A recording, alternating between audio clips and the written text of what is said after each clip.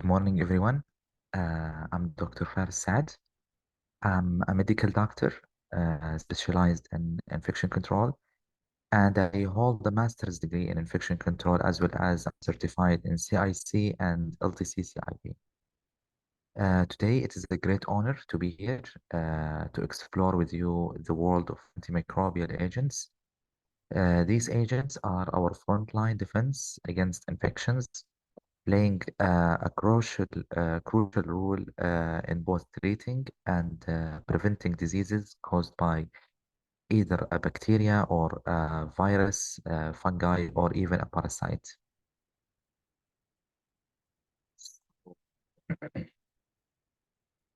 Moving to our agenda, let's begin by outlining the journey we are going to go through together in today's session.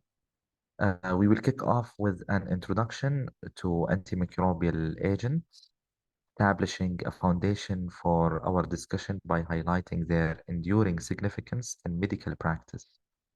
This will pave the way for deepened exploration into the various types of antimicrobial agents, where we will categorize them based on their target organisms and mechanism of action, underscoring the diversity and specificity essential for their effective use.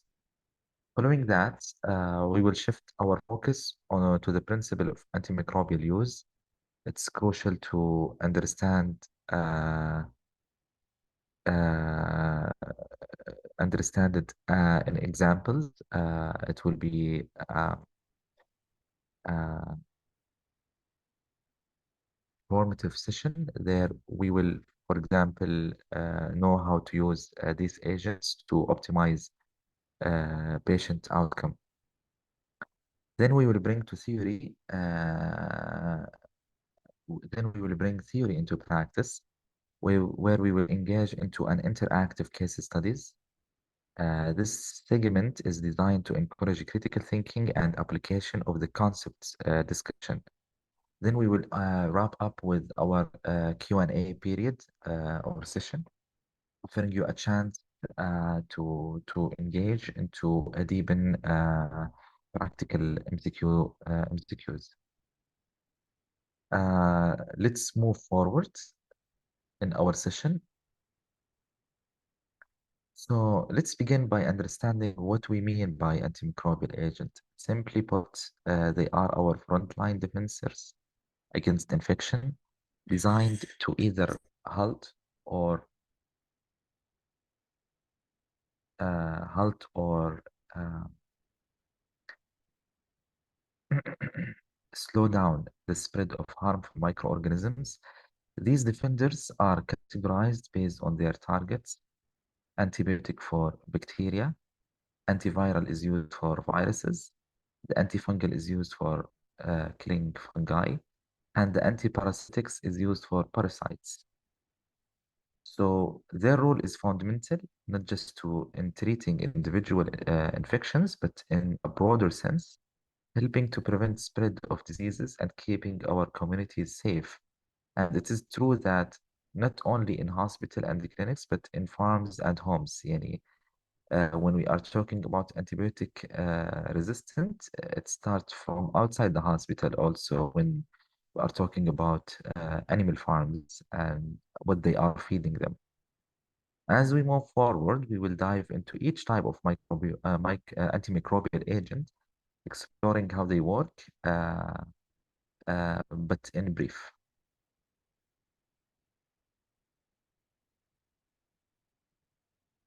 So let's take a step back and see how our journey with antimicrobial agent began.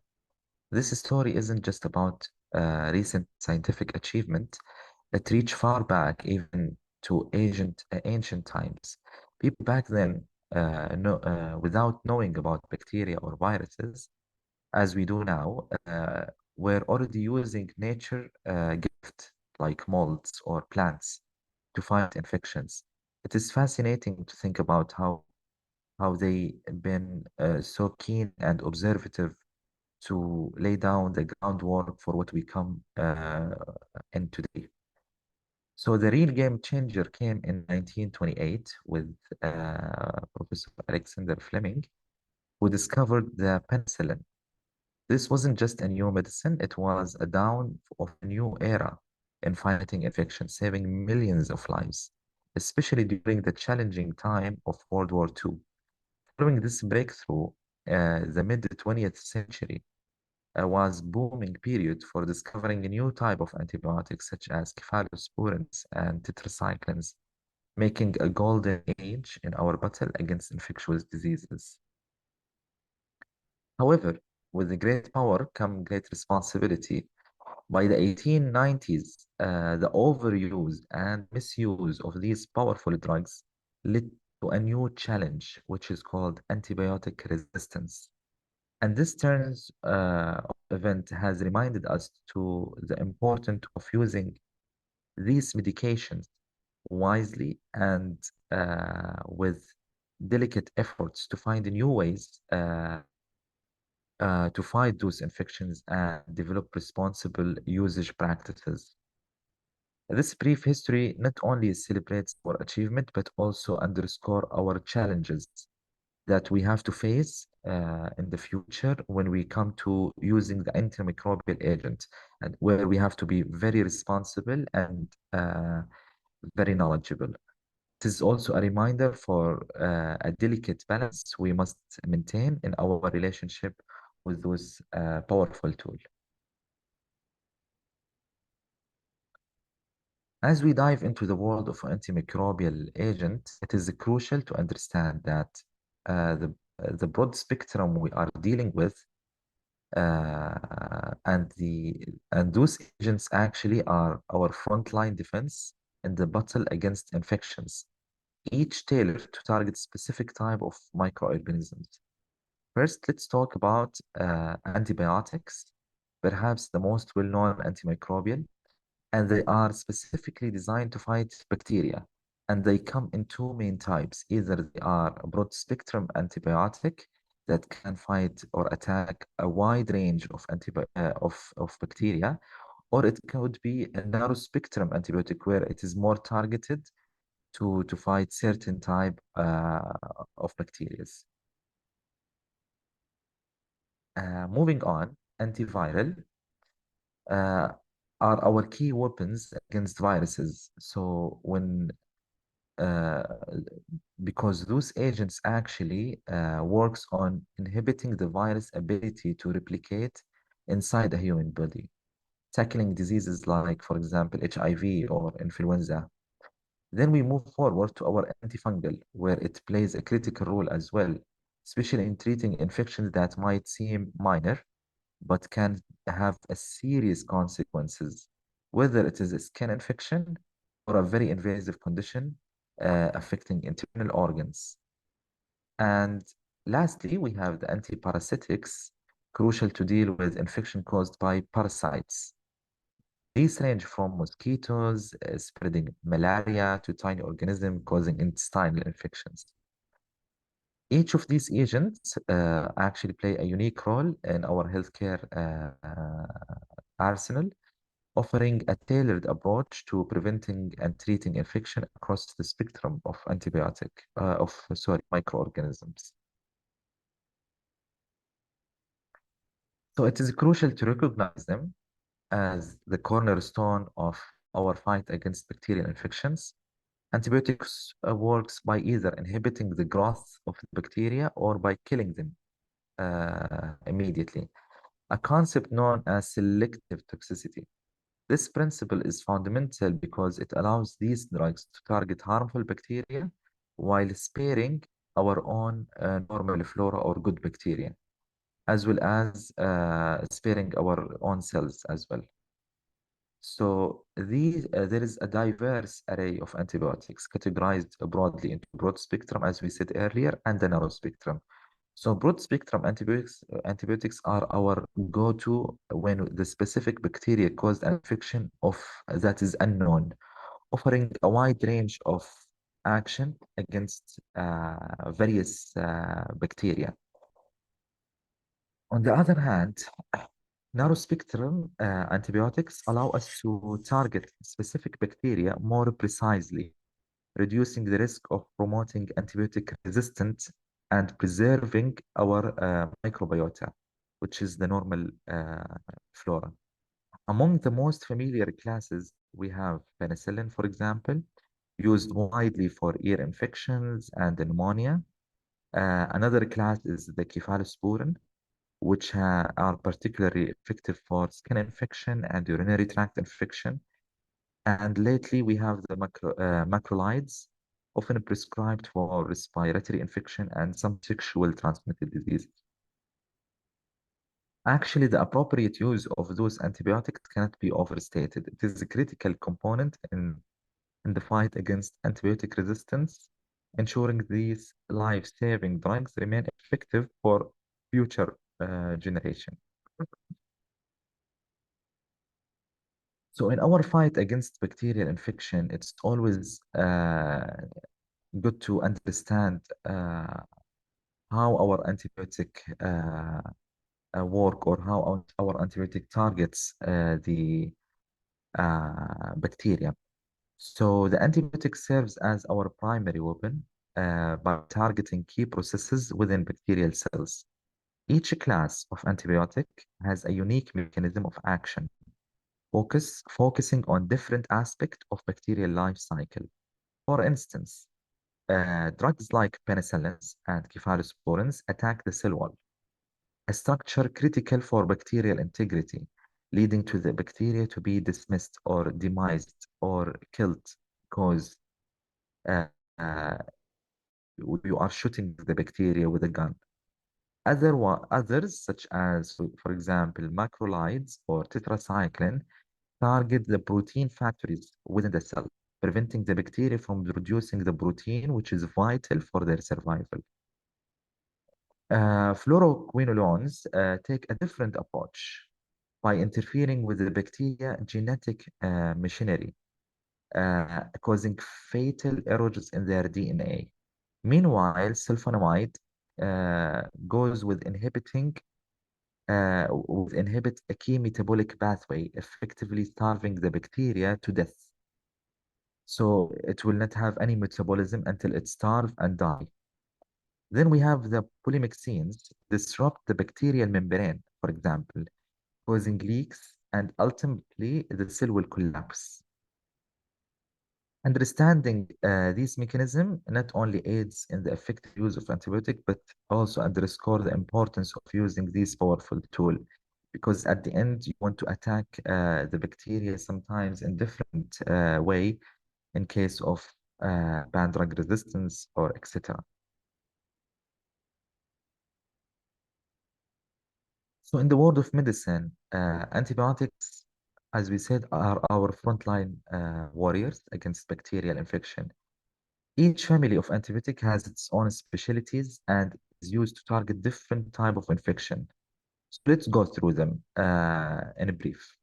So for example, first we have the penicillin. Penicillin, examples for it is like penicillin G or amoxicillin. Those are the good to go for a wide range of infection. From the common streptococcal throat infection to the more serious condition like pneumonia, they are like the Swiss Army knife in our antibiotic toolkit. Next, there are the cephalosporin, which span from the first to the fifth generation, and it includes drugs like cefazolin, ceftazidime. As we move from the first to the fifth generation, these antibiotics usually gets better or more focused in fighting germs like negative bacteria, making them a great defense against a broad spectrum of bacterial infection. Then we have the macrolides, including, for example, erythromycins and azithromycins. Those are mainly used for issue for the respiratory tract, skin infection, and some sexual transmitted diseases. They are like targeted missiles against those specific infections. Then we have the tetracycline, such as doxycycline and minocycline.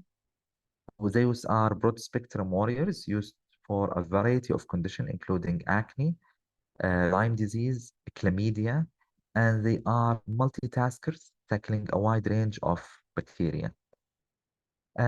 Moving forward, we have the class of aminoglycosides with members like gentamicin or topramycin are usually reserved for the heavy hitters like sepsis.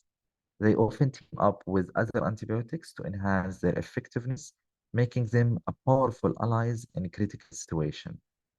Then we have the fluoroquinolones like ciprofloxacin or levofloxacin offers a broad spectrum capabilities, primarily targeting urinary tract infection, respiratory condition, and skin issues.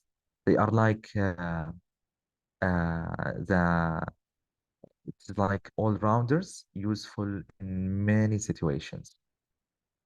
Then we have in our classes the sulfamides, such as the combination of trimethoprime and sulfamethoxazole, are effective against a wide variety of bacterial infection, including UTIs and some pneumonia types and the travelers diarrhea. They are like dependable friends you can call on for a wide range of problems. Then we have the glycopeptides, including the vancomycin or teicoplanin. They are a heavyweight or like our big gun against MRSA and other serious gram-positive infections. And as we go forward, we have the axazolidine, axazolidonine, like for example, linezolide as a key member target resistant of gram-positive bacteria, including the MRSA or VRE, and they are a specialist called in the tough job. So whenever we are stuck, we go to that, and it is one of our big guns against bacteria. Lastly, we have the carbapenem, and carbapenem family. We have, for example, mepenem or they are a broad spectrum antibiotic reserved for severe or high risk bacterial infection. They are like the elite forces deployed in all the critical situation. So each of these antibiotic family has this unique strength, making them a powerful tool against bacterial infection. So you might ask, for example, why we use that and why we use this. It goes back to the medical decision where some antibiotics has like good absorption in the cells, and some antibiotics focused on being circulated in the blood. Some antibiotics are more focused in killing certain organisms, and some antibiotics are not. Some antibiotics have like high resistance in the community, and some are not. So the decision of choosing those antibiotics always goes with the help of the ID consultant and the clinical pathways we do for our physicians in order to aid them and help them to choose the correct antibiotic based on the uh, chronic diseases the patient has, based on the patient condition, the infection he has, and also based on the sensitivity or resistant pattern in the community or in the hospital. Using, for example, the antibiogram. When we go in our journey through another type of antimicrobial, which are the antiviral agents, they are unlike antibiotics, which combat bacterial infection. Antiviral actually are specifically designed to inhibit the growth and the spread of the virus. Antiviral operates through a fascinating ways and mechanisms to halt the viral proliferation. At the forefront, some antiviral prevent viruses from entering our cells, acting as gatekeepers to our cellular structure, like a security guard, and other target the viral replication process itself, inhibiting the enzyme essential for the virus to copy its genetic material.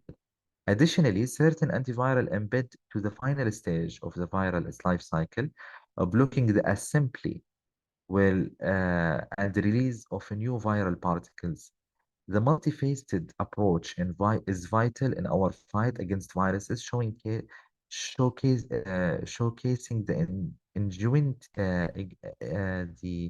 the beautiful or the fascinating things in the modern medicine. So diving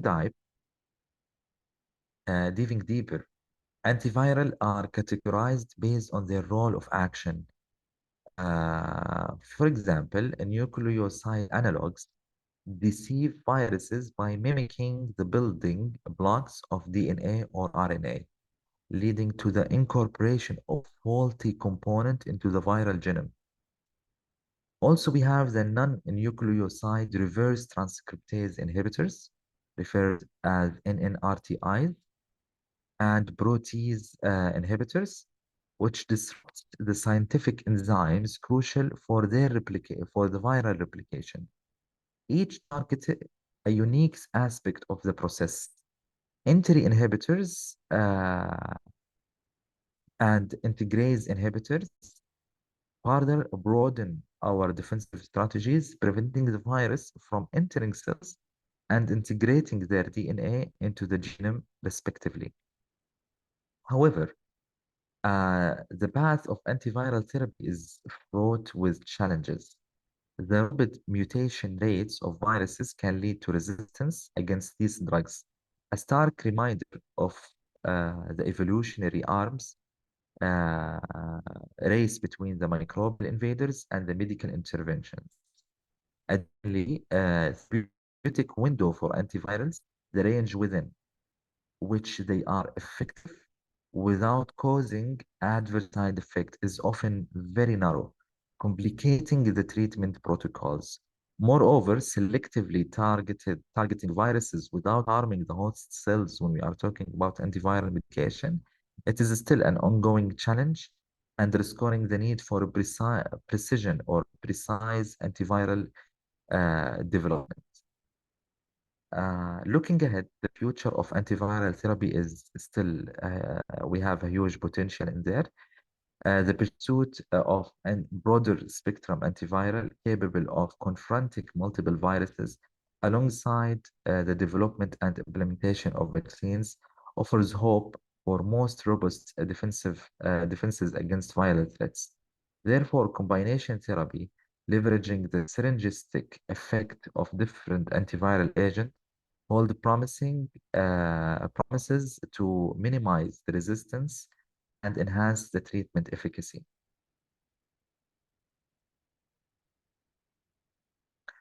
So in our journey, we continue to explore another type of, um, in our journey to fight the antiviral, to fight viral infection, the development and application of antiviral medication stand as a testament to scientific innovation and dedication. These medications are not just chemicals, they are the key to locking down the mechanisms viruses use to thrive and spread. Nucleoside and nucleotide analogs, for example, are ingenious molecular mimics. Drugs like acyclovir, tenofovir, and soprovir cleverly disguise themselves as normal DNA or RNA building blocks. When viruses attempt to replicate their genetic material, these analogs get incorporated instead, leading to halted replication process or lethal mutations. This strategy is particularly effective against uh, uh, big viruses, for example, including herpes simplex virus or hepatitis B and C, or even HIV, showcasing a versatility and the critical role of these components compounding in treatment of viral infection. So it just stops the replication uh, uh, uh, by uh, squeezing themselves into their as a normal DNA or RNA and changing the how they can multiply. Turning the spotlight on non-nucleoside reverse transcriptase inhibitors such as nevirapine and efavirenz, we observe a different but equally cunning approach. These drugs bind directly to the reverse transcriptase enzyme of HIV, effectively freezing its activity. This blockage or blocked is executed without the NNRTs having to be integrated into their viral DNA, making them indispensable warriors in the complex regimen aiming at suppressing, for example, the HIV infection. Then we have the protease inhibitors, including, for example, ritonavir and idinavir. And for example, we have also simprevir, targeting a later stage in the viral life cycle by inhibiting the protease enzyme, which is essential for the viral mutation. These drugs prevent the assembly of new virins, and these classes of antiviral has been important in transforming HIV and hepatitis C from terminal diagnosis into manageable condition. Then we have the entry inhibitors represented by enfoviritide and moraviroc act as a gatekeepers, preventing viruses from even entering the host cell by blocking critical receptors or interfering with the fusion process. These drugs offer a very important barrier against the HIV, highlighting the importance of stopping the infection before it can even begin. Then we have the integrase inhibitor, such as raltegravir and dolutegravir, targeting a critical juncture in the viral replication cycle, the integration of viral DNA into the host genome. By halting this process, these drugs provide a powerful mean controlling, for example, HIV, and restoring the evolution of antiviral therapy toward more targeted and effective strategies. Lastly, we have the neuroamidase inhibitors, like, for example, oseltamivir and zenamivir, focuses on the specific enemy, like influenza virus. By targeting the neuroamidase enzyme, they prevent the release of newly formed viral particles, curbing the spread of infection and offering a valuable tool in both treatment and prevention of influenza A and B.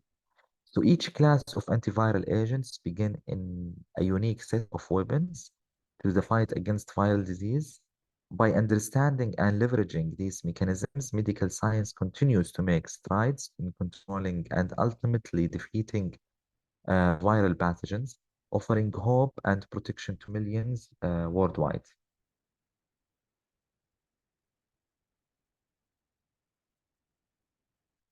Yes, Suha, I think they will be published in the YouTube channel of Future. Uh, yeah. So moving forward in the realm of infectious diseases, we have now the antifungal agents. The antifungal agents play an important role in combating fungal pathogens, as we said earlier, which can cause a wide spectrum of infection, from superficial, annoying infection in the skin to a systemic threats that is really critical. Those agents categorized based on their mechanism of action and the specific fungal targets they address. So, for example, we have polines. They are example for polines, and it's very common. We have the amphotericin B, which wage war directly on the fungal cell membrane. So binding to ergosterol and pushing the holes in the cell wall, leading to a cell leakage and death. This class is often reserved for severe systematic fungal infection due to its broad spectrum, but also it has potential for toxicity. On the other hand, we have azoles, which is capable of treating wide range of infection by inhibiting the ergosterol synthesis, thereby compromising the fungal cell membrane integrity. Their use span from thrush to more severe systemic infections, making them a stable in antifungal therapy. Then we have the echinocandins offer a targeted approach, disrupting the fungal cell wall by inhibiting beta 1 and 3 glucocan synthesis, rendering them particularly effective against invasive candidiasis and aspergillosis, especially in the immunocompromised patients. Then we have allylamines, focusing on the skin and nail infection, disrupt the ergosterol synthesis at an earlier stage, effectively treating dermatophytic infections. Lastly, we have the nucleoside analog like flucytosine. Flucytosine work like sabotaging the fungal DNA and RNA synthesis, often used in concert with other antifungal to enhance their killing power. So understanding these diverse tools in our antifungal arsenal is crucial for effective management of fungal infection, highlighting the importance of tailored therapeutic strategies based on the specific pathogen, the infection, and infection site. Moving to our last one of antimicrobial, we have the anti-parasitic agents. As we transition, as we go through it, we enter a crucial area of infectious disease, the treatment that addresses infection caused by parasites. So those organisms, ranging from single-celled protozoa to multicellular helminths or worms, which are responsible for a significant burden of disease worldwide, particularly in tropical and subtropical regions. So we're starting with protozoal infections, anti-malarial like chloroquine and artemisinin are specifically designed to combat malaria, a major cause of comorbidity and mortality globally. These drugs targeted the Plasmodium species, disrupting their life cycle and providing a critical tool in malaria control efforts. Similarly, anti-amoebic such as metronidazole are essential in treating amoebiasis, an infection of the intestine caused by Entamoeba histolytica. Moving to the helminthic infection, uh, anthelminthics like albendazole or mebendazole play an important role in fighting against worm infections. This drug works by disrupting the metabolic process of that worm, leading to their elimination from the body or host's body. This class of antiparasitics is really vital for controlling infections such as roundworm, hookworm, or tapeworm, which can cause a range health issues from mild discomfort to severe morbidity. In addition to these, we have uh, antigardials and anti-leishmanials targeting specific parasites like Gardia and Leishmania, respectively. And we have tinidazole, for example, is used for against Gardia infection, a common cause of diarrheal illness in contaminated water. Also, we have miltefosine, miltefosine is utilized in the treatment of leishmaniasis disease which is transmitted by the bite of the infected sandfly. Understanding the scope and application of antiparasitics agent is essential for effectively addressing a diverse range of parasitic infection that affects human. Those agents exemplify an ongoing battle against parasites, highlighting the importance of targeted therapy in infectious disease management and the continuous need for research and development in this field.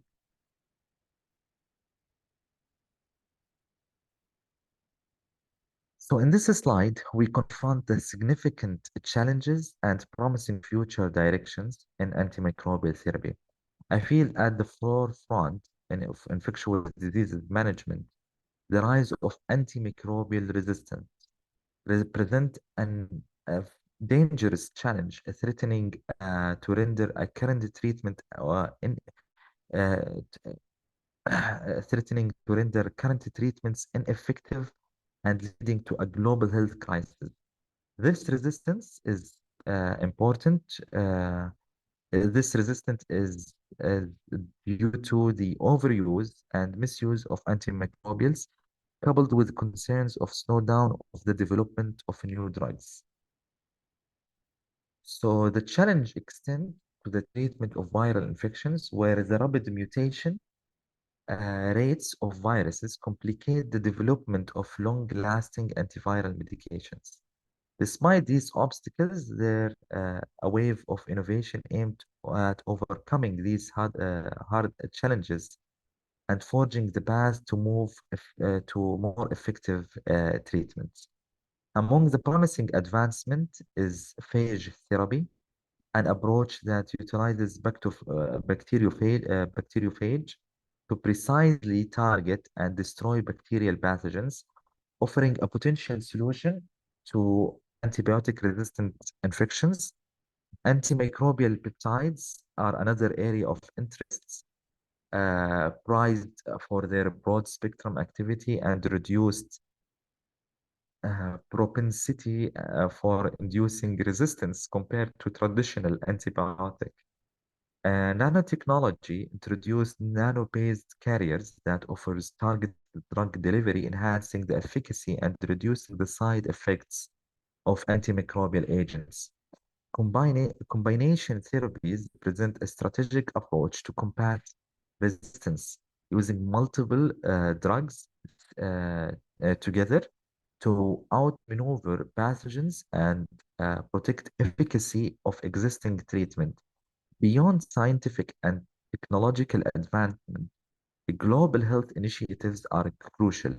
These include strengthening surveillance system, promoting the uh, promoting the appropriate use of antimicrobials among healthcare providers or prescription of antimicrobial use among healthcare providers and the public, and investing in research and development to to renew antimicrobial way of defense against those resistant organisms.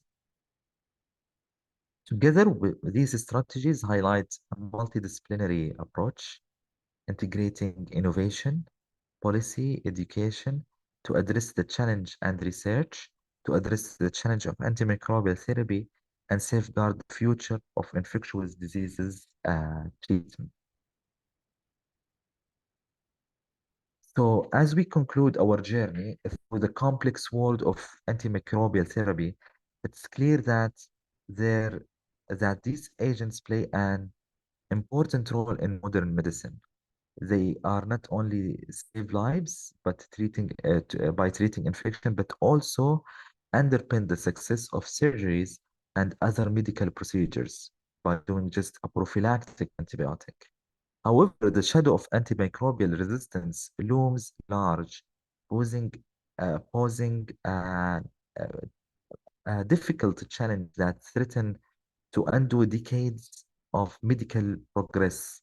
The battle against antimicrobial resistance necessitates a global and a unified response emphasizing the urgency of developing innovative treatment and adapting robust antimicrobial stewardship practices.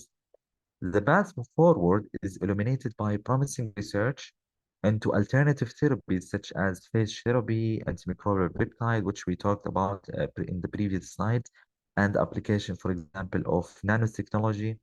These advancements is like the new era of antimicrobial treatment, potentially overcoming the limitation that we currently have in our current therapy and addressing the critical issue of resistance. Yes, innovation alone is not enough. That's why antimicrobial stewardship is really important, requiring a concrete efforts from healthcare professionals, the researchers, policymakers, and the public. This collaborative approach must focus on the responsible use of antimicrobials, ensuring these precious resources are preserved for future generation. So as we look to the future, it's evident that the fight against antimicrobial resistant organisms is not just a scientific challenge, but it is a social uh, one.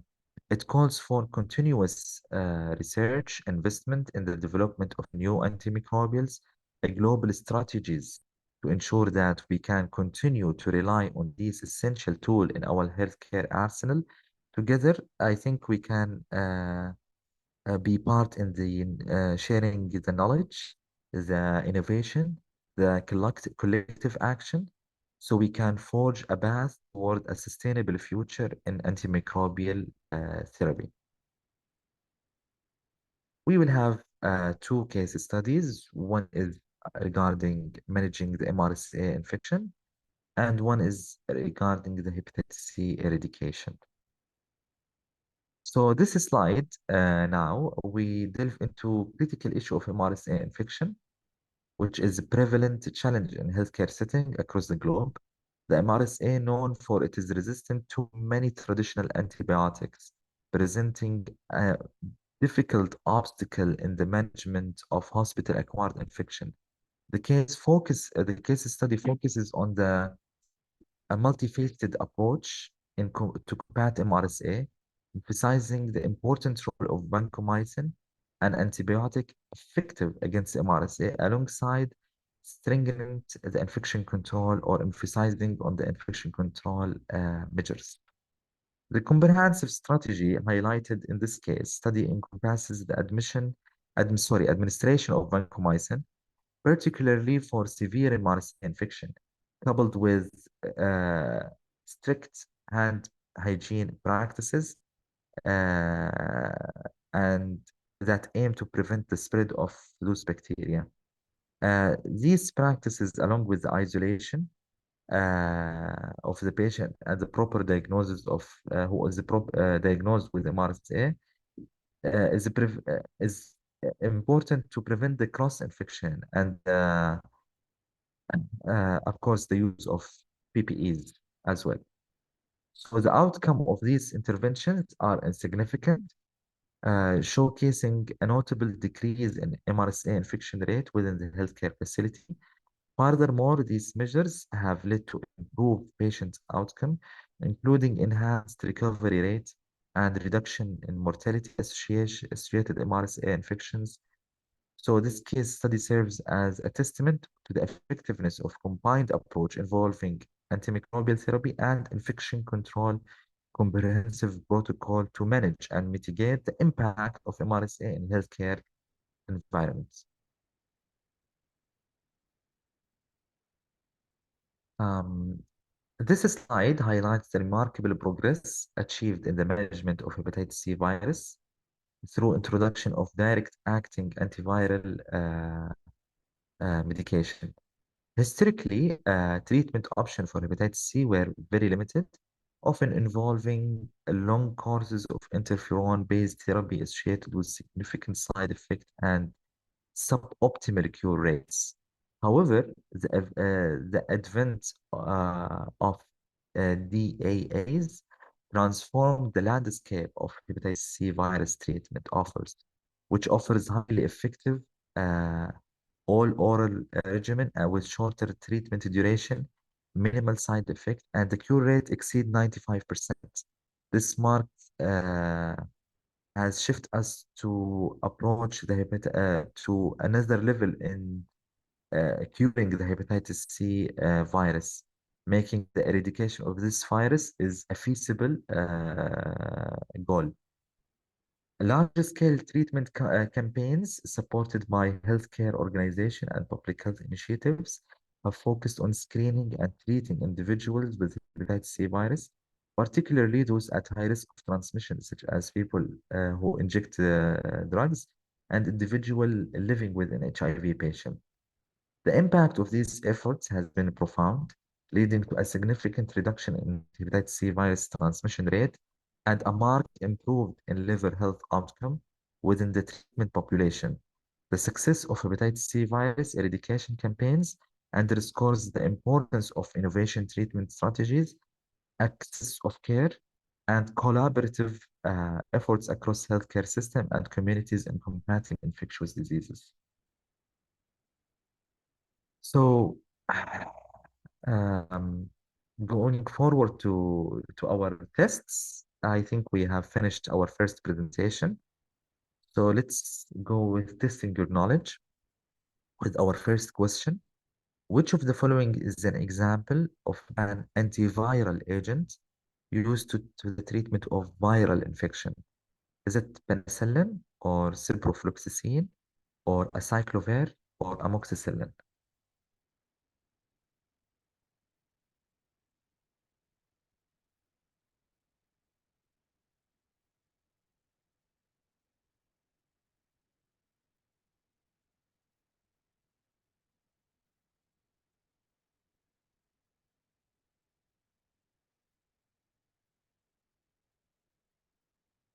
Excellent, everyone.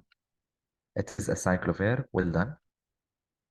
So our next question is, what role do global health initiatives play in combating antimicrobial resistance?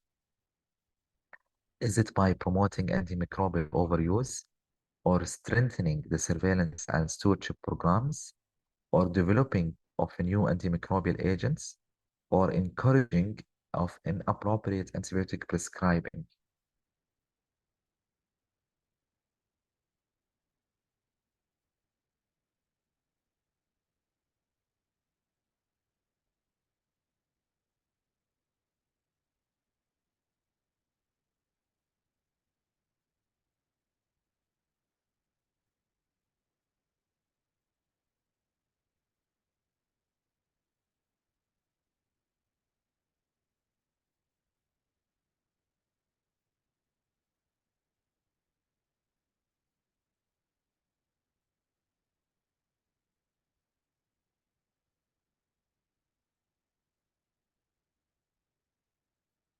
So the correct answer is B.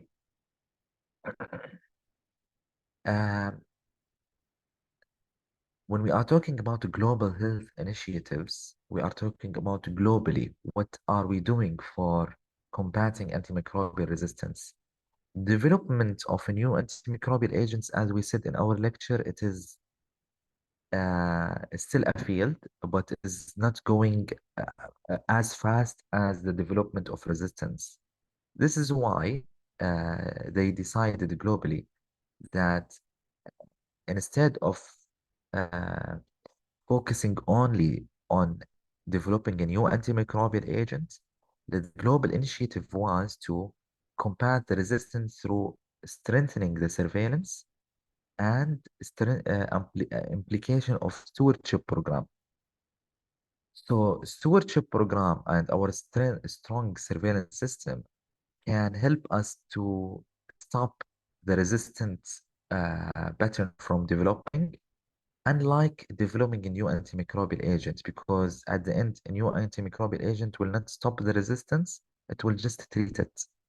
So the Global Health Initiative focus on stopping the resistance, uh, as we said, by the strengthening the surveillance and stewardship program. I hope it's clear for everyone because there was like a variation in answers. So let's move to the next question. So how do combination therapy help combat antimicrobial resistance?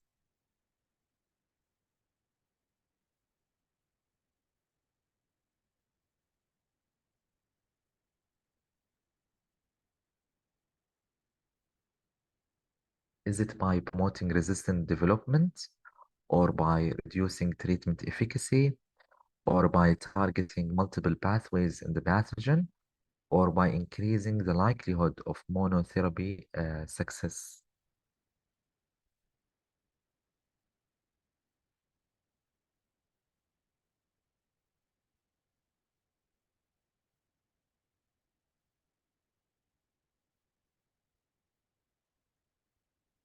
Excellent, everyone. The correct answer is C.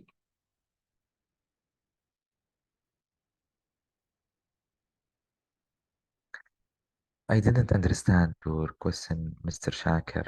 What do you mean by هذا يطبق stewardship؟ هل برنامج عندنا أو لا؟ We will move forward. So, next question. Sorry, this is by mistake. Which of the following factors contributes to the rise of antimicrobial resistance?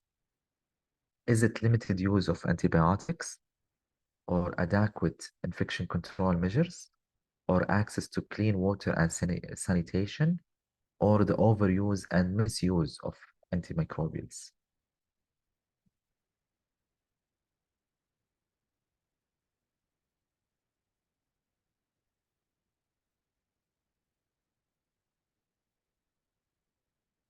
So the question again, which of the following factors increase the resistance or contribute to the rise of antimicrobial resistance?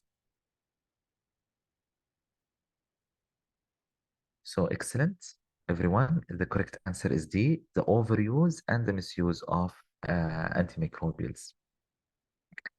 Well done. Last question. What is the primary mechanism of action of penicillin antibiotics? So do the penicillin inhibit the bacterial cell wall synthesis, or do they disrupt the bacterial protein synthesis, or do they inhibit the bacterial DNA replication, or do they stimulate the immune response?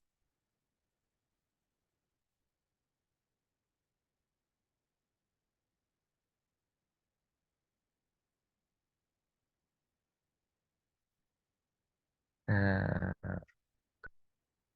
so the correct answer, excellent everyone, it is A.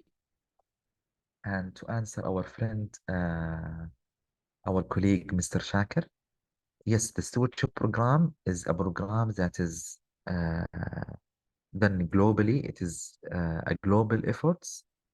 Um, and Saudi Arabia has adapted this program, and it is implemented nationally and internationally. So I hope I answered your question. And we will have a whole lecture on stewardship program later on. You are welcome. So thank you. Now we will move to our next presentation.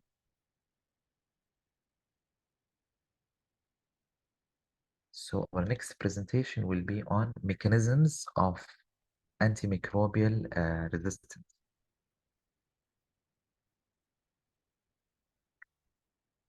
So,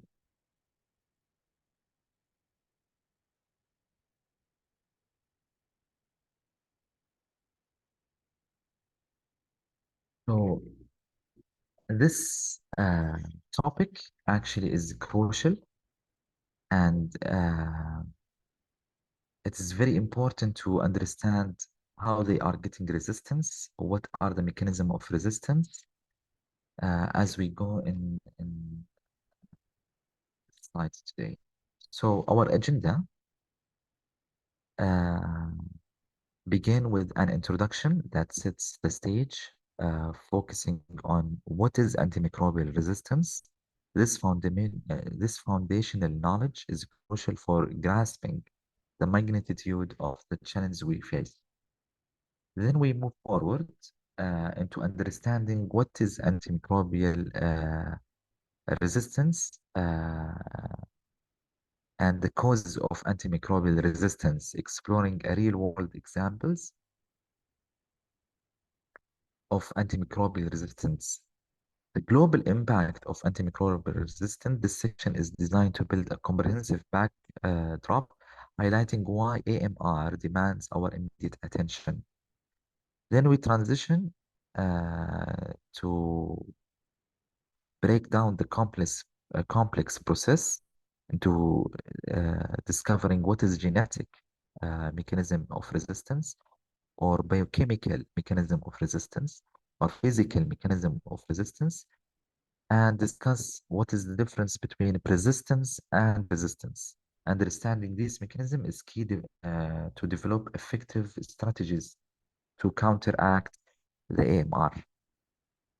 Also, in this session, we will explore the actionable solution, including antibiotic stewardship. But just in brief, to help us to our next presentation, which we will go in deep into the stewardship program, and we will see what is the innovation in antibiotic development and the critical role in infection control practice.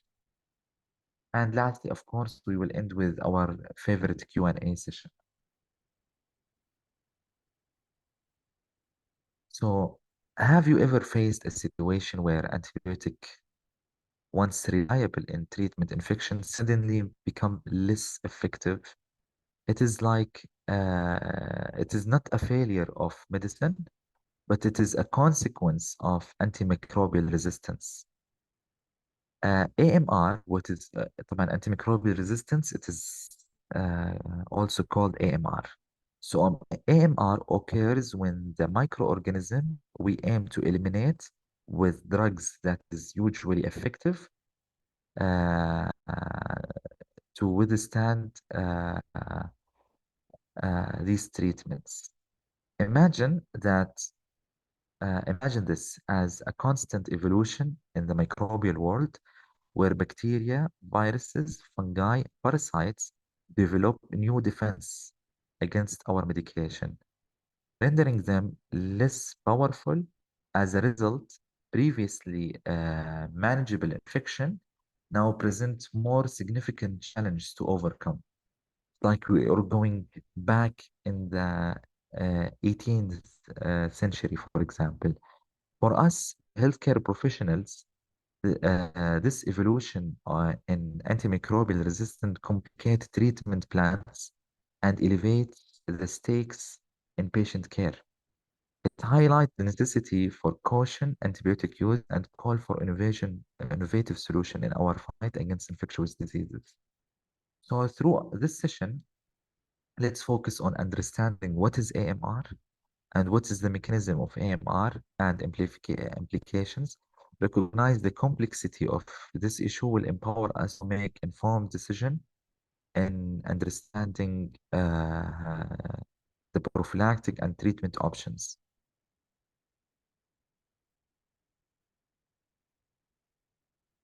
So turning our focus into the root of the problem, let's explore the primary case of antimicrobial resistance. The misuse and overuse of antibiotics stands out as significant contributors. This isn't limited to human medicine, but extends to uh, uh, veter veter veterinary practices. Veterinary is the medicine for animals. And agriculture is what we do for growing plants, where antibiotics are often used to promote growth in livestock rather than treat infections. So healthcare providers sometimes prescribe antibiotic when they are not needed, and at times patients stop taking their medication, antibiotics, before even completing the course, allowing resistant bacteria to survive and spread. Moreover, the pipeline of a new antibiotic is drying up. Pharmaceutical companies, as we said in the previous presentation, are hesitant to invest in the development of a new antibiotic because of the quick development of resistance of those organisms, partly because of the financial implication, and the rapid emerge of the resistant, which can make a new drug go out of the market quickly. Understanding these causes help us to see the big picture and the complexity of the AMR. It underscores the importance of responsible antibiotic use and the need for a global response to develop a new treatment strategies as we move forward. So let's remember that our actions can either contribute to the problem or be part of the solution to combat the AMR. So examples of antibiotic resistance. Um, First, let's consider, for example, methicillin-resistant Staphylococcus aureus, which is called MRSA. Um, Amal, I think we will take a break after this lecture. Our goal is that we have 4 lectures in the morning with me, and later on you will have another 4 lectures with Miss Sumaya, sorry. So my first 4 lectures, inshallah, we will finish it at 12, and we will take half an hour break in between. Then we will continue at 1 o'clock with Miss Sumaya, and you will continue from 1 to 4. So example of antibiotic resistance. First, let's consider the methicillin resistant Staphylococcus aureus. This bacteria is resistant to a wide range of beta-lactam antibiotics, including methicillin, oxacillin, penicillin, amoxicillin, and what makes MRSA particularly concerning is the ability to cause not just skin infection, but also more severe disease, turning a minor infection into life-threatening condition. Moving forward, we have the vancomycin-resistant enterococci, known as VRE, which have developed a resistance to vancomycin, an antibiotic often used as a last resort. Vancomycin VRE represents a significant challenge in treating complex infection, especially in the healthcare setting where vulnerable patients may have few other options. Extended spectrum beta lactams or ESBL producing enterobacteriase enzyme produce enzymes that confer the resistance to a wide range of beta-lactam antibiotics. This includes penicillin, cephalosporins up to the 3rd generation, and this aztreonam. The spread of those ESBL producing bacteria complicate the treatment of common infection like urinary tract infection and require the use of more potent and often more toxic antibiotic. Then we have the carbapenem-resistant enterobacteriase, or we call it CRE. Those CRE are resistant to carbapenems, some of the most powerful antibiotic available, and the emergence of CRE has significantly limited the treatment options for severe bacterial infection, posing a grave threat in public health. Then we have the multi-drug resistant Mycobacterium tuberculosis, strains that are resistant to at least isoniazid and rifampicin, the cornerstone drugs in tuberculosis treatment. This resistance complicate and prolong the treatment of tuberculosis, a disease that already poses a significant health risk globally. Then we have the penicillin-resistant streptococcal pneumonia, complicates the treatment of pneumococcal infection, such as pneumonia and meningitis, due to it is resistant to penicillin. This resistance can lead to more severe disease outcome and limit the effectiveness of standard treatment.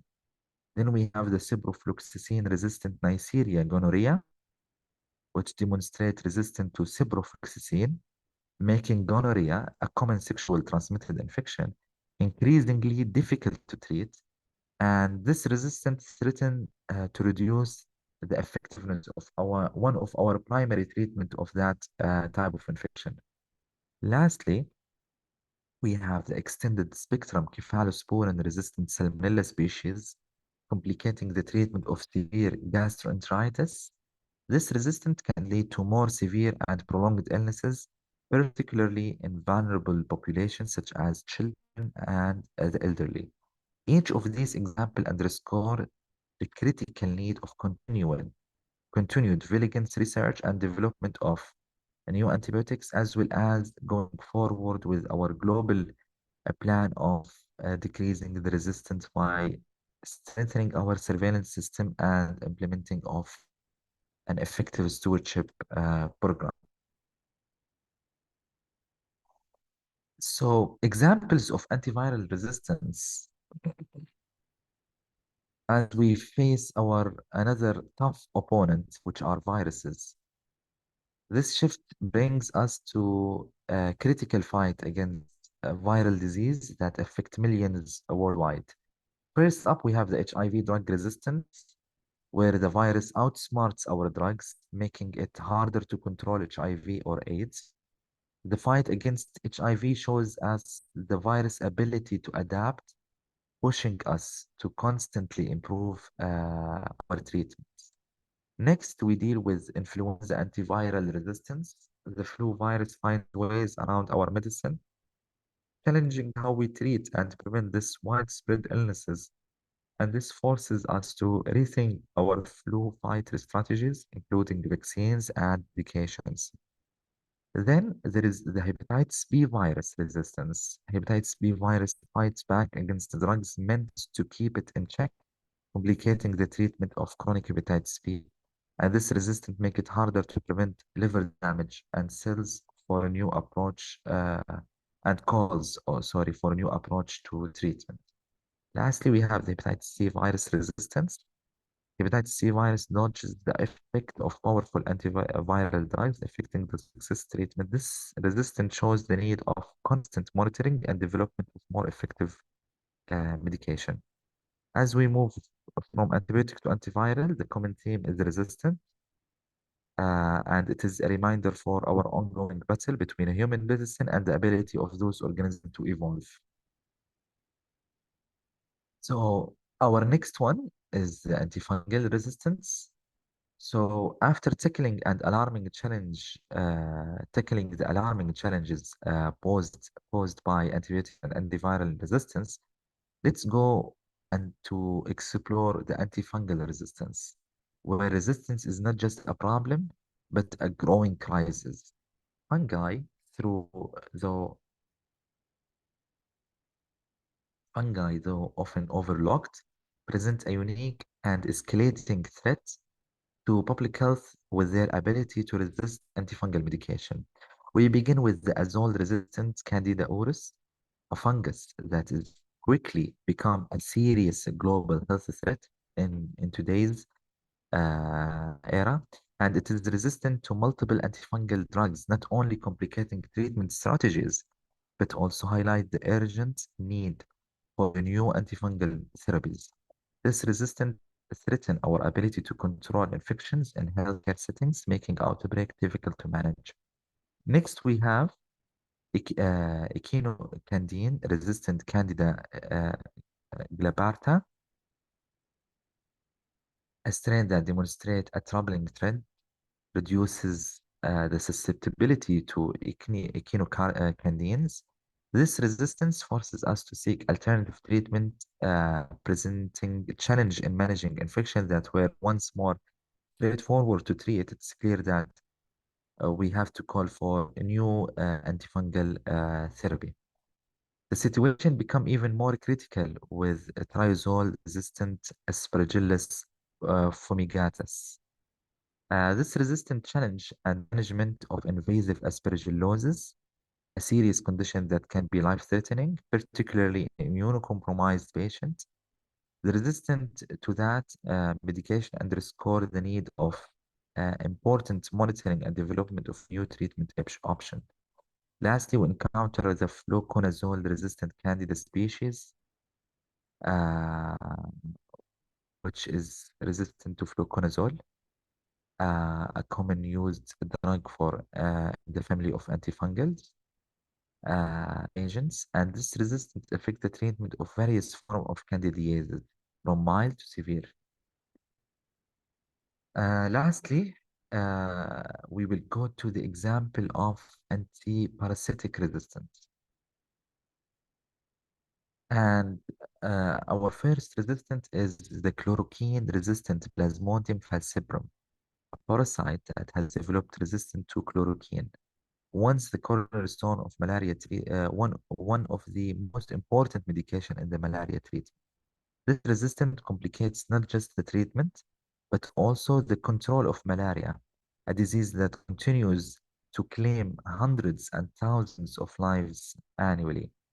The emergence of chloroquine resistance necessitates a shift in alternative treatments, highlights the need for ongoing surveillance and drug development. Next, we encounter the artemisinin-resistant Plasmodium falciparum, showcasing reduced susceptibility to that medication, which is the artemisinin-based therapies. This resistance is particularly alarming as the artemisinin compound are integral in the current standard of care of malaria. Uh, the challenge of resistance extends beyond the microscopic parasites causing malaria to the microscopic mite responsible for scabies, with the emergence of ivermectin resistant scabies. This resistance complicated the treatment of scabies as well. Lastly, we address the benzimidazole resistant nematodes.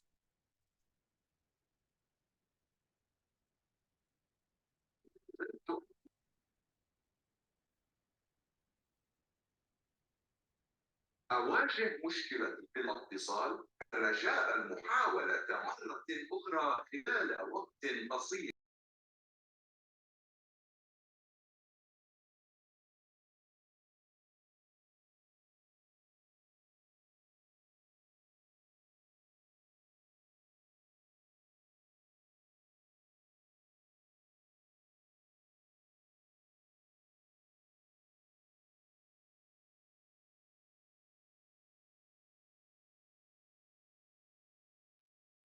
My apologies.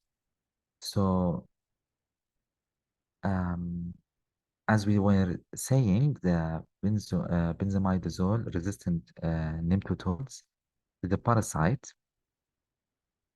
it is used to, this medication was used to overcome the parasites.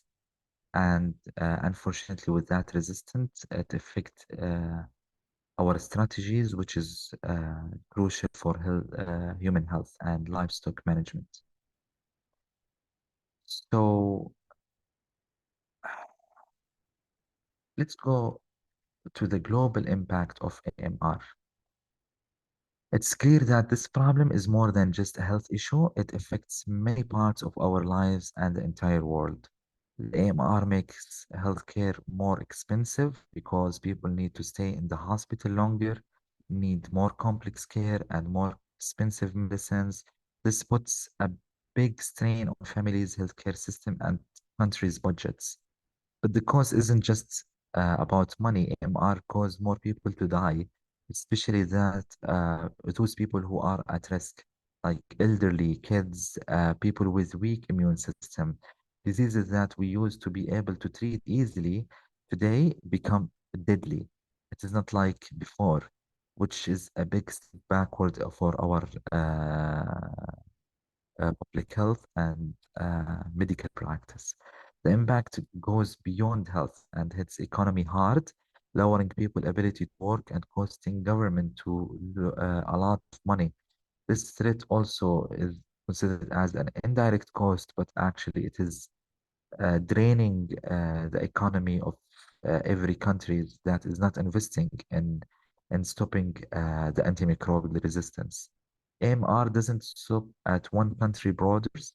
It's spread around the world very quickly because we travel and we trade, and this problem is everyone problem, no matter where they live. It can affect animals and the food we eat, leading to a problem in farming and food supply. So, to conclude, the impact of AMR is actually very huge and it touches every part of our lives. It shows why countries need to work together to fight it. And by making sure we use medicines wisely, developing new ones, and keeping our health systems very strong.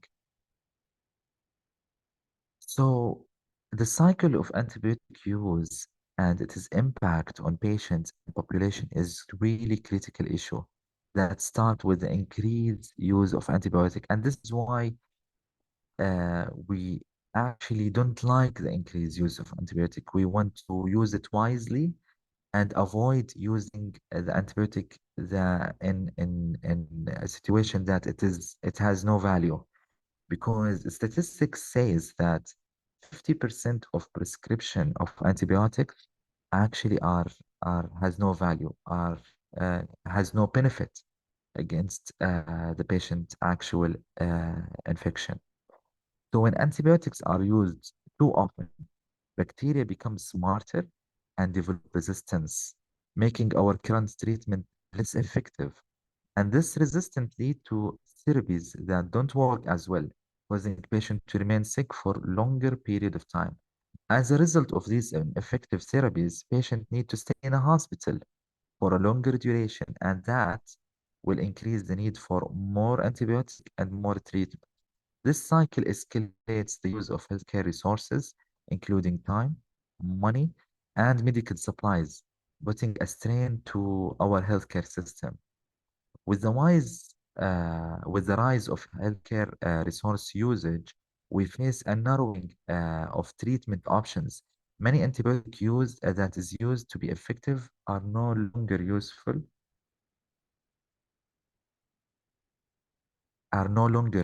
useful against resistant bacteria. This limited arsenal against infection forced us back to the starting point where there is an increased reliance on antibiotic, and of course the cycle will just keep continuing. So to conclude, increasing the use of antibiotic will increase the resistance of those antibiotic. Once the resistance is increased, we will lose the value of those antibiotics by ineffective therapy. Ineffective therapy will cause a length in the uh, patient stay in a hospital and more antibiotic to use, because we will use a longer duration of antibiotic or combination of antibiotic. Then that will lead to increase the use of resources, because we are losing resources due to the lengthy stay of the patient in the hospital and the increase in use of antibiotic. That once you increase the use of resources, you will be reaching a point with limited treatment option. Either the limited treatment option, as we said, it is due to financial aspect, or it is due to the pan-resistant organisms, and that will send us back to the increase of antibiotic use, and the cycle is going on and on and on. So it is like a complete cycle. I will leave you with a video uh, because I want to share it, because it, it talks about the idea of what we actually do in fighting those resistant bugs, not only in a hospital but also in the community. So enjoy the video.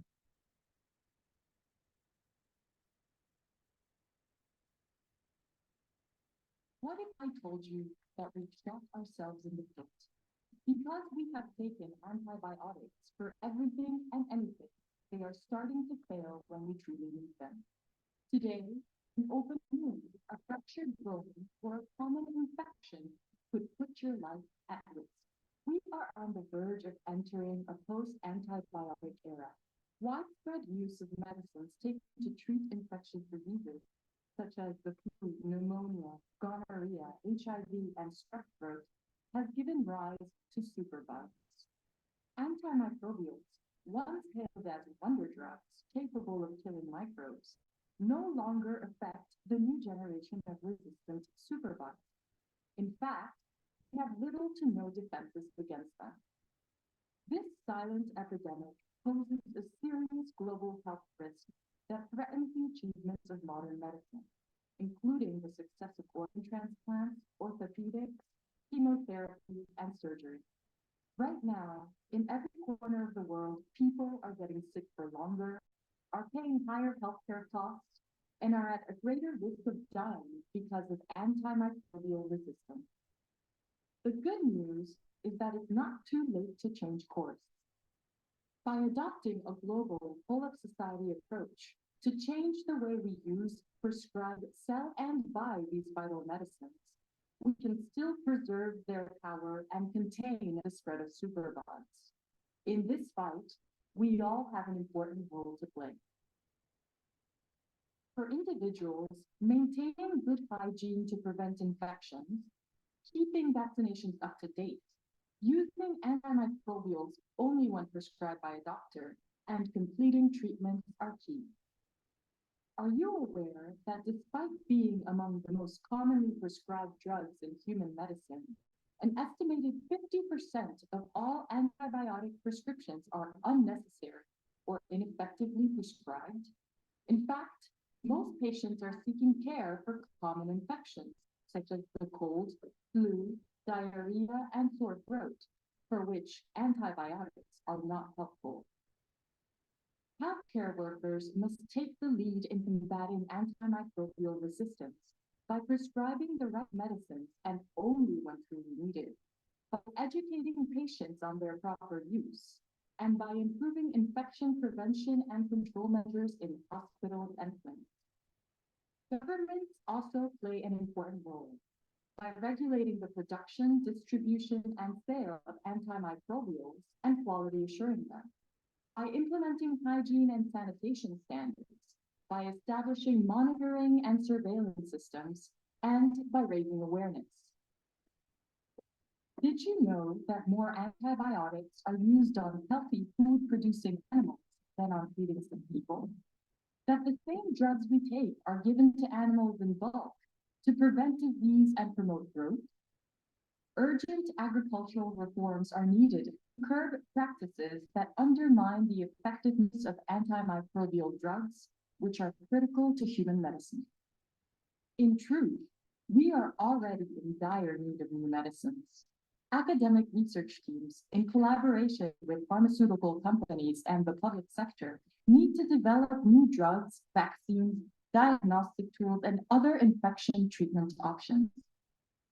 Time is running out. We need to act now.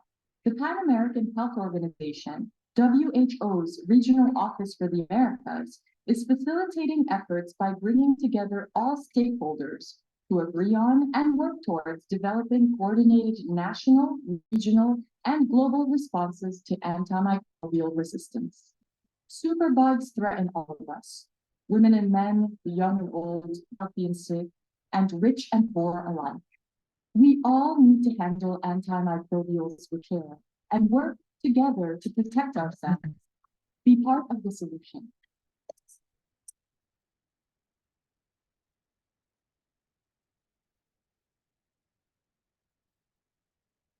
So let's break down the type of resistance here.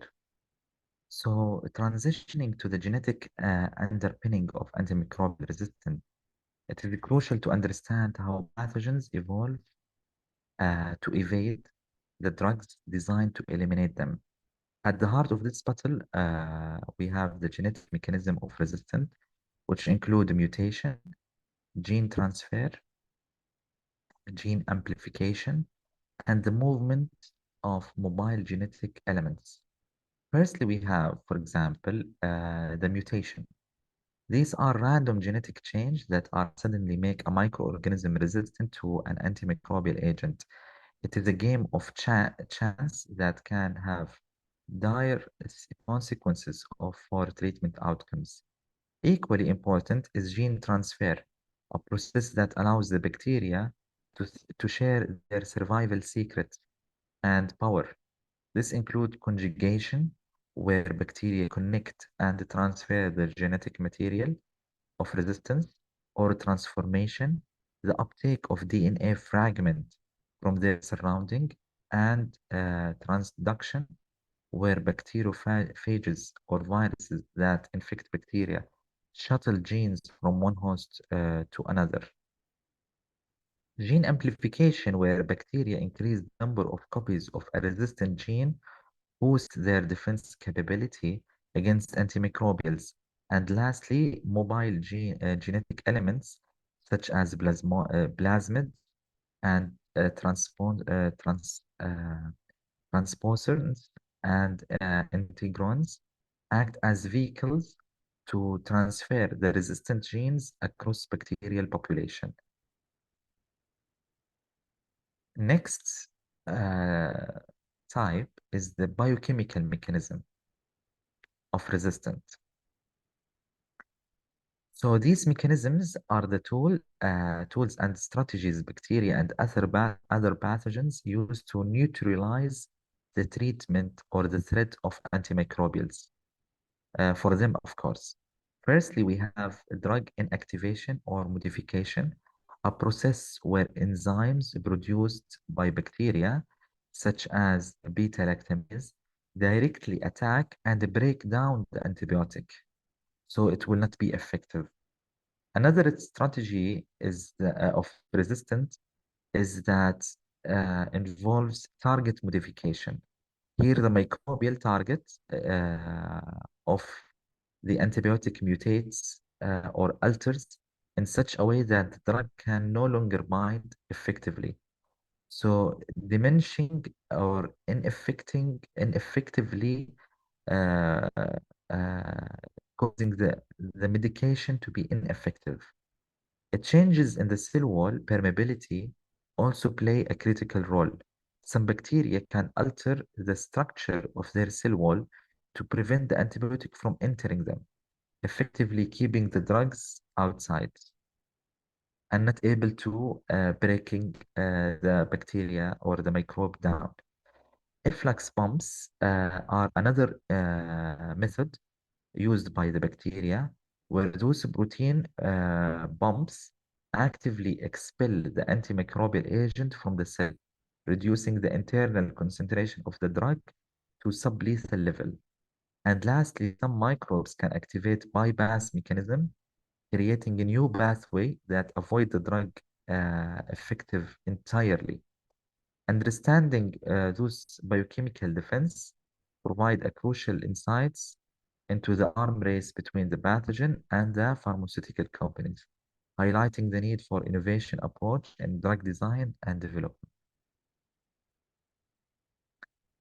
Next, as we continue our exploration of how pathogen evade the effect of antimicrobial, we encounter the physical mechanism of resistance. These strategies involve structural changes or behavior by the microorganism that physically block or diminish the impact of therapeutic agent. One of the most complex physical defense is biofilm formation.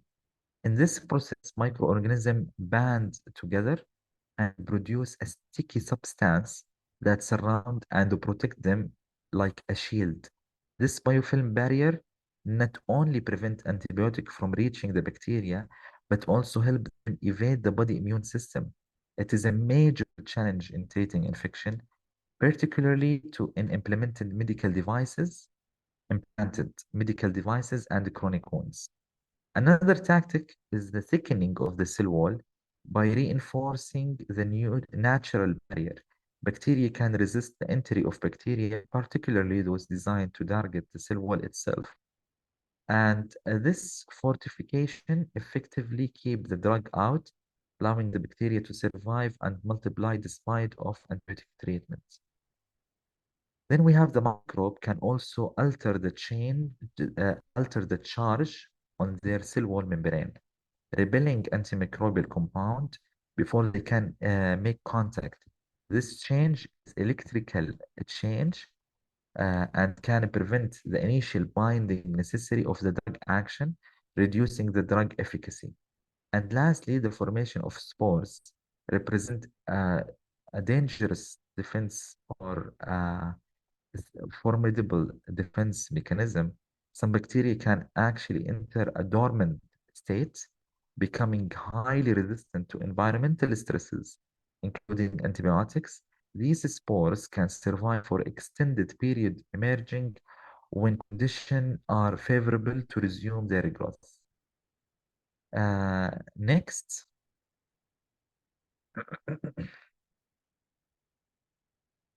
it is really essential to distinguish between resistance and resistance. While resistance involves genetic change that render bacteria invulnerable to antibiotics, resistance is a dynamic state of dormancy. صعب الكلام كله ما ينفع يكون عربي الله يبارك فيك. That some bacterial cells adapt in response to stress such as antibiotic exposure. Resistant cells are like sleepers within the bacterial population, largely unaffected by antibiotic treatment because they are not actively growing or dividing. This state of dormancy shields them from killing actions that antibiotic has, which often target the process related to the growth. Once the antibiotic threat has passed, these persistent cells can reawaken and repopulate, potentially leading to the another relapse of infection. Um, Biofilms play a crucial role in supporting persistence within the complex of protected environment of the biofilm as well. That makes biofilm particularly challenging to eradicate and focus on, we really have to focus on the ongoing research. Bacteria can also ramp up stress response system in the face of antibiotic assault. These systems help bacteria endure the hostile condition created by the drug, further contributing to the persistent phenomena. The reversible nature of antibiotic tolerance is significant, especially in treating bacteria infection effectively. Even after an antibiotic course appears to have cleared an infection, the lurking presence of persistent cell can lead to reoccurrence of underlying disease. For example, as we see in varicella zoster, some patients at certain time of their lives, when they have a weakened immune system, they might, the organism, which is varicella zoster, for example, can be reactivated and causing shingles disease.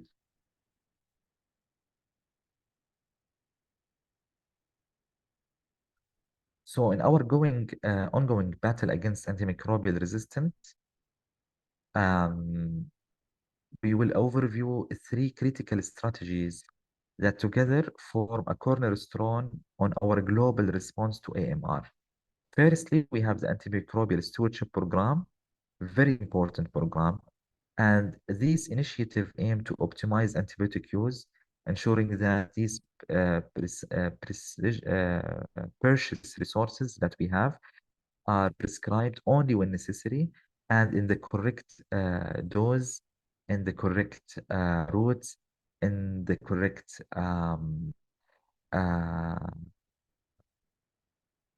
medication according to the resistant pattern, etc., etc., etc. By doing so, we can slow the emergence of resistance, ensuring the best patient outcome, and minimize the unintended consequence of antibiotic use, such as side effect and development of resistant bacteria. Also, we have innovation in antimicrobial or antibiotic development.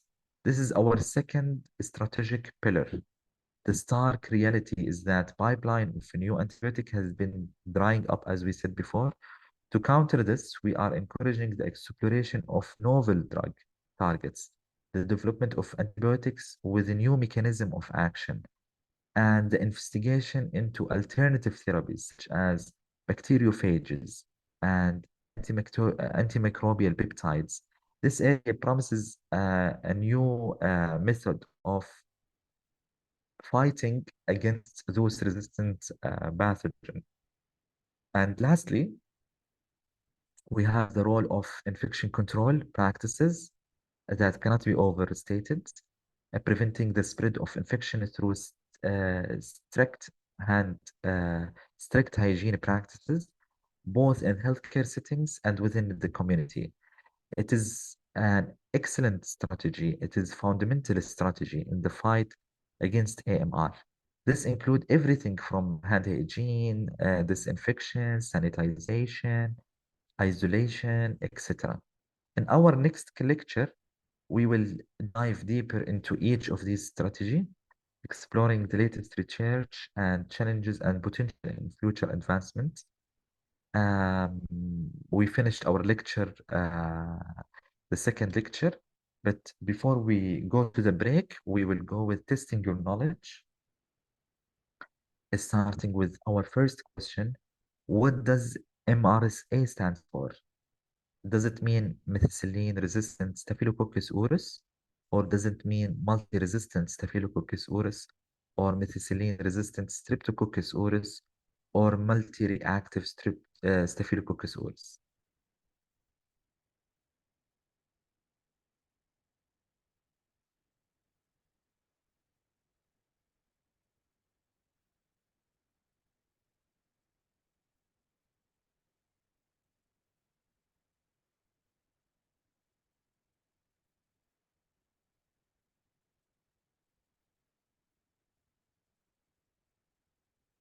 Perfect, excellent, well done, everyone.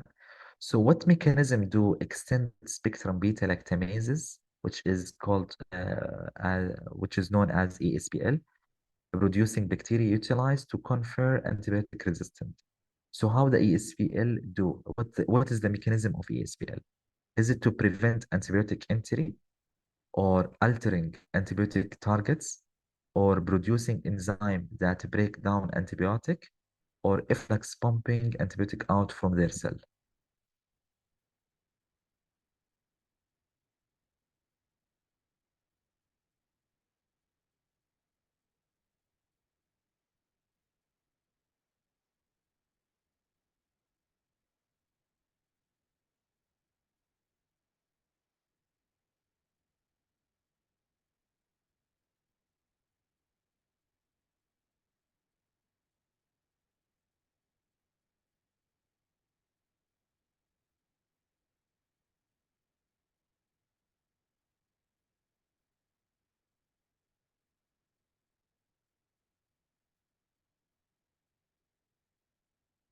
So the correct answer is producing enzyme that break down antibiotic. Uh, it is an enzyme that break down antibiotic like penicillin, um, amoxicillin, etc. It's called beta lactamases from beta lactam family. So the correct answer is C. Next question we have, which fungal species is known for its resistance to multiple antifungal drugs, posing a serious global health threats? Is it Candida albicans, or is it Candida auris, or is it Aspergillus fumigatus, or Candida glabrata?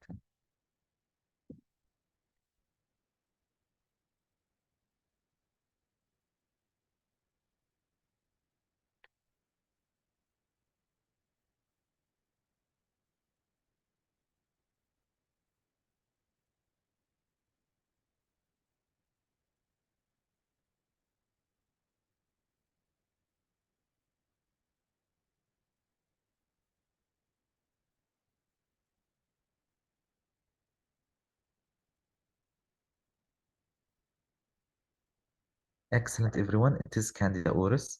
And we know in Saudi Arabia, we have now a national program called CAPS, which is referred to Candida auris preventive strategies, just to uh, eliminate or mitigate the spread of Candida auris in the country, as the Candida auris is known to be resistant to multi-antifungal medication. And we know that the mortality of Candida auris, especially when it is causing candidemia, is actually really high, up to 50%. So yes, it is Candida auris. Excellent. So going to the next question is chloroquine-resistant Plasmodium falciparum complicate the treatment of which disease? Is it hepatitis, HIV or malaria or tuberculosis.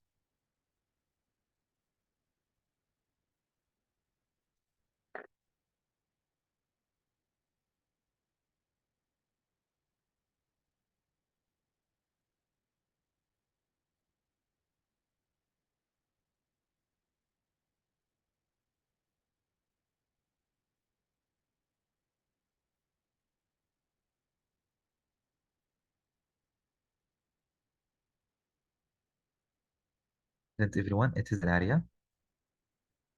So we will move to our last question for this presentation. The emergence of carbapenem-resistant enterobacteriaceae limits the use of, is it when we have CRE? CRE limits the use of antiviral medications or carbapenems or antifungal treatments or non-antibiotic therapy.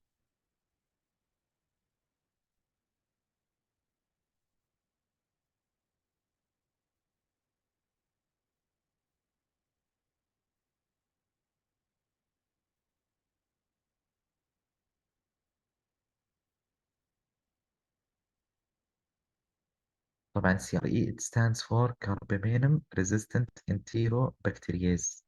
Enterobacter is a type of bacteria. It's not a virus. It is not a fungal. So the correct answer is carbapenem, and you can say it is carbapenem by its name. And examples from that carbapenem family, we have the imipenem, we have, for example, the meropenem. So if we have Enterobacter bacteria that is resistant to imipenem or meropenem, for example, we have Klebsiella pneumoniae resistant to imipenem or meropenem, we can say that this bacteria is CRE bacteria. Thank you, everyone. We will take a break. We will come back, inshallah, at 10, 10, at 10 o'clock and 10 minutes. So you can enjoy your break, and we will see you, inshallah, very soon. See you later. Enjoy your time. Bye-bye.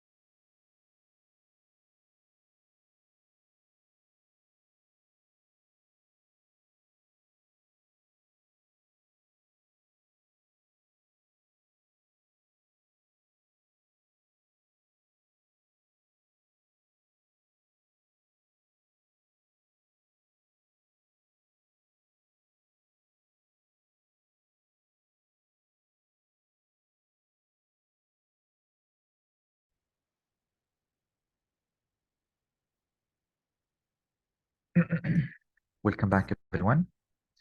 I am Dr. Faris Saad. A medical doctor specialized in infection control. I have a master degree in infection control as well as I'm certified in CIC and LTCCIP. So in this presentation, as we continue our journey toward infection control practices within antibiotic usage, we will look forward into sharing our insight and strategies and practices as well that can help us advance our collective effort in the antimicrobial stewardship. So thank you everyone for coming back, and let's proceed in our presentation. So antimicrobial stewardship is known as AMS. So today we'll take a structured journey through the key aspect of antimicrobial stewardship, starting with the basics and moving toward to more specialized strategies. We will begin by introducing antimicrobial stewardship, delving into what AMS entails and why it is an important aspect in our modern healthcare. Understanding the core principle of the stewardship program will set the stage for appreciating its significance in combating antimicrobial resistance and safeguarding the public health.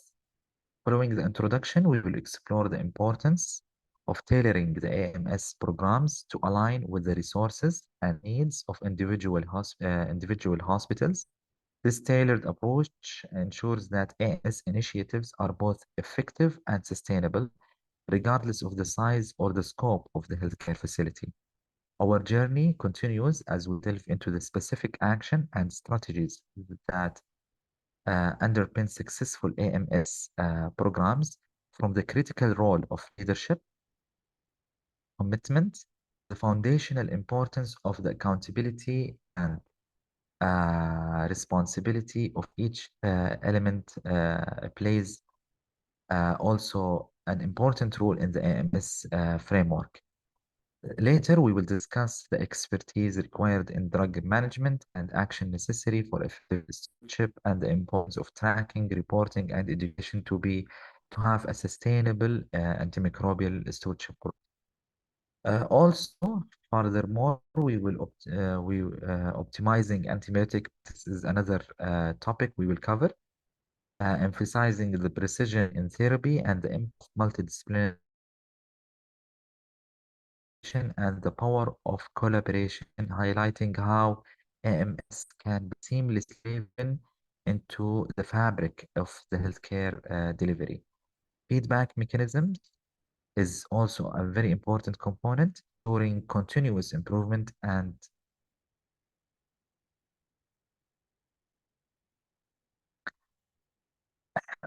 feedback mechanism is very important component as well, which will ensure a continuous improvement to adapt to stewardship practices. This loop of feedback and adaptation is essential for the evolution of AMS program. Transitioning to a more focused tool within the AMS, we will explore the role of antibiogram, creating and interpreting the antibiograms alongside understanding the key guidelines for crafting effective cumulative antibiogram. Finally, we will conclude with our Q&A session, and as we did for previous presentation. So what is antimicrobial stewardship?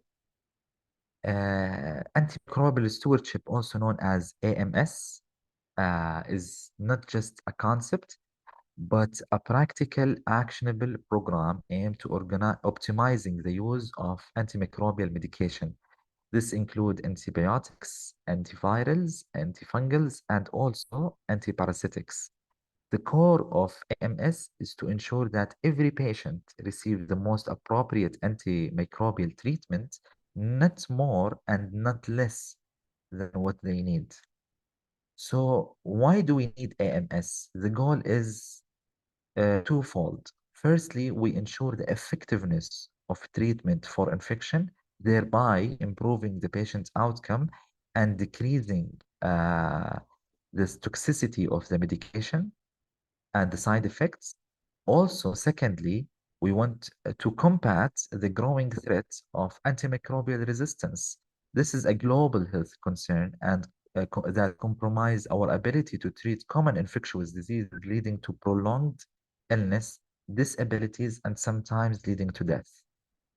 Moreover, AMS program strive to reduce the incidence of healthcare-associated infection, which not only affect patient safety, but also add significant cost to our healthcare system. By optimizing antimicrobial use, we are not just treating patients more effectively, we are also preserving the efficacy of these precious medication for future generation. Remember, AMS is about making smarter, not more use of antimicrobials. It is commitment to patient safety, healthcare sustainability, and at last, it is for the aim of global health, security, and safety. So the significance of the antimicrobial stewardship program extends beyond individual patient care to touch on critical aspects on public health, economics, and global healthcare sustainability. At its core, AMS is about using antimicrobial wisely to ensure they remain effective for as long as possible. Why is this considered that important? And why do we consider it a global threat? First, we are facing an unprotected or unprepared threat from antimicrobial resistance. That resistance is just keep growing and growing. It is not just a theoretical concern. It is a present danger that leads to infections that are increasingly difficult and sometimes impossible to treat.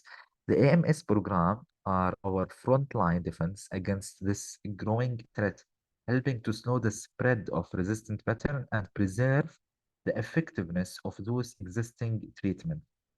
Moreover, by ensuring the right drug, the right dose, duration of antimicrobial therapy, AMS improve patient care and patient experience better outcome with fewer adverse effects, as we said in the earlier slide, highlighting the critical role of AMS in enhancing the patient safety.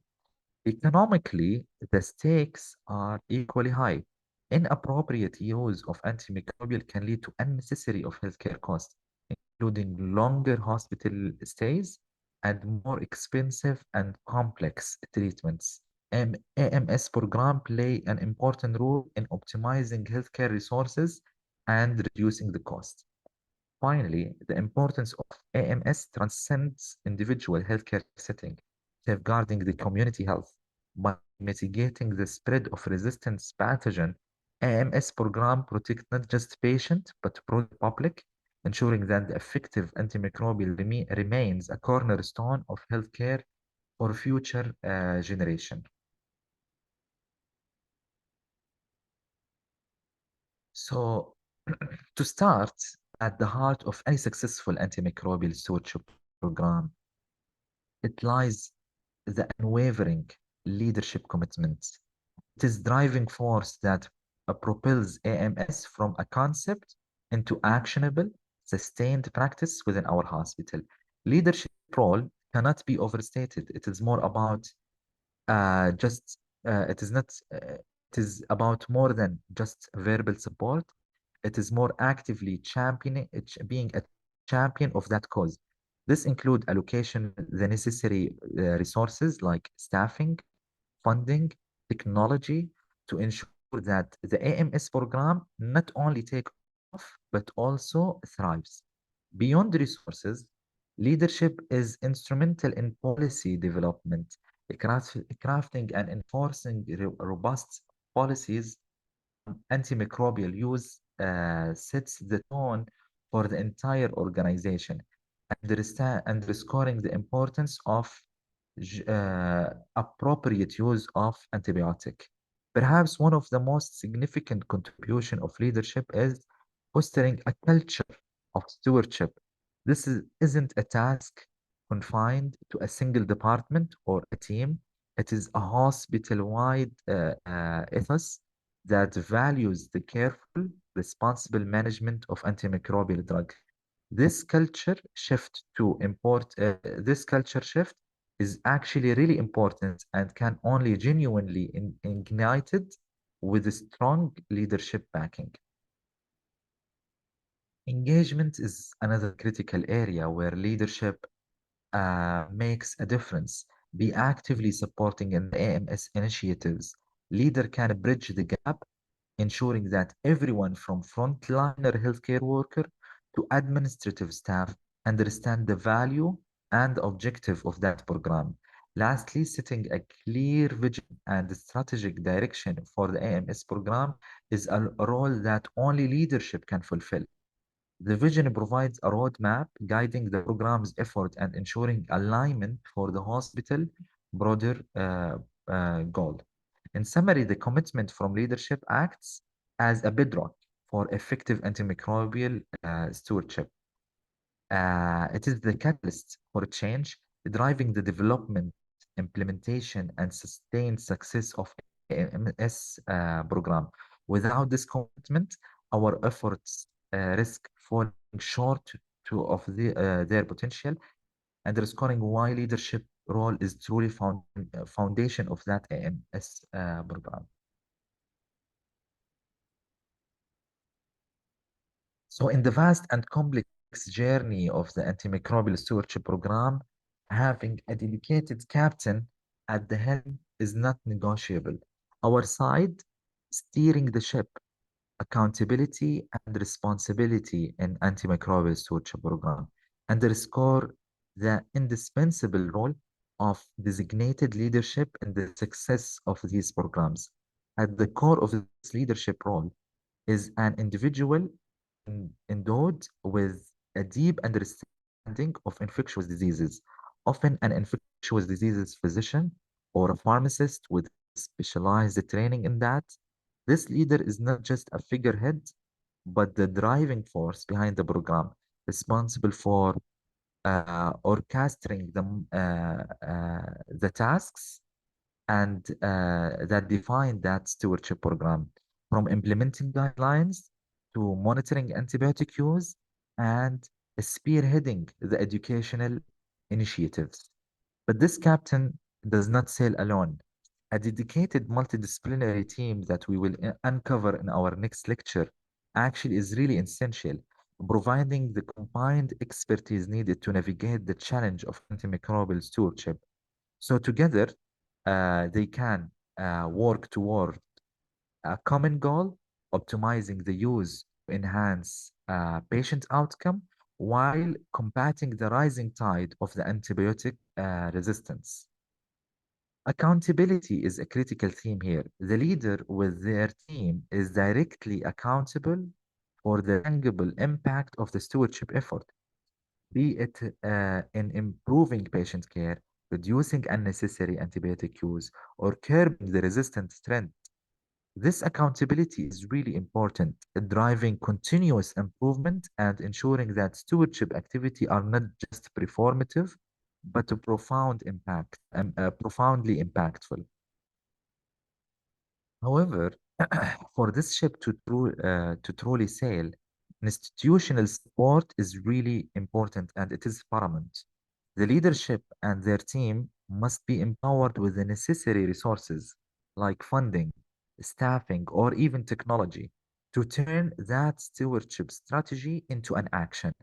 This empowerment is the wind in the sail of our stewardship effort, enabling us to navigate the challenging water of the antimicrobial resistance with determination and with efficacy. In conclusion, the role of leadership in my antimicrobial stewardship program is both a privilege and a responsibility. It is about steering the ship with a steady hand, ensuring that every decision and every action move us closer to our ultimate destination, a future where antibiotics remain a powerful tool to our medical arsenal and the antimicrobial resistance is kept at bay Together with strong leadership and collaborative effort, we can make this vision, a reality. So moving forward, to uncover the strategic action for antimicrobial stewardship success, expertise is not just an asset, it is a very backbone that supports every move we make toward effective antimicrobial use. So harnessing the expertise, uh, actually the backbone of effective antimicrobial use. It casts a spotlight on the important role that pharmacists, especially those with specialized training in antimicrobial stewardship, play within our antimicrobial stewardship program a huge role. Pharmacists in this area are not merely dispensers of medication, they are guardian of antimicrobial optimization. Their profound knowledge in antimicrobial pharmacology make them indispensable in the department and revision of the guideline that navigate the use of these powerful therapies. Through these guidelines, we ensure that our practice are not just based on tradition or convenience, but it is based on solid and evidence-based foundation. Beyond guidelines development, these pharmacists are the forefront of education effort, sharing their knowledge with the wider healthcare team through seminars, workshop, one-to-one consultation, and disseminating clinical insight on antimicrobial use, resistance trends, and stewardship principles, elevating the entire team capability to combat antimicrobial threat effectively. Monitoring resistance pattern is another critical battleground in our fight against antimicrobial resistance. Here, our expert pharmacists collaborate closely with microbiologists, analyzing data, identifying trends, and adjusting strategies in real time to outmaneuver the ever-evolving challenge of resistance. But perhaps their most direct impact is seen in the optimization of antimicrobial therapy. Selecting the right drug at the right dose, at the right duration, at the right route, etc., tailored to each patient's unique circumstances. This precision medicine approach not only enhance patient outcome, but also minimize the opportunity for resistance to development.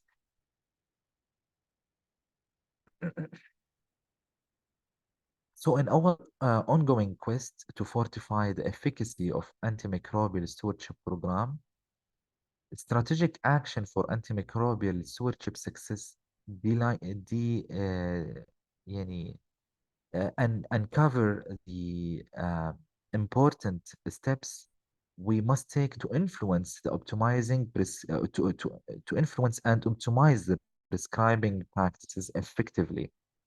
At the core of our strategy is the careful implementation of antimicrobial restriction by uncovering a list or by providing a list of restricted antibiotics. We set a foundational measure to curb the inappropriate use of antibiotic and foster a culture of restraint and precision. Further, solidifying our stance, the development and rigorous enforcement of prescribing guidelines stands as a testament to our commitment to evidence-based practices.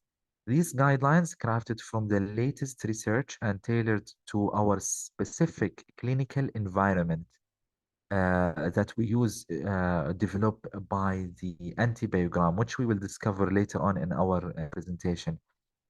Those guidelines serves as a beacon guiding prescribers in making an informed decision that aligned with our stewardship goal. An essential component to our stewardship is the prospective audit with the feedback mechanism. This proactive approach enables us to review antimicrobial prescription in real time, offering a unique opportunity for immediate feedback and education. Through this uh, uh, uh, beautiful process, prescribers can receive personalized guidelines. Also, they can foster a deeper understanding of the stewardship principle, and also they can drive in the improvement in the antibiotic selection. Education also play an important role in our strategic action. By investing in regular targeted training session, we equip our healthcare provider with the knowledge and tools necessary to navigate the complexity of antimicrobial use. This continuous learning environment not only enhances individual competency, but also elevates our collective capacity to combat antimicrobial resistance. Lastly, the power of interdisciplinary collaboration cannot be overstated. By uniting diverse expertise like physician, pharmacist, microbiologist, infection control, etc., we create a strong front uh, against and a strong force against the misuse of antimicrobials. This collaborative spirit ensures that our strategic action are cohesive, comprehensive, and capable of adapting to the evolving landscape of antimicrobial resistance.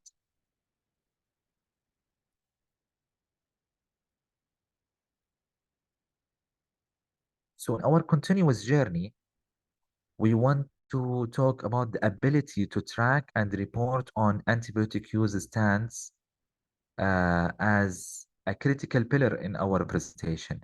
By introducing advanced surveillance system, we embark on a path meticulous monitoring and analyzing meticulous monitoring and analysis enable us to grasp the full spectrum of antibiotic usage within our institution. The power of data cannot be overstated through various benchmarks and strict benchmarking. We are not only able to measure our performance against national standard, but also pinpoint a precise area for enhancement. This data-driven approach lays the groundwork for creating impactful feedback loop where prescribers receive tailored insight into their prescribing habit, fostering an environment of self-reflection and improvement. Moreover, we want to link antibiotic use with the patient's outcome, unveiling the direct impact of the stewardship effort on reducing resistance pattern and enhancing the patient safety. Transparently sharing these insights not only bolsters internal accountability, but also align with our commitment to transparency and excellence in healthcare delivery. Embracing technology plays an important role in this, and the integration of electronic health record and make it more mature with a clinical decision support system can simplify and aid us to have a better implementation of the stewardship program and ensure the accuracy and efficiency. These technology advancements serve as a backbone for our reporting mechanism, facilitating a seamless access to vital data for all stakeholders involved. Ultimately, the essence of tracking and reporting antibiotic use transcend beyond mere numbers. It is collectible. It is the culture we build for stewardship. And by continuously shedding the light on our practices and outcomes, we reinforce the responsibility for each team member toward the appropriate use of antibiotic and safeguarding the efficacy of these precious resources for our generation to come. The cornerstone of an effective antimicrobial stewardship program lies not only on the strategies we implement, as we said before, but critically in the knowledge and commitment of those in the front lines. Educating the healthcare professional about the principle and practices of antimicrobial stewardship is actually really important, and it is a collective success. Our journey begins with the establishment of comprehensive training program tailored to the diverse needs of our healthcare team. These programs are designed not just to inform, but to transform, using real-time cases and clinical scenarios that highlight the tangible benefits and prudent antimicrobial use on patient outcome. To be more to be more engaged. We leverage interactive learning methods like workshop, simulation, and e-learning modules that are not just educational tool, but like a bridge to deeper and our understanding and lasting change. We keep our guidelines current and make them readily available. We ensure that every team member, regardless of their role, has the knowledge they need at their fingertips. The power of interdisciplinary collaboration cannot be overstated through the sharing of knowledge, experience that we build, that is unifying our front line against those superbugs and against those antimicrobial resistance.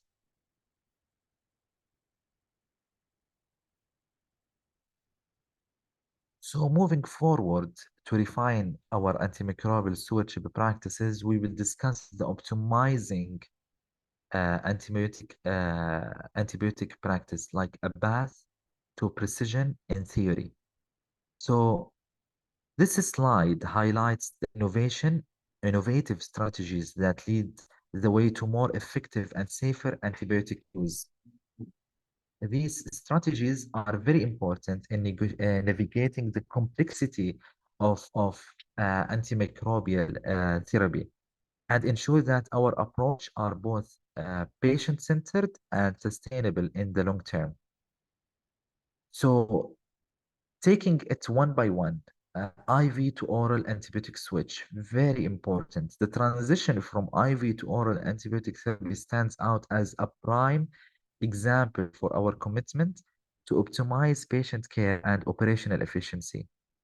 This not only enhance the patient comfort and mobility, but also significantly reduce the risk of intravenous therapy complication. And also, in many scenarios, it decreases also the risk of adverse effects. Secondly, we have dose adjustment for organ dysfunction. Adjusting doses in cases of organ dysfunction present a critical aspect of personalized medicine. When we call personalized medicine, it means that we tailor our medicine based on our patient needs and patient condition, ensuring that each patient receive a therapeutic dose that is both safe and still effective without harming their organs. This approach is particularly vital for patients with renal and hepatic impairments, where standard doses could lead to adverse outcome. Then we have dose optimization with targeted therapy. Dose optimization extends into the realm of targeted therapy, where achieving the right drug concentration at the infection site can make the difference between treatment success and failure. This precision is especially crucial for infections in hard to reach area like central nervous system. They use later on automatic alert for duplicative therapy.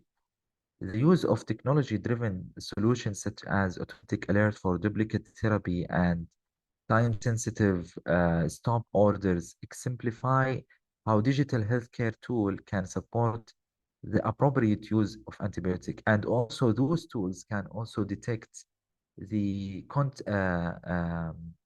the interactions between medication and prevent, for example, a condition where the medication will not work effectively because it interact with another medication the patient is also having. Then we have time-sensitive stop orders. Then we have the detection of drug interaction that we have said just now. It is very important approach to ensure the patient safety and ensure that our antibiotic choices are not inadvertently reduce the treatment efficacy or increase the risk of adverse effect. Last, we have the antibiotic cycling, offering a strategic method for combating the emergence of resistant and demonstrate our ongoing efforts to maintain a utilized utility of the existing antimicrobial agent.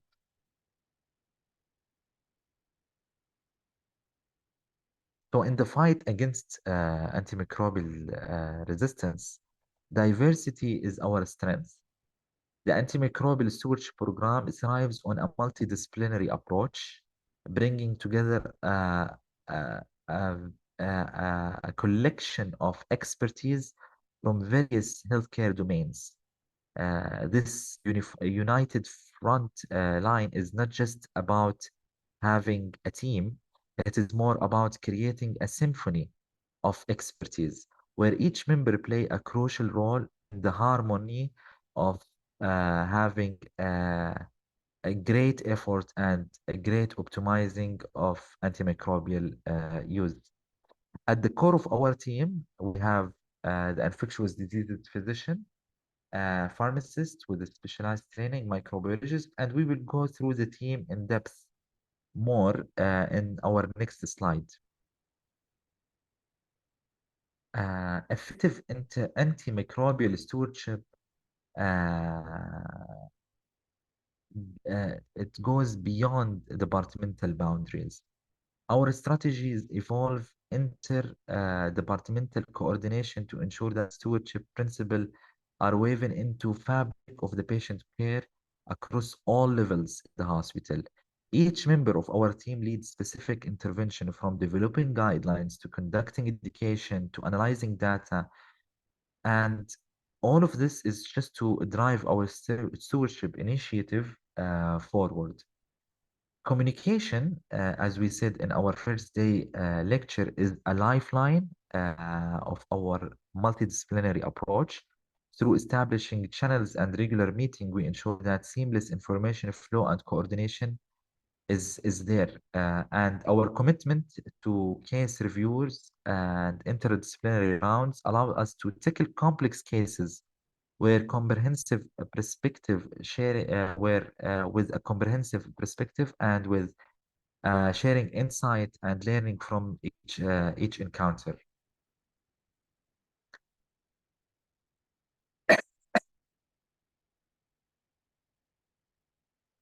So embedding antimicrobial stewardship program within the fabric of our hospital operation is akin of waving a thread through the very heart of patient care. This seamless integration ensures that stewardship principles are not just an add-on, but it is a fundamental aspect of clinical decision-making and hospital policy. Central to this integration is the optimization of electronic health records. By customizing electronic health record, we embed the clinical decision support tools and stewardship alerts and automatic stop orders. And this is not only a streamline that stewardship process has, but also places a crucial information at the fingertips of the healthcare providers. Antimicrobial stewardship is also a cornerstone in our hospital quality improvement initiatives. By aligning ASP goals with these initiatives, we underscore the program's significance in enhancing patient safety and improving the outcomes. This alignment extends to ensure that our policies and practices meet the exceeded accreditation standard, demonstrating our commitment to excellence in patient care. And as we know in the accreditation standard, we are expecting to have stewardship program also as part of the SIBAHI criteria. Engaging stakeholders across the spectrum is really important, and it is vital for fostering a culture of stewardship. From clinician to nursing to hospital administration, we employ strategies that emphasize the importance of everyone's role in the antimicrobial stewardship. By doing so, we create a shared responsibility toward the optimizing of antimicrobial use. Feedback loops play an important role in our integration. These loops allow us to monitor the impact of the ASP intervention on patient outcome and the antimicrobial utilization, providing valuable insight that guides the continuous improvement. So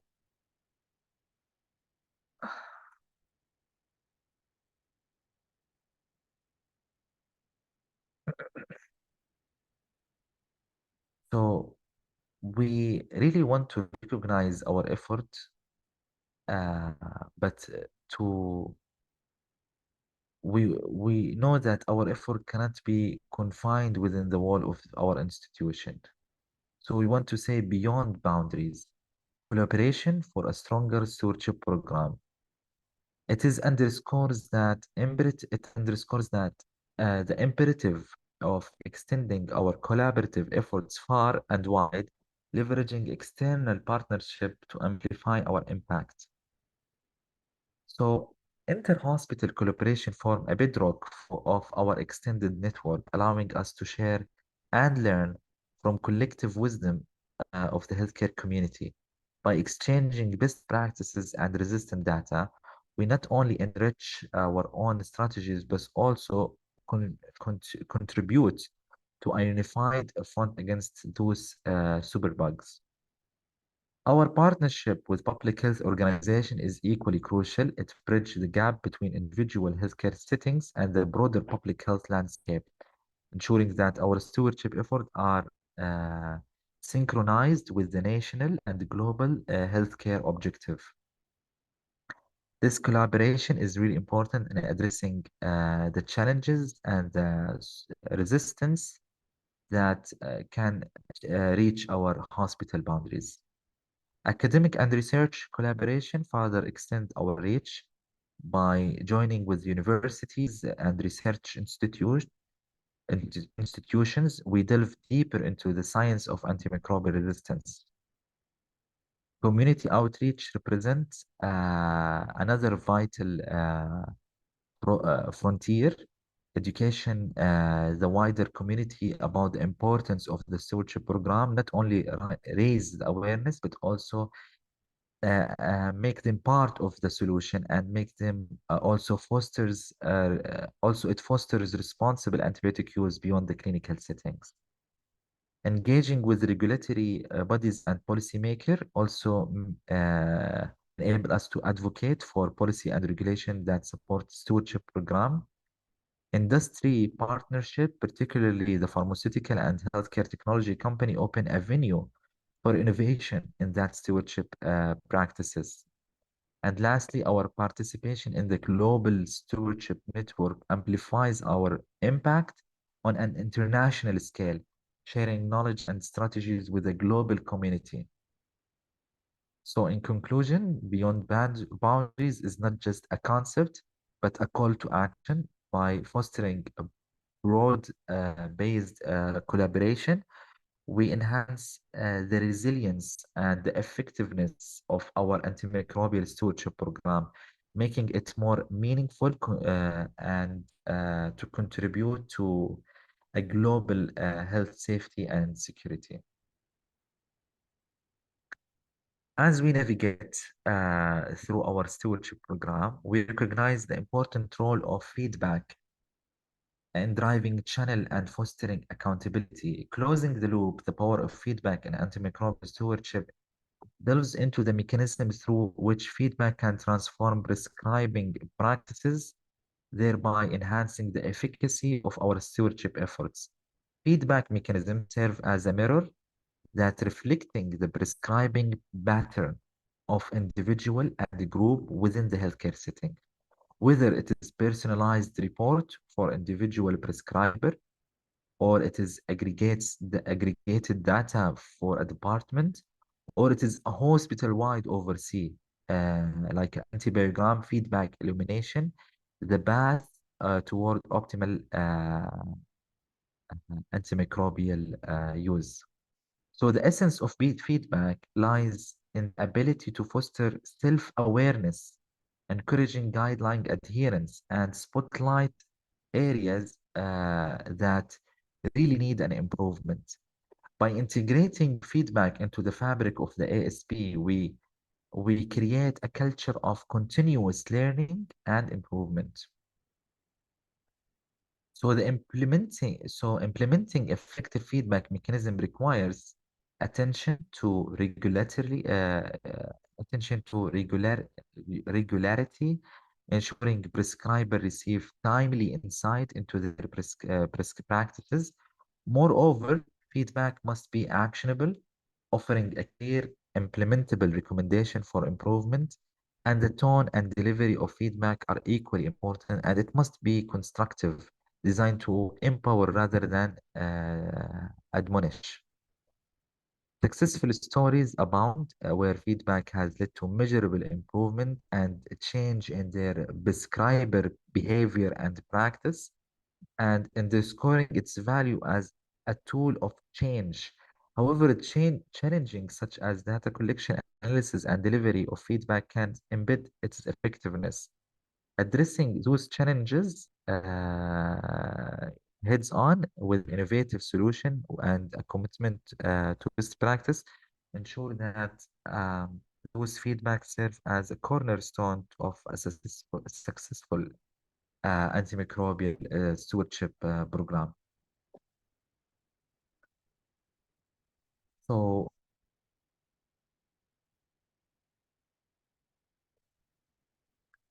going deeper into our discussion, we will unveil the antibiotic prophylaxis for surgical procedure. It is essential to focus beyond that, beyond just the choice of antibiotic, while the selection is crucial, particularly in scenarios requiring agent like vancomycin for MRSA concerns. Several other factors play an important role in optimizing outcome and minimizing resistance. So it is the stewardship program. We know that it doesn't cover only the treatment options of use of antibiotic. Also, it covers the prophylaxis option of use of antibiotic. And we know the importance of antibiotic when it comes to preventing or ensuring the success of those surgeries and procedures, and it has proven its value for certain type of procedures and surgeries. So let's unveil what is the element or the key consideration we have to understand when it comes to selecting the antibiotic prophylaxis for surgery. So first, the timing of antibiotic administration is a key. Administering the antibiotic within an optimal window of 60 minutes before the incision for most antibiotics and 120 minutes for those requiring longer infusion time, like for example, vancomycin, ensure an effective tissue concentration at the time we start the incision or the operation. Second, dosing accuracy is another critical factor. Doses should be adjusted not only based on the patient weight, but also considering specific procedural requirements and potential renal impairment, ensuring efficacy while minimizing toxicity. Because in certain situations where the operation is really long, you have to consider giving an extra dose or adjusting your doses for the prophylactic antibiotic. And the duration of prophylaxis it shouldn't be very long. The guidelines recommend to discontinue the antibiotic use within 24 hours after the surgery to reduce the risk of antimicrobial resistance, with a few exceptions requiring extended use based on the clinical judgment. For surgeries with prolonged duration or significant blood loss, redosing of the antibiotic may be necessary to maintain effective tissue concentration throughout that procedure. Additionally, addressing allergies and selective alternative with minimal cross-reactivity is essential to patient safety. Moreover, intraoperative management, including blood glucose control, especially in diabetic patients, is crucial to reduce the risk of surgical site infection. Um, uh, and lastly, to know which antibiotic actually you have to use in selecting for the selected surgery. It has to go with the national regulation. They have published like a huge list of surgeries, and each surgery they are providing you with a recommendation on a national wide in Saudi Arabia on what is your first line of prophylaxis and medication, and what is your second line of medication in case that first line was uh, and was, for example, the patient is allergic or having different type of um, issues like chronic diseases and etc. So in this segment, we will delve into creating and interpreting the antibiograms, which is an essential tool in antimicrobial stewardship.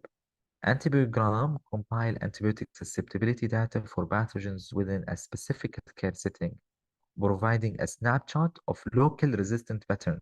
And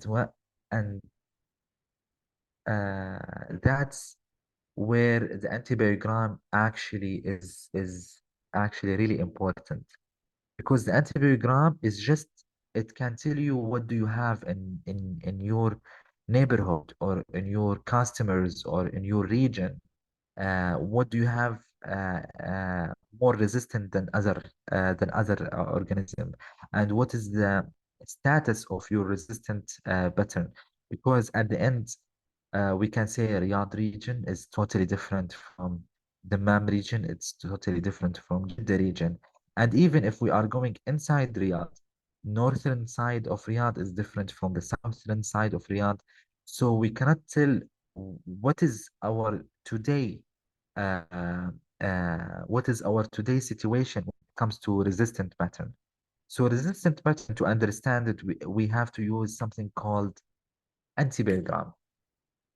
And that antibiogram actually serve as a guide for us in order to know what is our current situation in our region in terms of resistant pattern for those microorganisms. And it will help us more later on in crafting our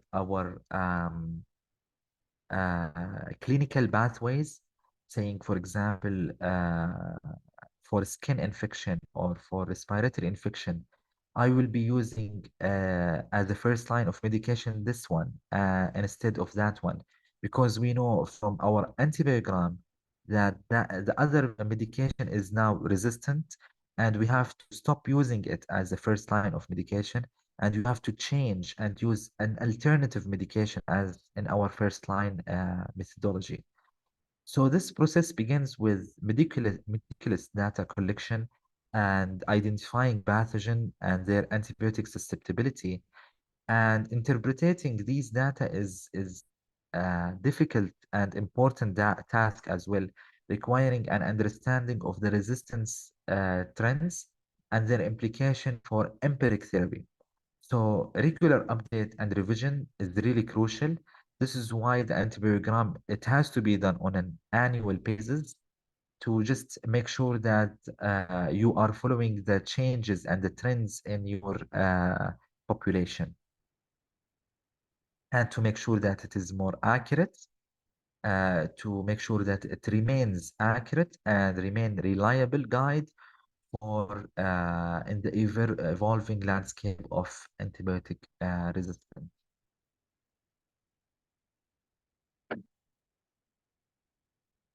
So in the creation of the cumulative antibiogram, several important guidelines ensure its effectiveness as a tool of antimicrobial stewardship. A cornerstone practice is the annual update and analysis, keeping our data in lockstep with evolving resistance pattern. We maintain the integrity of our antibiogram by including our verified test results, ensuring every piece of data reflects a true clinical encounter. The uphold statistical reliability, we concentrate on species with a testing data for 30 or more isolate, a threshold that is balancing the comprehensiveness with precision. Also, our methodology refined by focusing diagnostic isolates, and therefore we exclude research isolates or surveillance isolates. Um, and we further streamline our data by eliminating duplicates. So ensure that each patient contribute only, we take the first lecture and we don't repeat the culture result if there is like similar results coming forward. So we don't have like same result is continuous. Regardless طبعا of the number of the isolates on their diversity or their diversity. So in reporting, we commit to presenting only routinely tested antimicrobial agent, avoiding the skew that can come from selectively testing resistant isolates. And our reporting focuses on percent present percent susceptible, simplifying interpretation and application in clinical decision. We pay special attention to certain pathogen like Streptococcus pneumoniae and very dense group Streptococci, applying reporting criteria to reflect their clinical significance accuracy. And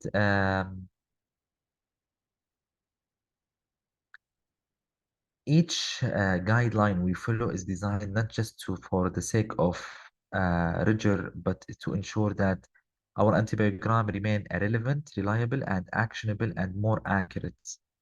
So it goes to our ongoing effort to optimize the antimicrobial use and combat the resistance. So for our last slide for this presentation, we want to explore how antibiograms are utilized in clinical practice. These tools are indispensable for guiding empiric antibiotic, as we said earlier, and allowing the clinician to make informed decision even before pathogen sensitivity is actually known. Beyond individual patient care, antibiogram underpin the broader stewardship strategies, informing policy development and intervention planning. They serve as a powerful educational tool because, yeah, with evidence, something you see and you can understand it, you can have like uh, uh, a better understanding, and your behavior will be enhanced and changed to a better outcome. And also it remove the local resistance of those physicians that might see that their old school practice might become in favor when it comes to prescribing antibiotics.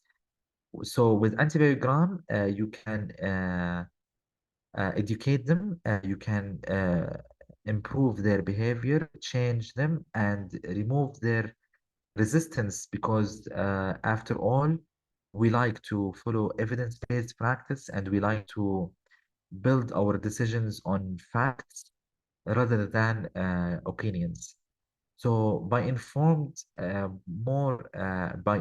more precise antibiotic prescribing and the antibiogram play an important role in a quality improvement initiative, contributing to the overall efficacy of the antimicrobial stewardship program. So now we will test your knowledge for the stewardship, antimicrobial stewardship program.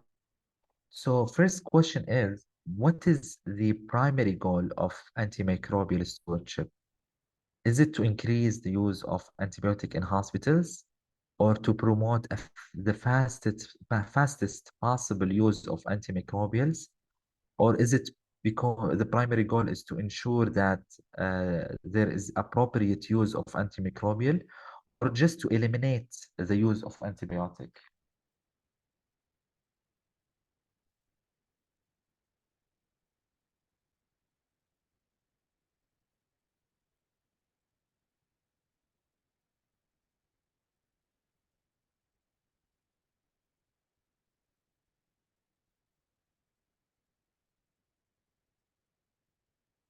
Excellent, everyone.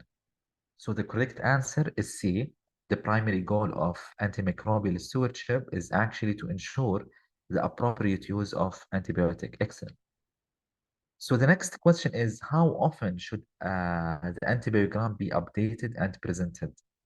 Are we going to update the antibiogram on a monthly basis, or on an annual basis, or every 5 years, or twice a month, bi-weekly?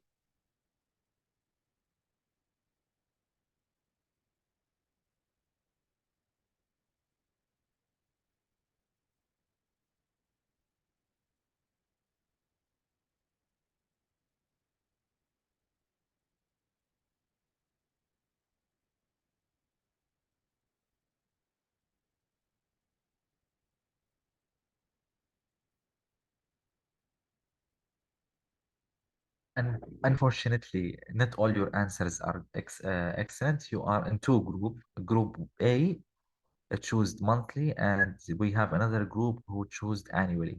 There is a huge difference between monthly and annually. And actually, to understand the antibiogram, in order to be built, it requires a lot of number of isolates in order to be more reliable and in order to be more accurate.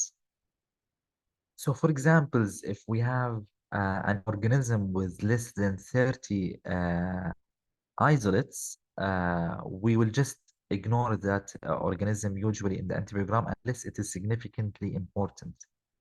Same thing, we don't take all the cultures. There are a lot of number of cultures that will not be entered into antibiogram. For example, we do not enter cultures that are made not because of a clinical decision, which means that the physician didn't order the culture because of the patient condition, but sometimes there are cultures that are ordered due to research purposes. There are cultures that are ordered due to surveillance purposes, like we want to discontinue the isolation of the patient. So actually the patient condition is not sick and we don't actually need that culture. So those culture that are not a clinical culture are excluded as well as the first, if the patient is having like multiple cultures, we will only take the first culture. We don't take the other repeated cultures because we want to make sure that our antibiogram represents an actual data and it is not affected by the reordering of the culture over and over again. So in order to have a representative sample of uh, isolates, the antibiogram is recommended to be done at least annually. Some hospitals that has a lot of isolates that are huge in their bed capacity sometimes goes with doing the antibiogram twice a year. So the recommendation is to do it at least once annually. So every year, the antibiogram should be published and the antibiogram should be discussed in the stewardship committee and decisions should be taken forward in the stewardship committee in order to, for example, modify their clinical pathways or come with different decisions. And later on, those decisions are being delivered to the frontliners and team where they can improve their prescription and improve their antibiotic optimization. So the correct answer for this question is B, at least annually. I hope it's clear. So moving to the next question, which statement best describes the role of feedback of AMS, which is the antimicrobial stewardship? So we have four statements. First statement says it is unnecessary and often ignored. Second statement is it promotes accountability and continuous improvement. Third statement says it is only useful for pharmacists. And fourth statement says it discourages team communication. So which of those answers is actually correct? That best describes the role of feedback of antimicrobial stewardship program.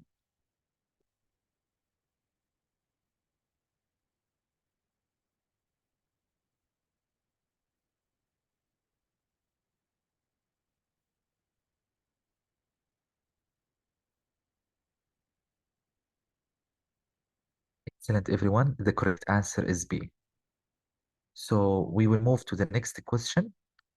Next question is, which strategy is not recommended in antimicrobial stewardship program? Restricting the use of certain antibiotic to reduce resistance, or prescribing antibiotic based on the patient demand, or implementing pre-authorization requirement for specific antimicrobials, or periodic review of antibiotic therapy with de-escalation and when appropriate.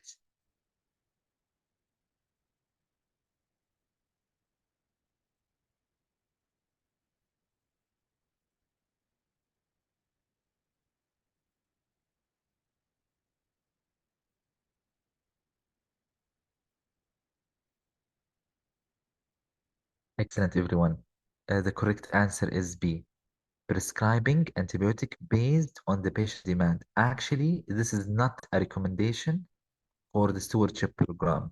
So the prescribing antibiotic is based on um, clinical pathways and evidence-based practices, and it is not based on what the patient wants. So I cannot say, for example, if the patient came to me and said, "Hey, doctor, I would like to have amoxicillin because I'm sick." So that demanding request is not actually how we prescribe antibiotics. So it is obvious that B is not a recommendation for antimicrobial stewardship program. Moving to the last question for this session, presentation. In antimicrobial stewardship, what does the term de-escalation refers to? Is it increasing the spectrum of antibiotic therapy, or shifting to more targeted therapy based on culture result, or extending the duration of antibiotic treatment indefinitely, or eliminating the antibiotic from treatment regimen? So we have a term of escalation and de-escalation.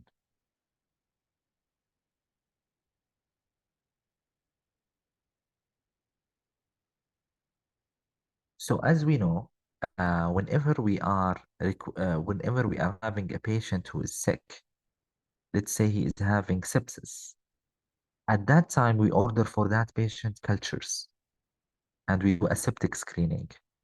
And at that time, when the culture comes, the culture will need at least 5 days to have a result.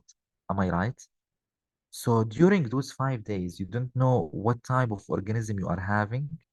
You don't know what type of resistance you are facing. So you will start with a broad spectrum antibiotic, okay, that is related to the clinical pathway we have previously.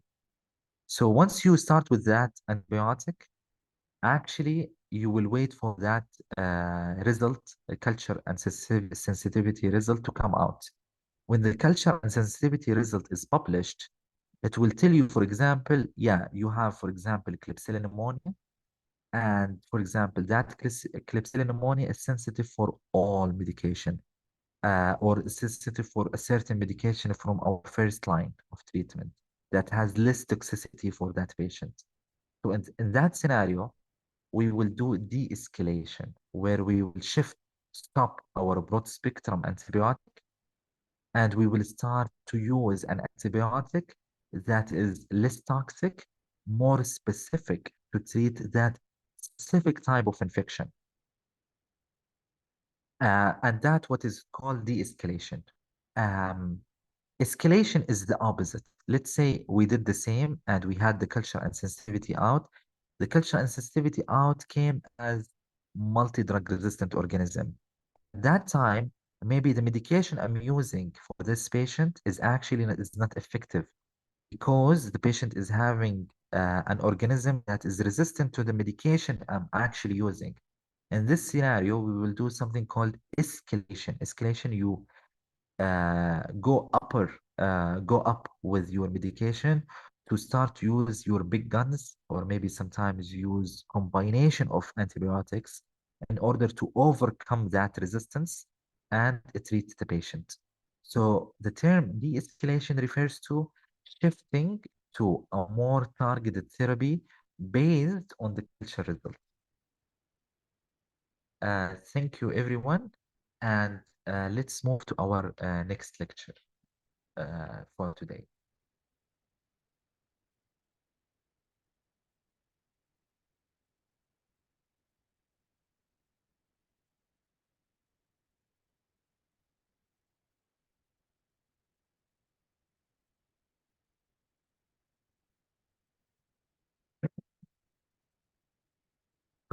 In today's lecture, we will go into another aspect of the stewardship program, and we will discuss the theme of the stewardship program.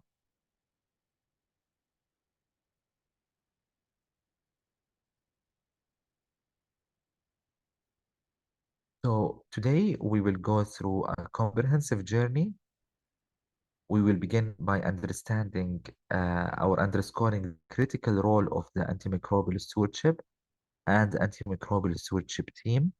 We will delve into why stewardship is important and paramount in healthcare settings, and how the antimicrobial stewardship team spearhead efforts to optimize antimicrobial use, ensuring effective treatment while combating resistance. Next, we explore tailoring antimicrobial stewardship program implementation to hospital resources, a crucial step for ensuring that our strategy are not only effective but also feasible. Then, in our discussion, we will discuss the antimicrobial stewardship committee that we will just focus on its efforts, details, and composition. Moving forward, we will dissect the roles and responsibility of the key committee members, including the pharmacist, the infectious diseases physician, consultant, and the clinical microbiologist and infection control personnel. Also, we will discuss in a brief the other team members, what they are uh, expected as roles and responsibilities for them. So our journey continue with strategies for effective team collaboration, where we will share actionable insights on fostering the synergy within the team, ensuring that the collaboration is at the heart of our stewardship effort. And finally, we will go with our Q&A session.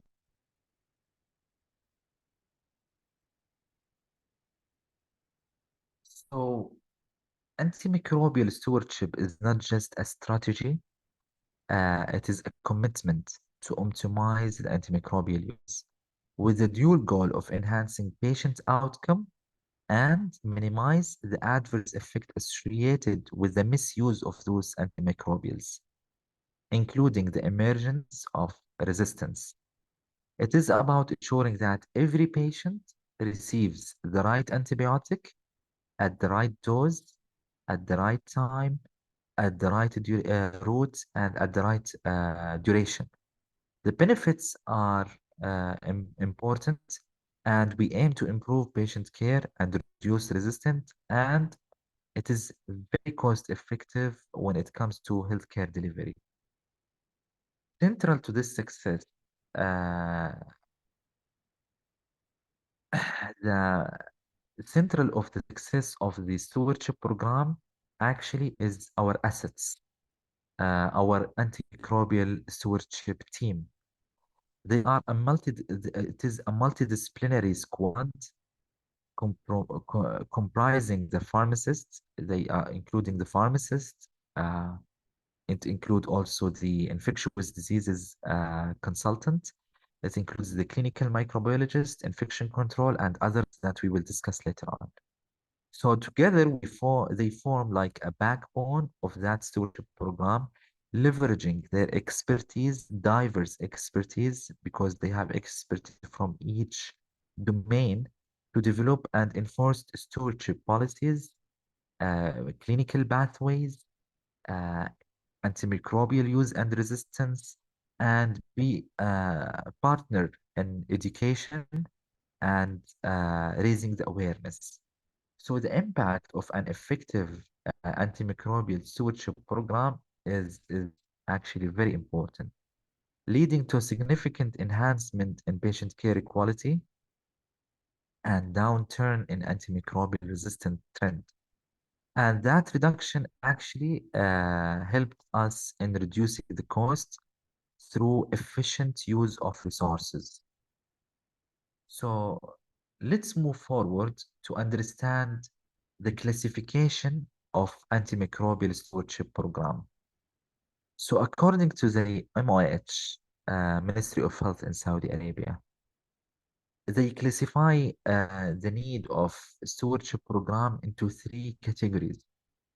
So the first category, are requested to have, which represent like large hospitals with great amount of resources. They are required to have a full antimicrobial stewardship team, which include ID consultant, ID clinical pharmacist, not any pharmacist, and infection control specialist and microbiologist. And their key strategies will be on prospective audits and feedback, pre-authorization and restriction, and strict guideline adherence. Group B, on the other hand, is a little bit less than Group A, and it is useful for hospitals that are in small capacity, and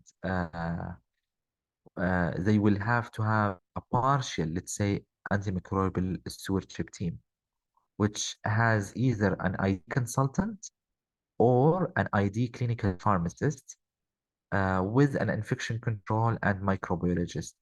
And their program will at least focus on the pre-authorization and restriction and the guideline adherence, the clinical pathway adherence. The third group is for areas that lack or have a deficiency, for example, in manpower resources, and it is very small in rural areas where they at least can implement the stewardship program in a smaller scale, um, having a team of pharmacists and pharmacists, not like a clinical or infectious diseases pharmacist. Pharmacist is good, and infection control specialist and microbiologist, where their key strategy will primarily focus on guideline adherence. So we know that there is clinical pathways and guidelines published nationally in the kingdom. They can at least adhere to the national regulation. And if there is a possibility to have their own antibiogram, and they can have enough number of isolate to be representable, that there at this point they can at least base their knowledge and guidelines and decisions based on that antibiogram. So moving forward, let's focus on the cornerstones on these efforts. The Antimicrobial Stewardship Committee. Um, the Antimicrobial Stewardship Committee is actually very important, and it is tasked with a comprehensive oversight of antimicrobial use within the healthcare setting. Its primary goal is to be advocates for and ensure that appropriate use of antimicrobial is done, a critical element in battling antimicrobial resistance and safeguarding our patient health. So the Antimicrobial Stewardship Committee roles are multifaceted, encompassing the oversight of the drug formulary and management, formulary management specifically for antimicrobials. Also, the committee roles also extend to review and approve antimicrobial policy and spearheading the educational program aimed at aimed at the healthcare professionals. This ensures that the antimicrobial use is not only optimal, but also aligned with the latest evidence and guidelines that is tailored to the hospital setting. Also, um, the stewardship committee is inherently multidisciplinary and bringing together diverse expertise. This diversity ensures that decisions are well-rounded, incorporated with multiple perspectives, while the stewardship committee can operate as a stand-alone committee. So usually we don't do that. Usually it is integrated with the existing structure, and usually it is a subcommittee of pharmacy and therapeutic committee, and also it can report to IBC committee. So this will leverage the existing workflow and authority for maximum impact. Organizationally, the stewardship committee is strategically positioned within the hospital hierarchy, ensuring it has the influence necessary for to effect the change with direct lines of communication to both hospital administration and frontliners in various departments and department heads. The stewardship committee is well equipped to drive stewardship initiative across the entire institution. Crucially, the relationship between stewardship committee and the stewardship team is is uh, is what's it called? The relation is strong, and the relation is dynamic. The stewardship committee provides strategic direction, support, and resources, enabling the stewardship team to implement day-to-day stewardship activities effectively. And together they ensure that stewardship program efforts are not only aligned but also integral to the institution overarching goal. So who are the core members and who makes up the backbone of our antimicrobial stewardship program? Who are our heroes in that? Let's take a moment to recognize the diverse and dynamic team at the heart of our antimicrobial stewardship committee. The multidisciplinary group is important in guiding and implementing the strategies that defines our stewardship effort, starting with our pharmacists who has deep understanding of antimicrobial, drives the core of our stewardship intervention and play a critical role in ensuring that every antimicrobial prescribed is appropriate and optimizing the patient outcome. Then we have our second hero, the infectious diseases consultant, who brings invaluable expertise in managing infectious diseases, guiding a clinical decision, and leading the development of treatment protocols that are both effective and mindful of resistance trends. Then we have our beloved microbiologist, who is a key to identify pathogens, determine the susceptibility of those pathogens, and creating the antibiogram that we base our decisions on. Then we have the head nurses who ensure that our nursing staff are integral toward stewardship antimicrobial use, promoting adherence to protocol and guidelines across patient care settings. Then leaders from critical care area, like for example, the head of operating room and the head of surgical department, ensuring those critical care leaders and those leaders actually um, ensure that the stewardship principles are applied where they are the most needed, from high risk area like surgical procedure and ICU to reduce the risk of infection and promoting optimal patient outcome. Then we have us, the infection control. We have uh, our ongoing journey with the surveillance and our ongoing journey with applying our recommendation and preventive strategies to prevent the spread of those resistant patterns from a patient to another, and therefore decrease the continuity of the cycle of resistance and continuity of the cycle of losing our patient. And we have to recognize the unique challenge across different departments. We include other members as needed. So if you have like a different department where you feel like they must be a part of that committee, there is always a space to expand your program and make sure that your program is more efficient and active. So let's take one by one. So what's the role of the pharmacist in that team? The pharmacist's involvement spans across multiple facets of the antimicrobial stewardship program, highlighting their indispensable role in combating antimicrobial resistance and optimizing patient care. Firstly, the pharmacist is instrumental in laying down the foundation of the stewardship program. This includes the development of policies, guidelines, and overall structure of the program. By collaborating closely with the other team members, the pharmacist ensures that the program is excellent, comprehensive, and tailored to this institution's specific needs. Moving on, the operational aspect, the pharmacist actually take a critical task in reviewing and providing feedback on antimicrobial order.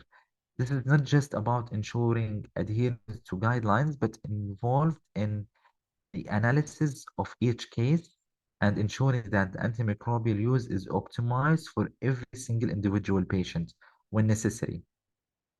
When necessary, when necessary, the pharmacist suggests modification to the prescriber and aim to align the treatment plan with the best practice and latest evidence. Also, the pharmacist is key in dose optimization and implementation of stewardship interventions. The stewardship intervention, the pharmacist ensure that dosing is appropriate for the patient condition. If he has, for example, taking into account like factors like kidney function and severity of infection, uh, through strategies like de-escalation, which we discussed, and switching from IV to oral, pharmacists enhance actually the patient outcome, and he reduce the risk associated with antimicrobial use and contributes to the overall goal of the stewardship program.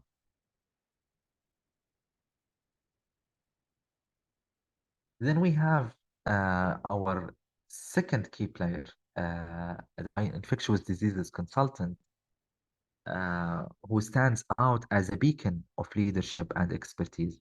Their role is crucial in guiding the team through complexity, infectious diseases, and antimicrobial resistance, ensuring that the stewardship efforts are not only robust, but also grounded in the latest clinical evidence. So, as the team leader or co-leader, because we know in the committee, we have both privilege either to have the pharmacist as the committee chairman or to have the infectious diseases consultant as the committee chairman. So we can say as a team leader or a chairman or a co-leader, because it can be uh, shared between him or the pharmacist. One of them will be the leader and the other will be the co-leader. So the infectious diseases consultant bring a wealth of knowledge and experience to the forefront, and they are instrumental in providing expert advice on antimicrobial use, tailoring interventions to the unique challenge of each patient, and educating healthcare provider on the principle of appropriate antimicrobial use. Their leadership extends beyond clinical guidelines and they fostering a culture of learning and adherence to the best practice among the medical staff.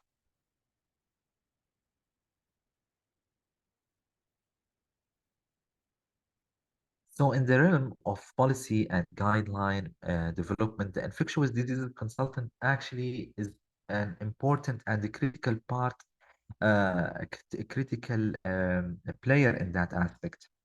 So they are central to the creation of the antimicrobial policies and prescription guidelines or clinical pathways, ensuring that these documents are not only reflective of the latest scientific evidence, but also practical for day-to-day clinical application and tailored to the hospital or institution population. Through these guidelines, the infectious diseases consultant sets the standard for antimicrobial use and they steer the efforts toward optimal patient care and antimicrobial stewardship. Also, moreover, the infectious diseases consultant is deeply involved in measuring and improving clinical outcomes through antimicrobial stewardship initiative. By closely monitoring the impact of these programs, they identify areas for improvement, leading a quality improvement project aimed in enhancing patient outcome and safety. Through their efforts, the ID consultant ensure that antimicrobial stewardship is not just a regulatory requirement, but also an important component for the patient care excellence. Then we have our beloved clinical microbiologists. Uh, one of the primary responsibility of the clinical microbiologist is to report the culture and sensitivity. And this role is actually really important, and it provides the clinical team with the critical data they need to make informed decision based on the antimicrobial, based on the culture and susceptibility. By offering timely and accurate interpretation of microbial culture and susceptibility, better the clinical microbiologists ensure that treatment is both targeted, effective, and essential for patient recovery and prevention of resistance. The realm of antibiotic drug monitoring also falls under the purview of the clinical microbiologist. In this capacity, they play a key role in the surveillance of antibiotic levels in patients receiving clinical antimicrobials such as vancomycin, aminoglycosides.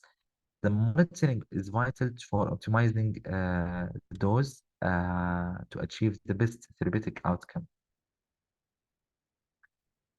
And in collaboration with the patient management, uh, the clinical microbiologists work closely with infectious diseases specialists and the antimicrobial pharmacists.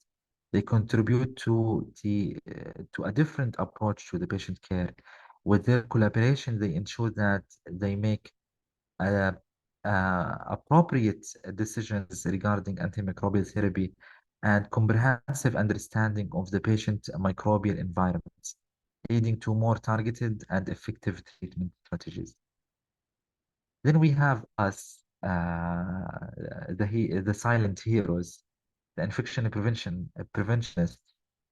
We are an essential part in this program to fight against the microbial threat. And our role is actually very important to bridge the gap between the surveillance and the practical application of infection control measures.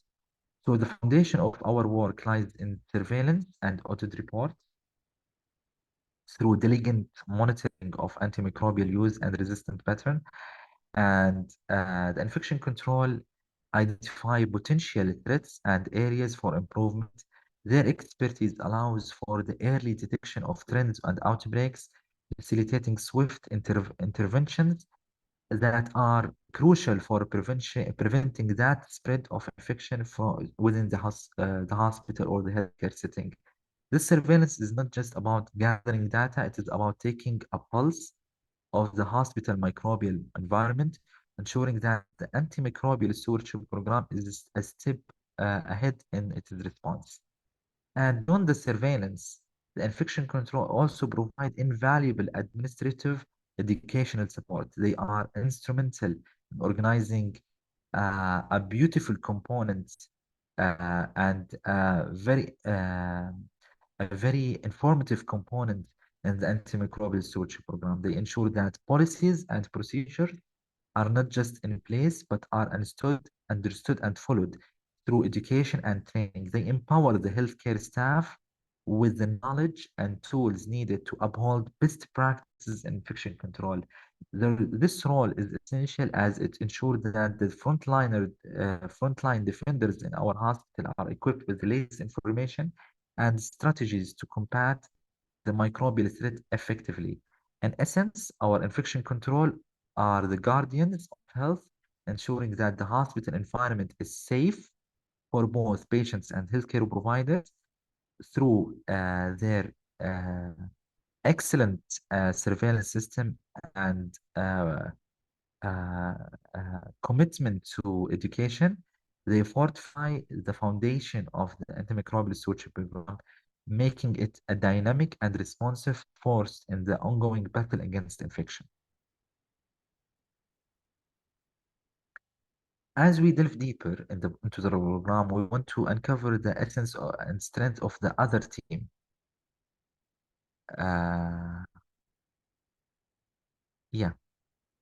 So we will start with the head nurse, who bridges the gap between the policy and the practice and ensure that the nursing practices are in harmony with the stewardship guidelines. They play a crucial role in education of nursing. This education empower the nurse to be vigilant in their antimicrobial use and of uh, part of the change. So in the critical care units, the stakes are exceptionally high. The head of critical care units is important also in applying the stewardship program principle to manage antimicrobial use in these settings. His expertise ensures that their expertise ensure that critically ill patients receive optimal care, balancing the need for immediate intervention with the principle of the stewardship. Moving to the OR, the head of OR oversees the antimicrobial prophylaxis and surgical procedure. This role is crucial in minimizing surgical site infection, thereby improving the patient outcome. And their collaboration with the stewardship program team ensure that the prophylaxis guidelines are not just followed, but optimized for each type of surgical procedure. Then we have the surgical department to champion antimicrobial stewardship, where within the surgical practices, they lead the change in developing and implementing guidelines that reduces most operative infection, an essential aspect of patient care. Also, the tailored responsibility of these team members underscore the importance of customized approach for stewardship program by addressing the unique challenges of their respective department. They ensure that stewardship principles are woven into their fabric of the patient care across all the levels.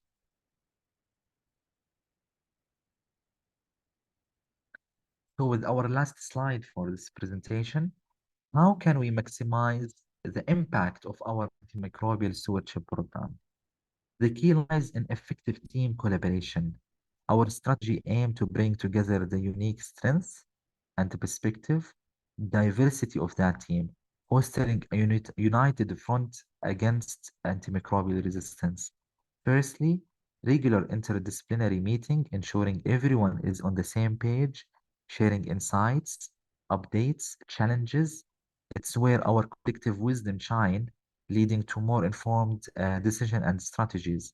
And it is recommended by the Ministry of Health to have that stewardship committee at least twice a year.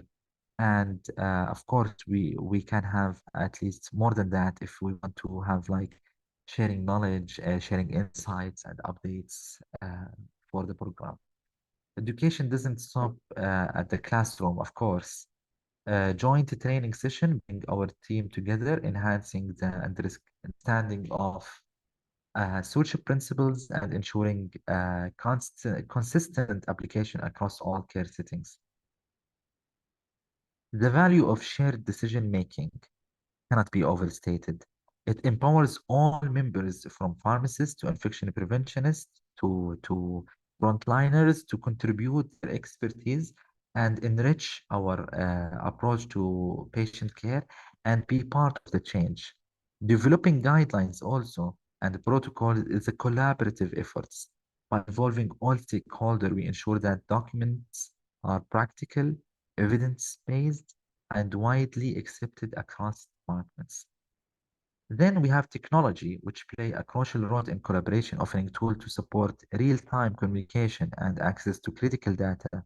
This ensures that our team can respond swiftly and effectively, especially when it comes to prescribing medication where the ID consultant and the pharmacist and the primary physician can communicate easily if the system is actually having a flow of, workflow that is clear and easy. Lastly, recognizing our achievements is always important. Celebrating the success, either it is a big or a small success, we have to celebrate everything. So reinforces our commitment and motivation, and we want to motivate ourselves to continue the important work.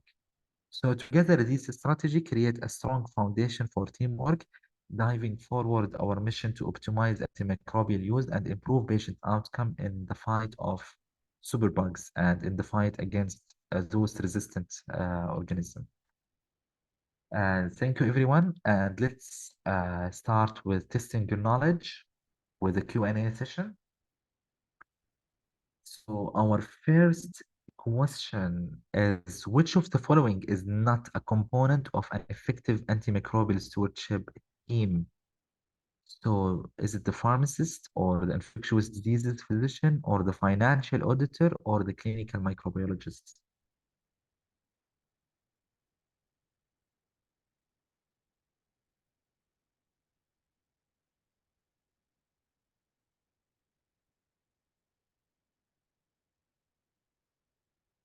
Excellent. We don't want the financial auditor to be with us in decision making. So next one is, which of the following best describes the function of the antimicrobial stewardship committee?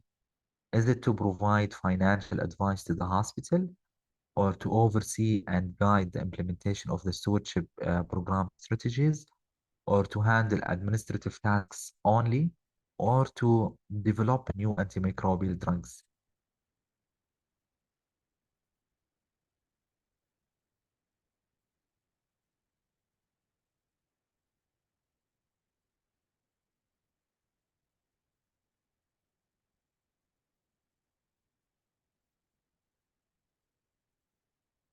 Excellent, everyone. It is to oversee and guide the implementation of the stewardship program strategy. Well done.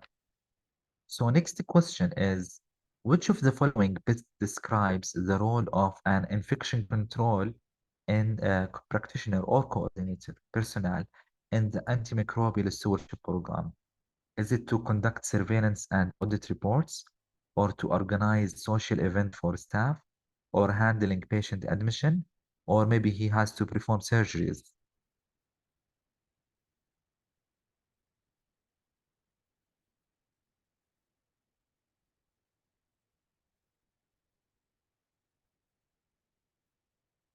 Excellent. Well done.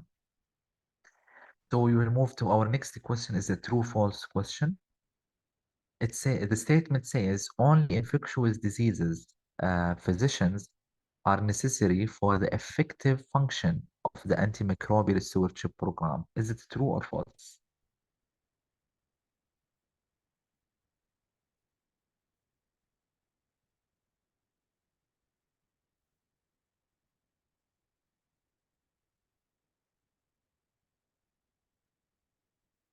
Well done, everyone. Moving to the last question. Pharmacists play no role in dose optimization and stewardship intervention within the stewardship program. True or false?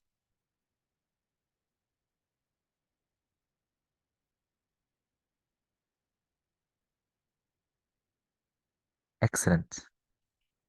Thank you very much, everyone. I will be here for 5 to 10 minutes to receive any of your questions. If you have any question, please write it down in the chat. I will be happy to answer you.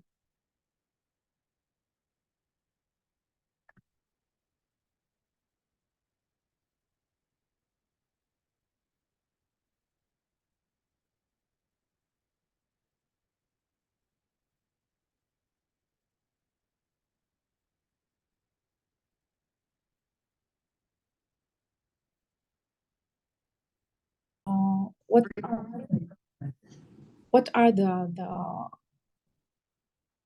sides of using antibiotic as a prevention measure and for surgical prophylaxis guidelines. And today I will be talking with you about infection control practices in this field. So my name is Sumaya Jalloun. I'm an infection control specialist with a master's degree of infection control from Al Faisal University. I will be talking with you from now 1 p.m. until almost 3:30.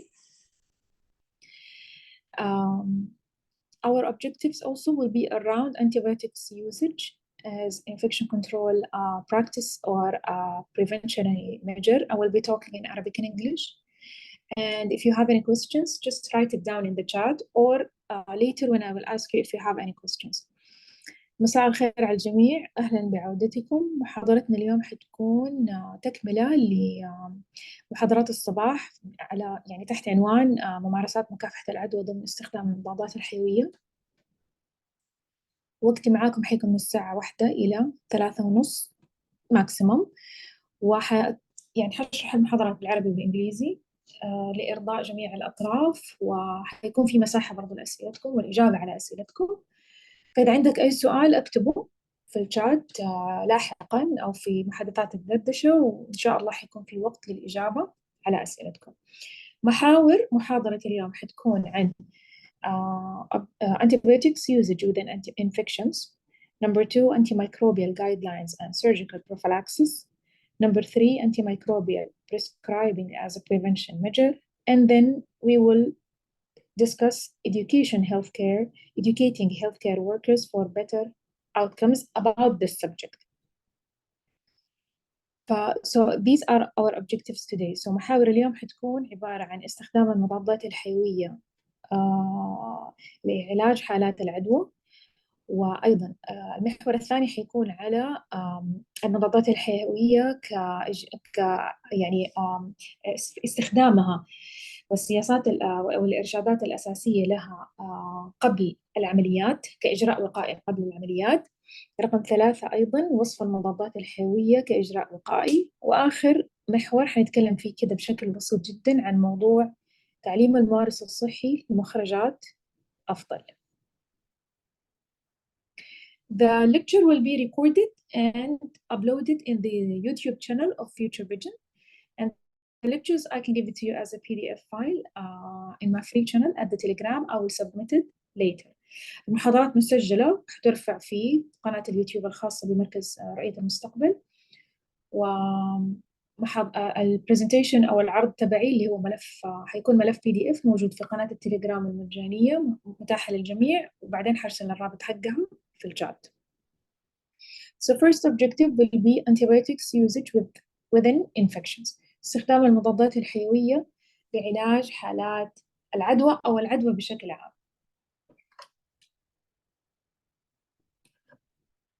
For quick review, what are antibiotics؟ إيش هي المضادات الحيوية؟ هي علاجات تشتغل على موضوع المحاربة ضد المضادات العدوى البكتيرية بشكل خاص، وبعض حالات العدوى الفطرية والفيروسية، وممكن نستخدمها للإنسان والحيوان، وأيضا بعض أنواع العلاجات لتحسين سلالات النبات. وهي تشتغل على موضوع قتل البكتيريا أو تثبيط تكاثرها، تثبيط نموها، وما يخليها تسير بأعداد كبيرة. فتنصرف المضادات الحيوية إما عن طريق حبوب عادية أو كبسولات أو سوائل، وتكون غالبا تكون وصفة لعلاج الحالات البسيطة أو يعني متوسطة إلى عادية إلى متوسطة. يعني خطر العدوى اللي تنصرف له هذه المضادات الحيوية اللي هي الحبوب أو كبسولات أو السوائل، اللي هي مثلا يكون زي مضاد احتقان أو خافض حرارة، ويكون في مثلا انتيبيوتيك أو مضاد حيوي.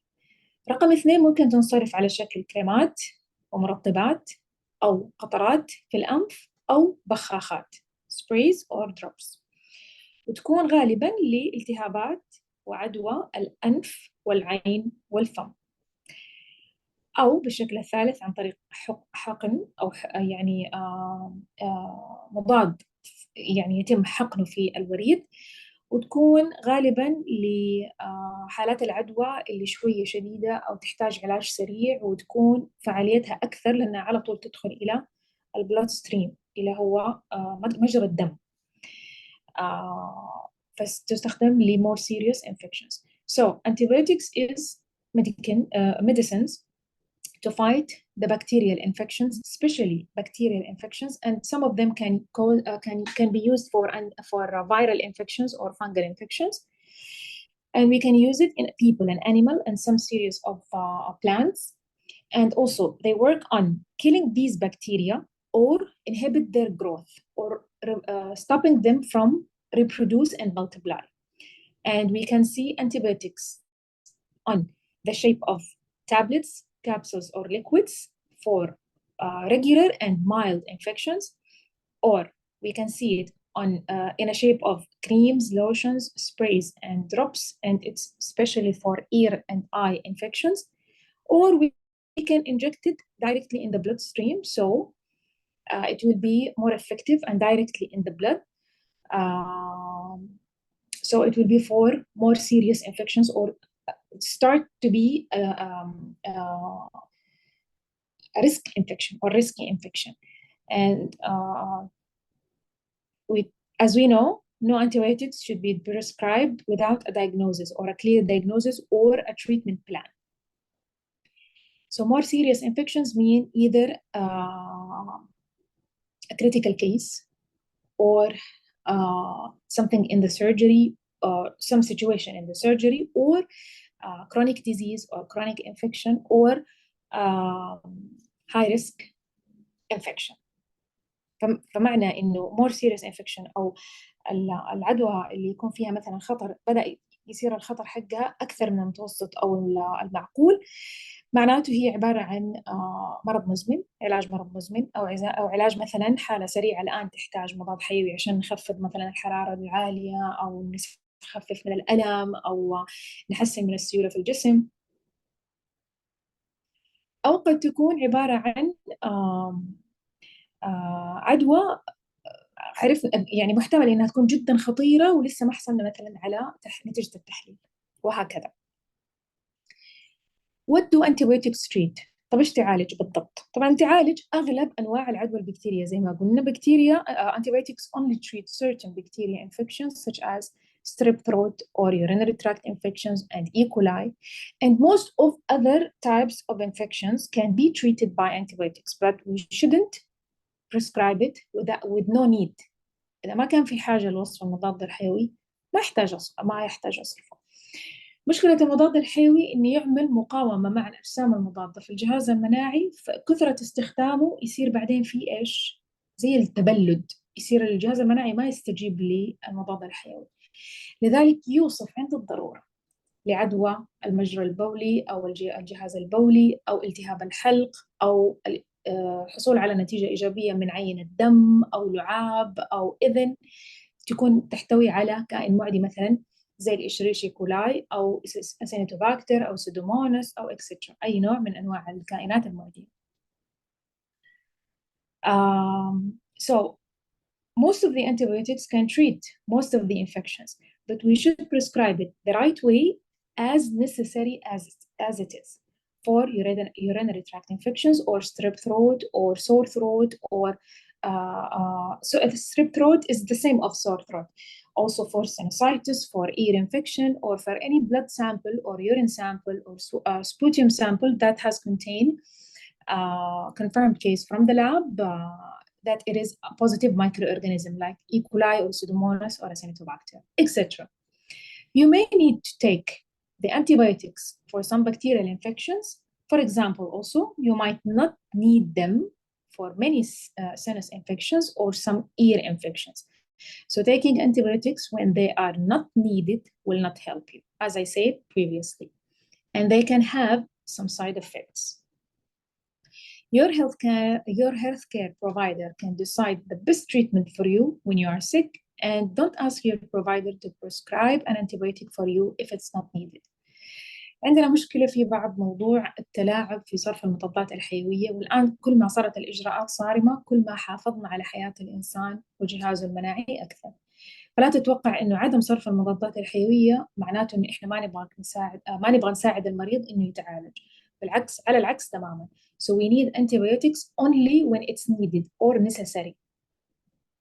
No need to take an antibiotics from your opinion or from your point of view, or you should ask the physician to give you an antibiotic to use it for your family or for your future possible infection. So no need for antibiotics. يعني كل ما قللنا استخدام المضادات الحيوية كل ما كان الجهاز المناعي بخير. الفكرة في آلية عمل المضاد الحيوي هي تشتغل إما على cell wall synthesis، تحليل جدار الخلية الخاص بالبكتيريا هذه اللي سببت العدوى، أو nucleic acid synthesis، تحليل أو اللي هو الحمض النووي الخاص بهذه الخلية أو البكتيريا، أو بروتين synthesis اللي هو تحليل البروتين أو البروتينات اللي موجودة من مكونات الخلية، فتقوم تدمر الخلية أو تقتلها أو توقف نموها. So antibiotics are then administered in the body, and these support immune system to fight the infections in two ways. So either to kill the bacteria directly, and we call these antibiotics or this type of antibiotics bactericidal, or prevent the bacteria from reproducing, so they will work on inhibit the growth of the bacteria.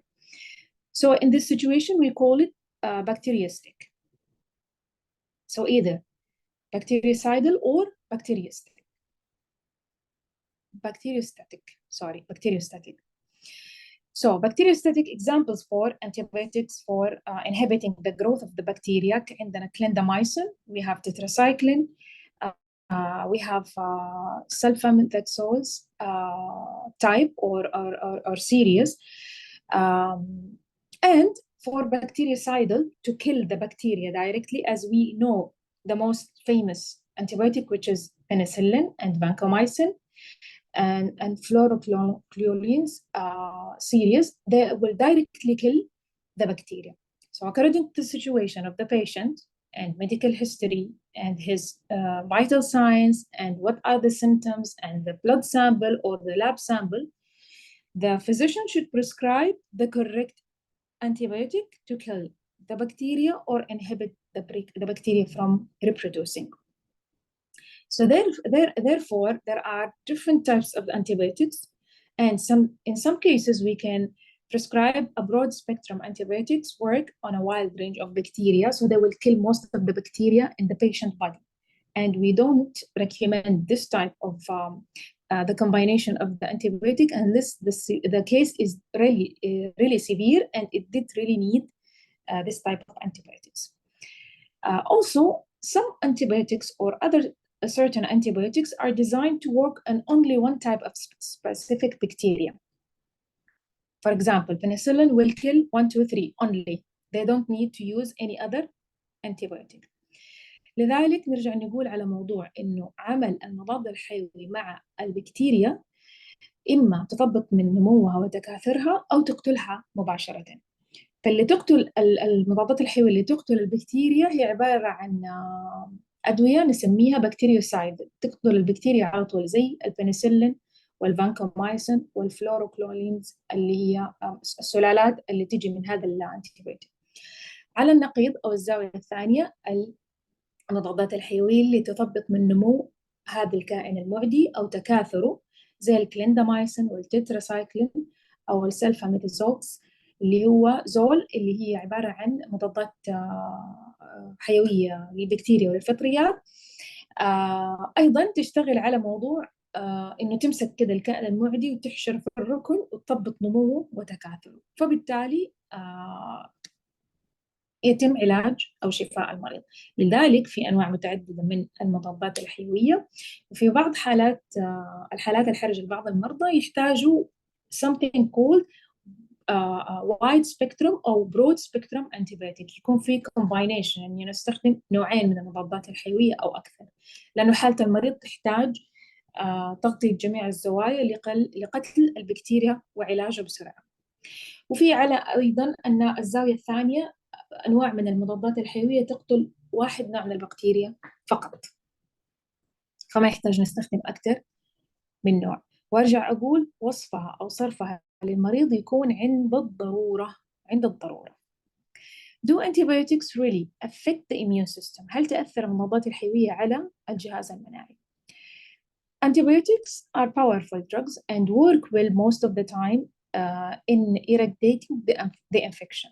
Although both antibiotics and immune system work to keep you healthy, and antibiotics can weaken your immune system in some situations due to misuse of antibiotics or wrong prescription and not following instructions. متى تأثر المضادات الحيوية على الجهاز المناعي؟ كونها علاجات قوية وتشتغل على الأجسام على دفع الأجسام المضادة لطرد الكائن المعدي من الجسم. إذا صرفنا المضاد الخطأ للمريض الخطأ أو بالجرعة والكمية الخطأ ولم نتبع الإرشادات، أو صرفنا مضاد حيوي بدون تشخيص واضح. misuse of antibiotics كده بس أي شيء، يلا عنده التهاب حلق يلا نصرف له أي مضاد أي مضاد أي مضاد خلاص. فطبعا الجهاز المناعي مع كثرة هذه السلوكيات حيتأثر، يا إما يضعف أو مثلا يصير إنتاج المضادات أو عفوا كريات الدم البيضاء تصير أضعف وما تقدر يعني تتخلق بسرعة للدفاع عن الجسم وإلى آخره. How long does it take for the immune system to recover after the antibiotics؟ طب مش الوقت المناسب إذا استخدمت antibiotics أو مضادات حيوية لفترة طويلة مثلا أو فترة محددة، متى يرجع الجهاز المناعي يستعيد قوته؟ Regularly it takes time, even especially if the patient was administered for taking the antibiotics for a long time. So it will take for about 6 months for the body to restore its natural immune system. That's why I have to enhance my immune system to work naturally by eating healthy food, sleeping very well, taking a break from the work, avoid stress, and follow up instructions, and keep mental health. Keep balanced mental health.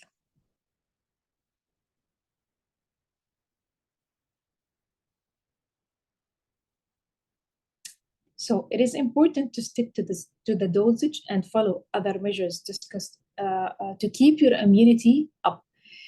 فالوقت اللي يحتاجه الجسم أو الجهاز المناعي لأن يستعيد قوته وطبيعته إذا كان المريض يستخدم مضادات حيوية لوقت طويل هو عبارة عن 6 شهور، فالوقت ما هو قصير.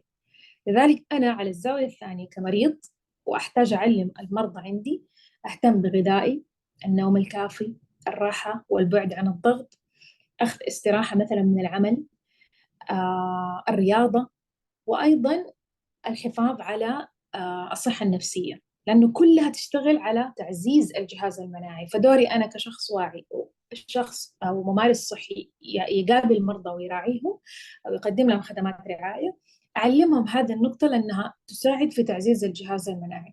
لأنه زي ما في ناس مدمنة مضادات حيوية، في ناس مرة تخاف من المضادات الحيوية، فنحتاج أعلم هذه الفئتين بالوعي أو المعلومات المهمة لاستخدام المضادات الحيوية. أيضا اتباع الإرشادات، إذا لاحظت إنه في أعراض جانبية، إذا لاحظت إنه النوم تغير أو مثلا صار في انتفاخ وأملاح في الجسم، أو صار في قيء، أو صار في اضطرابات في الهضم، directly the patient should consult the physician for the antibiotics, either to change the antibiotic or complete the course and then fix the issue that happens or treat the symptoms. في بعض الحالات عدم اتباع الإرشادات الخاصة بالعلاج تؤدي إلى وجود أعراض جانبية. فلو المريض لاحظ مثلا أملاح عنده أو صعوبة في عمليات الإخراج أو اضطراب النوم أو صعوبة في الهضم أو صداع أو تغيرات كده مفاجئة في الجسم أو أعراض ما هم غير مفهومة بالإضافة إلى حالته الصحية، فلا بد له من استشارة الطبيب عشان يراجع إيش أو فين الخلل اللي حصل. إما المضاد الحيوي أصلا ما كان صحيح أو الجرعة تغيرت. فحيكون استشارة الطبيب جزء مرة مهم، بحيث إنه الطبيب يعرف يعمل إدارة على هذا العلاج، إما نكمل الكورس العلاجي أو نوقفه ونبدل، مثلا ناخذ مضاد حيوي أو علاج إضافي ثاني. فضروري اتباع التعليمات وصرف المضاد الصحيح والجرعة الصحيحة وأخذه في الوقت والمدة الصحيحة، وبالتالي ححافظ على سلامة الجهاز المناعي. How do I use or how should I use antibiotics correctly? So when you take the antibiotics, it is important to take them responsibly. لازم أكون على قدر من المسؤولية أنا كممارس صحي أو مريض في موضوع اللي هو التعامل مع المضادات الحيوية. Also, always follow the directions carefully. I have to follow instructions and directions. I have to finish the course of the antibiotic even if I feel better.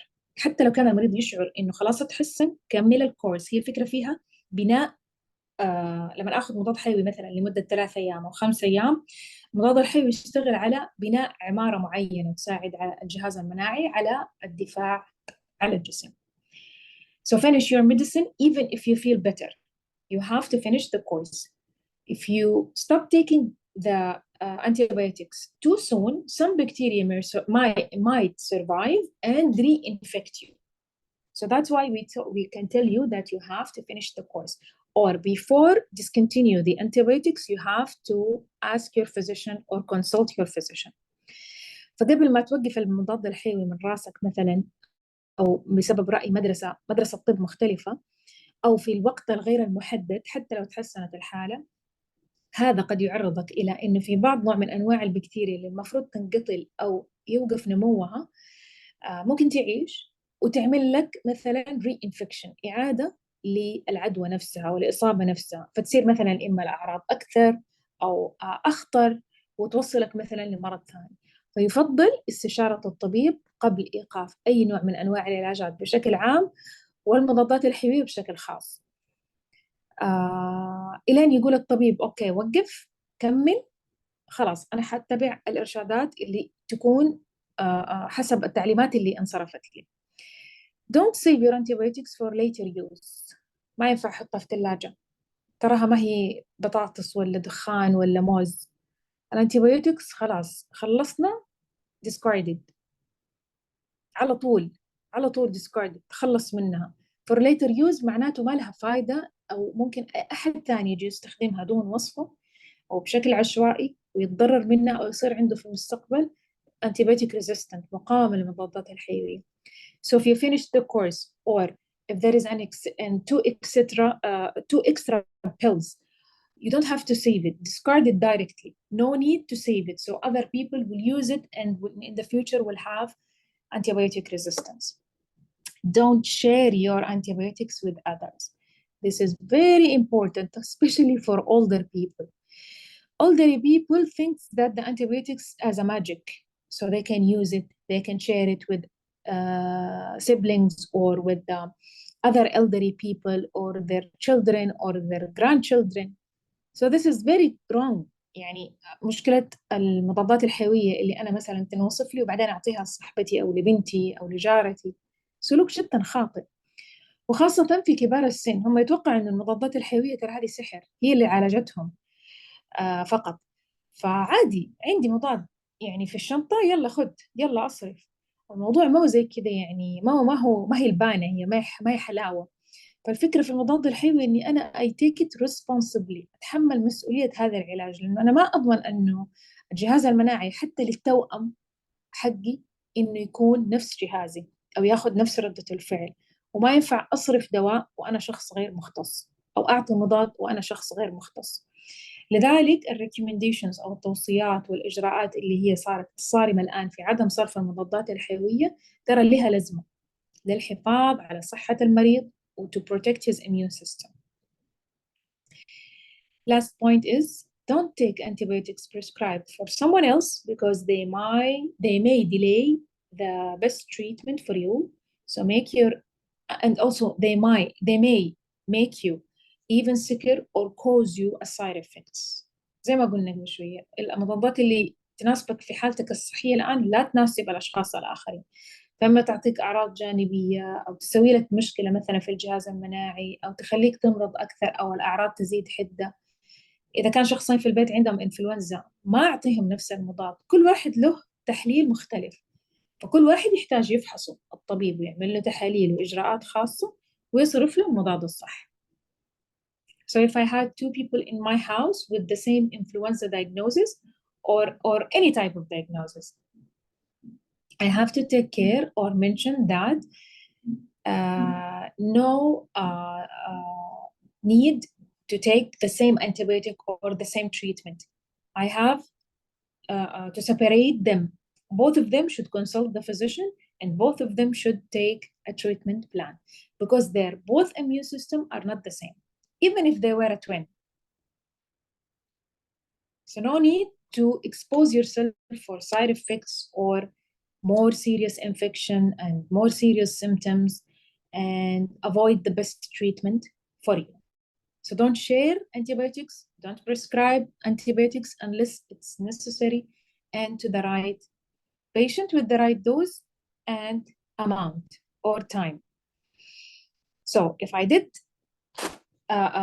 this behavior of sharing antibiotics with others or prescribing antibiotics in the wrong way or to the wrong patient with the wrong duration or time, I might expose myself to side effects. فهذه المشكلة تبع الأعراض الجانبية تبع الأنتيبيوتكس ما تظهر دون السبب، لأنه يا إما إني أنا صرفت المضاد الحيوي الخطأ أو الجرعة الخطأ أو الكمية الخطأ، أو أخذت أنتيبيوتيك أو مضاد حيوي من أمي مثلا أو من الصيدلية حقت العائلة وكذا من راسي أخذته. فممكن أنا في هذه الحالة أو هذا السن أو الوضع الصحي عرضت نفسي لآثار جانبية أنا كنت في غنى عنها، من أهمها رش اللي هو احمرار أو طفح في الجلد، ناوجيا and diarrhea، الله يكرمكم إسهال أو استفراغ، yeast infections اللي هو نوع من أنواع العدوى الفطرية. ليش؟ لأنه صار فيه مضادات فصار عندي مقاومة للمضادات، فالجسم عفن. ممكن المرحلة توصل في الأعراض الجانبية إن الجسم يعفن، الجهاز المناعي مو قادر يشتغل، ما في فرصة، ما هو قادر يتنفس يشتغل طبيعي. Also, more serious side infections include C. diff infection, which cause diarrhea, severe diarrhea, sometimes bloody diarrhea, or severe colon damage, and sometimes even death. يعني الإصابة أو العدوى بكلوستريديوم ديفيسيلي infection أو بكتيريا can cause severe bloody diarrhea اللي هي إسهال يعني دموي أو ضرر وعطل للقولون، وأيضا ممكن في بعض الحالات تؤدي إلى الوفاة. هذا بس عشان إيش؟ آثار جانبي من علاج خاطئ أو صرف مضاد حيوي خطأ. Also severe and life-threatening allergic reactions اللي هي ردود الأفعال الحساسية الحساسة، مثلا لما يكون في عندي في بعض حالات الطوارئ جانا مريض في حالة يرثى لها أكل شيء غير مناسب أو مع أخذ مضاد حيوي خطأ وتنفخت شفته وتنفخ جسمه أو صار في عنده رش أو صار في مثلا bloody pus etc. something called allergic reactions. As a side effect from some antibiotics they might be an allergic reactions. في استخدام الخاطئ أو في بعض حالات المضادات الحيوية ممكن يصير في عندي ردة فعل حساسية في الجسم.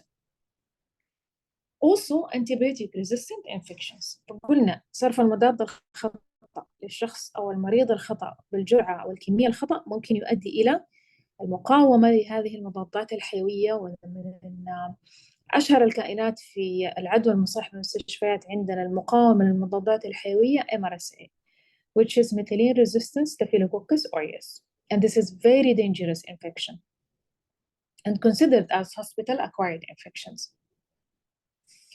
To use the antibiotics, we have to take also to follow the instructions and take some considerations and interactions. عشان أستخدم المضادات الحيوية كمان بالطريقة الصح، مو بس أتبع الإرشادات، أنتبه لبعض الاعتبارات. Which is some antibiotics are not suitable for some type of people that has certain medical problems or disability or in burn units or people or women who are pregnant or breastfeeding. فمو كل المضادات الحيوية مناسبة للحوامل أو الأشخاص اللي عندهم أمراض مزمنة أو في أقسام الحروق أو عندهم رضاعة الأطفال حديثي الولادة. مو كل المضادات الحيوية مناسبة لهم، ففي اعتبارات لازم انتبه لها بالإضافة إلى الإرشادات. Only ever take antibiotics prescribed for you and never, please never borrow them from a friend or a family member. لا تستعير ولا تشارك المضادات الحيوية الخاصة بك مع أي أحد حتى لو كانوا أبنائك. Some antibiotics do not mix well with other medicines such as the contraceptive pill and alcohol. يعني شوفي، هذه المعلومة إحنا لازم نقولها، إن في بعض المضادات الحيوية عشان لما أصرفها صح أعرف إنها هي ممكن تتضارب مع نوع علاج مثلا لمرض مزمن، وتتضارب مع الأشخاص اللي يستخدموا يعني أو يعني يشربوا الكحول، فبالتالي تكون الأعراض الجانبية حقتها مضاعفة مضاعفات. So it will be more complications, will lead to severe case or some disturbance in the immune system، وتؤدي إلى اضطراب في الجهاز المناعي أو تنميم لمدة طويلة بسبب إنه العلاج ما ناسب مع المضاد الحيوي، والسلوك تبع الشخص مثلا اللي يشرب الكحول أدى إلى تدهور حالته. لذلك نرجع نقول follow instructions، اتبع الإرشادات، واتخذ بعين الاعتبار الاعتبارات اللي موجودة مثلا في الروشتة أو الورقة اللي تجي مع المضاد الحيوي، and never use any antibiotic wasn't prescribed for you, please. And also teach your patient, teach your staff, your colleagues and patient and family. هذا دورك أنت كممارس صحي، تعلم أهلك وتعلم عائلتك وتعلم زملائك والمرضى عندك بأنه لا تستخدم مضاد حيوي لم يتم صرفه لك بناء على حالتك الصحية والتحاليل والفحوصات. And this is for your safety. Most famous antibiotics, as we know, and there are 100 of different types of antibiotics can be classified into 6 groups, 6 famous groups. Penicillins، خلينا نقول مجموعة البنسلين، مضاد البنسلين أو الأموكسيسيلين. They are treating skin infections, chest infections and urinary tract infections. تعالج التهابات أو عدوى الجهاز البولي والجهاز التنفسي وعدوى الجلد أو البشرة. Some people are sensitive and they have allergic reaction to penicillins، حنتكلم برضو عنه لاحقا. المجموعة الثانية السيفالوسبورينز، مثال عليها السيفالاكسين. They can treat sepsis and meningitis، تعالج تخثر الدم والمننجايتس اللي هو الحمى الشوكية. نمبر 3 مجموعة الأمينوغلايكوسايدز، هذه يعني أشهر المضادات الحيوية اللي إحنا بنستخدمها عندنا الآن، الجنتامايسين والتوبرامايسين for sepsis, for hearing loss, for kidney damage, ear and eye infection. عدوى الأنف والأذن اللي هي مثلا قلنا ممكن تكون قطرات أو بخاخات، وأضرار مثلا أو الكلى اللي يكون فيها مشاكل أو عطل. أيضا فقد السمع وتخثر الدم، الجنتامايسين والتوبرامايسين. Also we have 4th type or 4th group called tetracyclines antibiotics. من أمثلتها التتراسايكلين والدوكسيسايكلين واللايميسايكلين for skin conditions. That means it could be in a shape of creams and lotions etc. وهي تعالج بايف الماكرولايدز which is azithromycin and erythromycin. I think there is a missing letter، في حرف ناقص صح؟ and sorry for that. azithromycin و erythromycin هي غالبا تكون تنصرف أقل مثلا من 7 سنوات. فهي مضاد حيوي للung and chest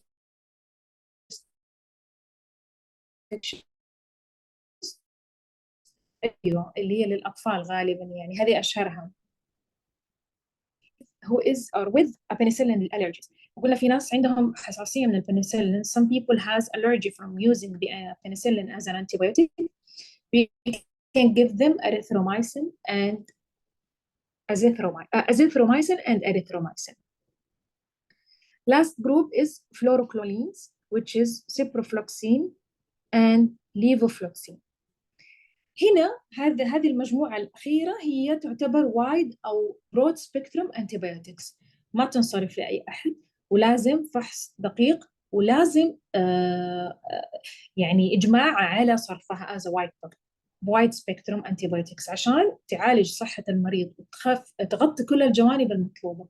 So it should be prescribed for only certain cases, and there is a voting for using a wide spectrum from 2 physicians at least, wide spectrum antibiotics to cover all the sides of the patient situation or bacterial situation. Also, we can use it for respiratory and urinary tract infections, and they are making the patient at risk of serious side effects. عشان كده ما نصرفها لأي أحد. So that's why we shouldn't prescribe it for anyone.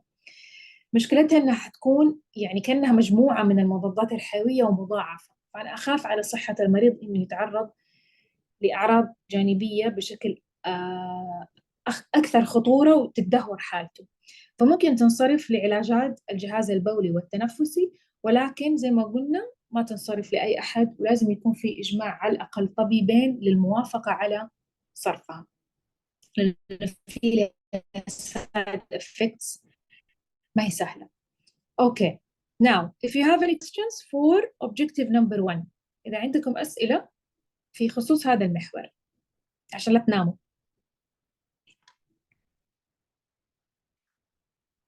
ممكن تكتبوها في الشات. يعني خلينا نقول إنه هي كانت مثلا مقدمة لاستخدام المضادات الحيوية مع بعض أنواع العدوى.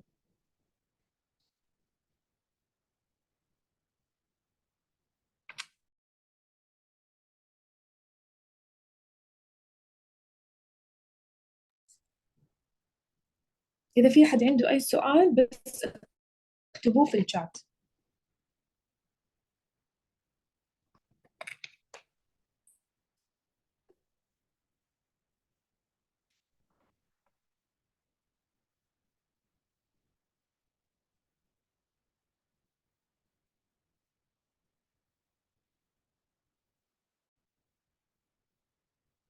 طيب خليني أنا أسألكم، أنا الآن عندي بداية التهاب حلق.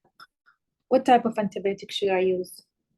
طبعا after visiting the doctor, what should I use as a sore throat or the beginning of a sore throat؟ مين معانا هنا أطباء؟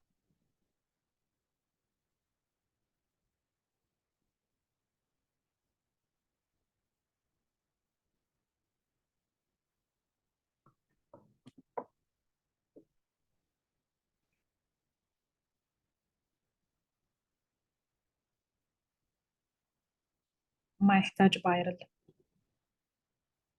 طيب what do you mean يا مس زينب أو دكتور زينب؟ عشان الأشخاص اللي معانا مثلا من جميع التخصصات الصحية الأخرى، what do you mean؟ عشان يستفيدوا بس مثلا من المعلومة.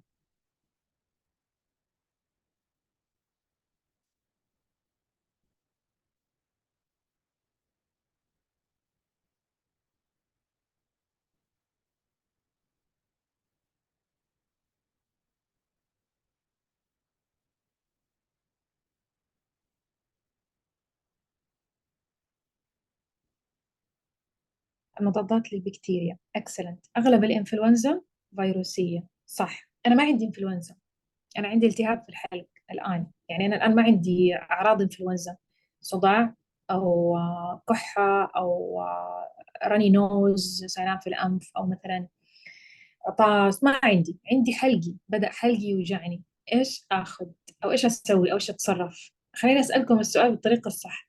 إيش التصرف الصحيح؟ دوبي أعطيتكم instructions for infection for antibiotics. إيش التصرف الصح؟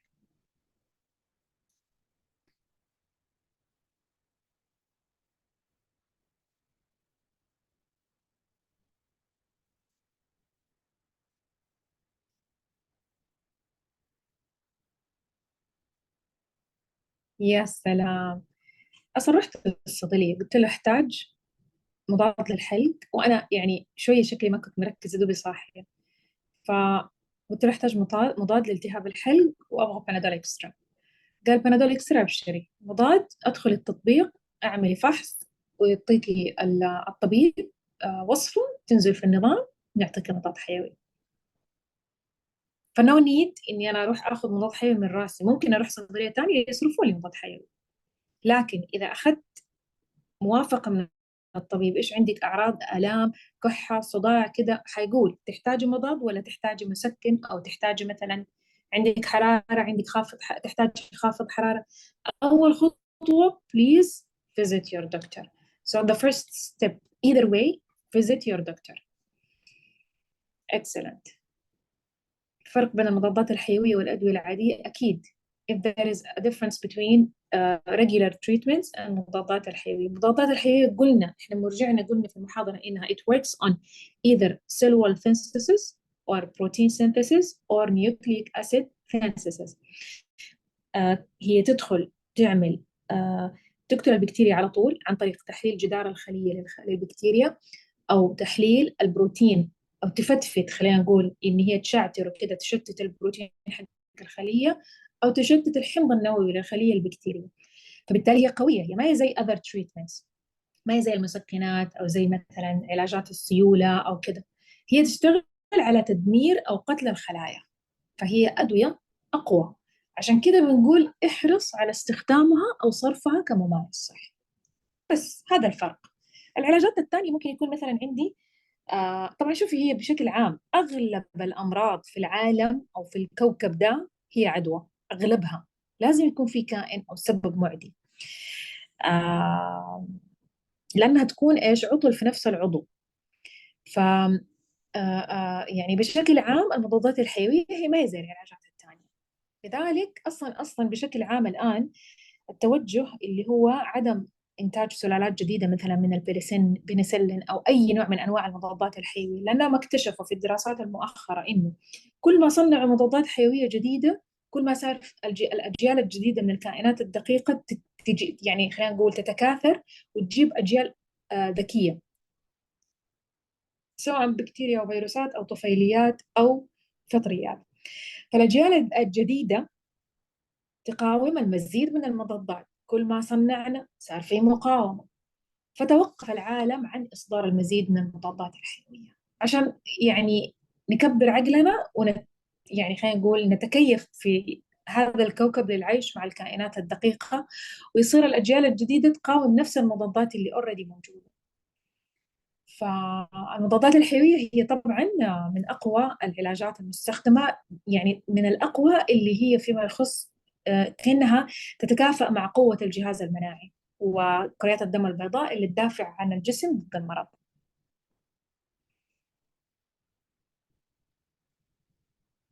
أحيانا إذا المريض يعاني من إنفلونزا وأخذ مضاد حيوي يشعر بالتحسن، يعني معناته هو احتاج مضاد حيوي. المضاد الحيوي حتى يعني لمريض الانفلونزا العادي، احنا مريض الانفلونزا قلنا البكتيريا الفيروسية، عفوا العدوى الفيروسية او اي نوع مرض فيروسي ما في له علاج مباشر، نشتغل على الاعراض. زي الانفلونزا نشتغل على الاعراض، عندك حرارة خافض حرارة، عندك التهاب في الحلق حنعطيك يا اما مثلا حبوب اللي هي حبوب المص مثلا، او إذا احتاجت الحالة نعطيك مضاد مثلا لالتهاب الحلق، أو مثلا فيروس ال HIV ما في له علاج مباشر، نشتغل فيه على الأعراض. التهاب في الصدر نعطي له مثلا علاج لالتهاب الصدر، حرارة في البشرة في الجلد نعطي له كريم أو علاج للبشرة. فحتى لو كان في مثلا أي نوع من أنواع العدوى إذا أخذنا له مضاد حيوي، المضاد الحيوي زي ما أقول لك إيش فكرته، إنه هو يدمر الخلايا البكتيرية، فيصير في مساحة في الجسم للجهاز المناعي يفعل كريات الدم البيضاء وتكمل الحرب على الكائن المعدي مع البكتيريا مع المضاد الحيوي.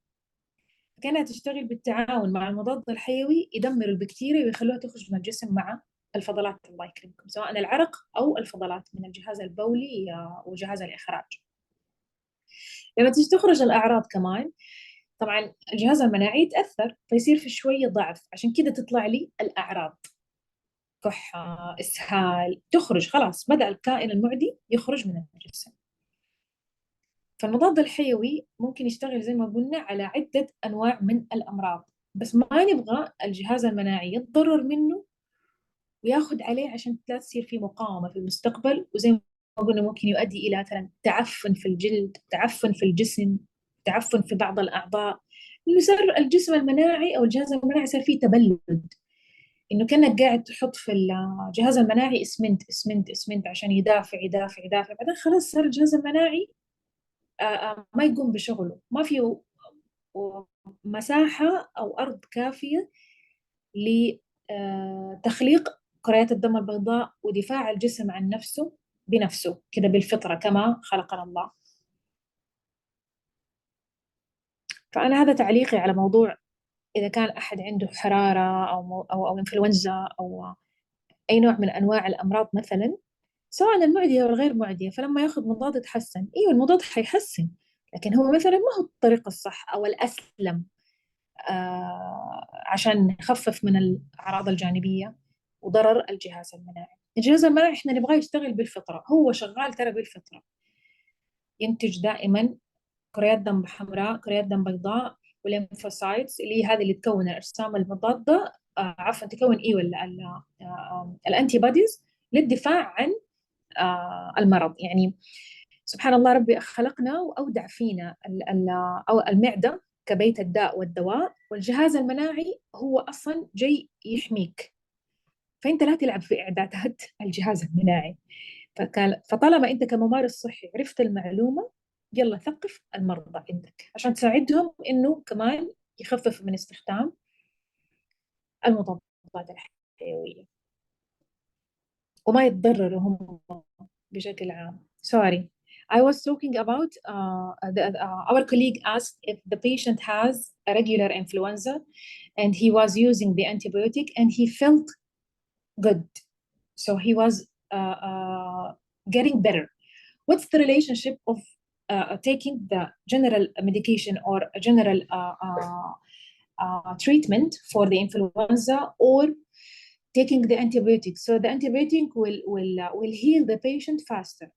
So we were talking about the tasks of the antibiotic will be combined with the immune system or the white blood cells in the immune system to fight against the influenza or any other disease. But we should use the antibiotic if it was only necessary. No need to prescribe the antibiotic or make the antibiotic a helpful tool with the immune system if the immune system can defend against this infection by itself. So the immune system is already in our body to generate red blood cells, lymphocytes, white blood cells, and they can fight against this type of infection or any type of disease.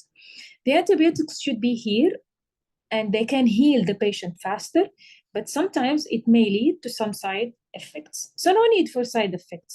We need it to heal our bodies naturally. If there is a need for extra help in the war between the infection and the immune system, we can use antibiotic. So no need for unnecessary antibiotics. And also you can notify me if I did forget talking in English and talking in Arabic sometimes. It's okay. And thank you very much. Okay. Now we will talk about the second subject, which is our objective, which is antimicrobial guidelines and surgical prophylaxis. استخدام المضادات الحيوية كإجراء وقائي قبل العمليات، واستخدام المضادات أو خلينا الإرشادات العامة لاستخدام المضادات الحيوية. Why it is important to take antibiotics only when they are needed. يا سلام, this is related to our previous question. Excellent. You should only take antibiotics when they are needed because they can cause side effects and can contribute an antibiotic resistance. يا سلام, the same answer. Antibiotic resistance happens when the bacteria change and became able to resist the effects of an antibiotic, and that means the war has begun. That means the bacteria continue to grow and generate and also create more smart generations that can fight the antibiotic and other types of antibiotic, and this procedure called antibiotic resistance. So antibiotic resistance will happen when there is a lot of, yes, it will happen. Antibiotic resistance will happen through, or if there is a lot of germs, but only a few are resistant to antibiotics, or antibiotics kill not only the germs causing your disease, but also the bacterial or the beneficial bacteria to protect your body, like normal flora or regular flora that is around this infection. The antibiotic-resistant bacteria spread and take over and lead to the patient body or current situation. And the antibiotic-resistant bacteria then pass along their resistance to other bacteria. So the body will be destroyed. The immune system will be very weak. So what to do with this situation?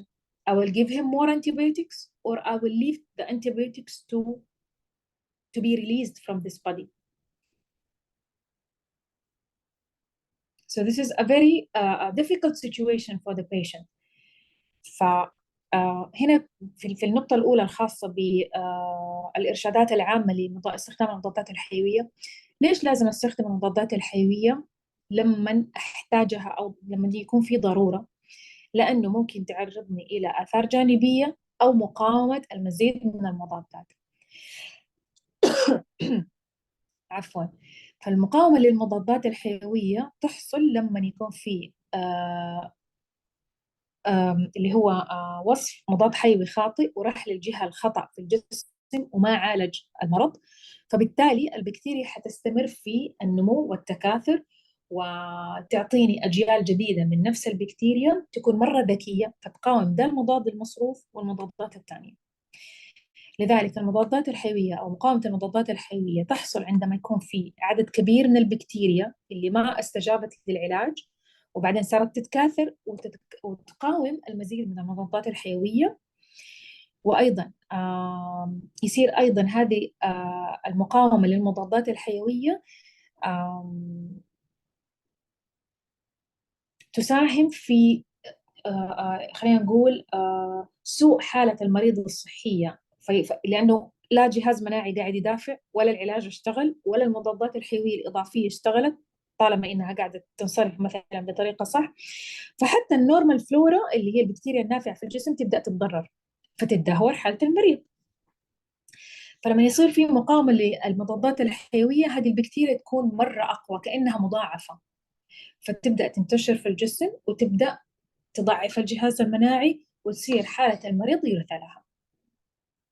And also it will lead to more resistance، فتعطيني مقاومة لمضادات حيوية ثانية أقوى وأقوى وتدهور حتى المريض يصير يعني إيش يسوي فيه الأطباء وقتها؟ يكون طبعا يحتاج استشارات أو إجماع على وجود حل ومخرج لهذا النوع من البكتيريا ومقاومة المضادات الحيوية في هذه الحالة. So that's why we do prescribe the antibiotics only when needed. Also, antimicrobial resistant cold, or it's about a number of infections caused by bacteria or antimicrobial resistance, and there are resistant to commonly used antimicrobial increasing worldwide. يعني هذا موضوع ما هو موجود عندنا بس فقط، لا هو حول العالم. عشان كده قلنا توقفوا عن إنتاج المزيد من المضادات الحيوية، لأن الأجيال الجديدة من الكائنات الدقيقة قاعدة تيجي ذكية فبتقاوم كل ما خلقنا، بتقاوم. هو طبعا هذا جزء أصلا من طبيعة الحياة، هذه سنة الحياة أو سنة الكون، لكن إحنا خلينا نسبق الخطوة تبع إن إحنا نصير مرة أذكياء ونجيب مضادات جديدة. خلاص وقف هذا الإنتاج. So that's why it's a worldwide situation, and now we stopped creating more new antibiotics because the microorganisms are producing a smarter generations that can fight or resist more antibiotics. These smart generations, they can exchange genetic informations in three ways called conjugation, transduction, and transformation.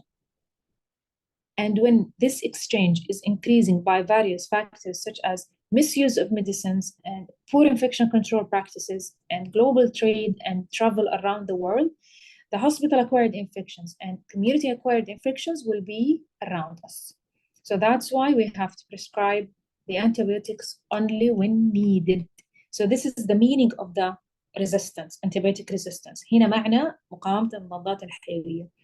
لما أصرفها بالطريقة الخطأ وما يكون في ممارسات صحيحة من لقطع العدوى أو مكافحة العدوى، ومع السفر الدولي والاتجاهات العالمية للسفر والناس، حيصير في عندي عدوى مصاحبة للمستشفيات وعدوى مصاحبة للمجتمع بسبب مقاومة المضادات الحيوية.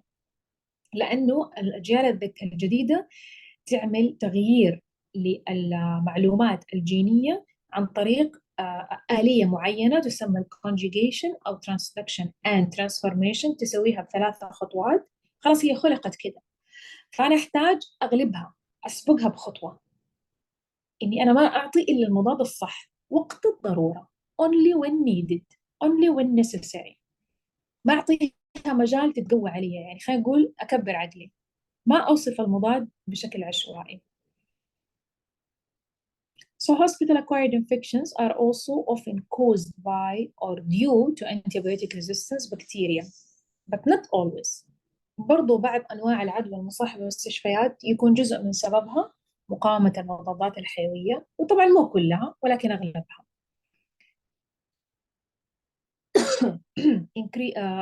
In severely antibiotic-resistant bacteria, including multi-drug resistant types, are not only responsible for hospital-acquired infections, but also are responsible for infections in outpatients and found as a part of the flora of healthy individuals and in pet animals and in the environment in general.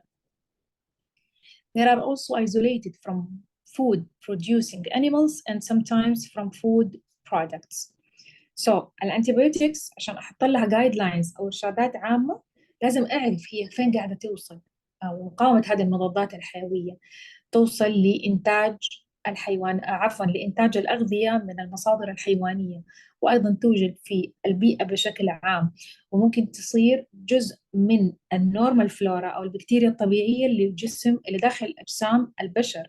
فبالتالي انا ما ابغى اعرض الجسم للمزيد من الخطر او المزيد من مقاومة المضادات أو التبلد تجاه الاستجابة للعلاج. فلازم أحرص على تقنين استخدام وصرف المضادات الحيوية، لأنه جزء مهم من الوقاية. Why? Because it's a prevention measure and it's very necessary as a prevention measure. In general, in hospital-acquired infections, people at the pharmacy or physicians or nurses or microbiology or infection control know what type of hospital-acquired infections, and they know the lab results that might or susceptible to be around hospital-acquired infections, including, as I said before, methicillin-resistant Staphylococcus aureus, MRSA, or vancomycin-resistant enterococci. It's a type of bacteria called enterococci is resistant against vancomycin antibiotic. Also CPE, which is a carbapenemase producing the enterobacteriaceae, they are resistant to meropenem, imipenem, etc. These type of antibiotics. And extended spectrum beta-lactamase, ESBL. So people in the microbiology lab or pharmacists know these types of microorganisms that is resistant to some type of antibiotic. فالأشخاص في المختبرات والصيدلة أو الأطباء والتمريض ومكافحة العدوى يكونوا عارفين أغلب الكائنات الدقيقة اللي تسبب مقاومة أو حساسية it might be resistant or sensitive to some antibiotics للمضادات الحيوية. من أشهرها MRSA, VRE, CPE و ESBL. يعني هي أغلبها تكون إشيريشيا كولاي most of it إشيريشيا كولاي Pseudomonas aeruginosa, Klebsiella pneumonia, Cenotobacter species,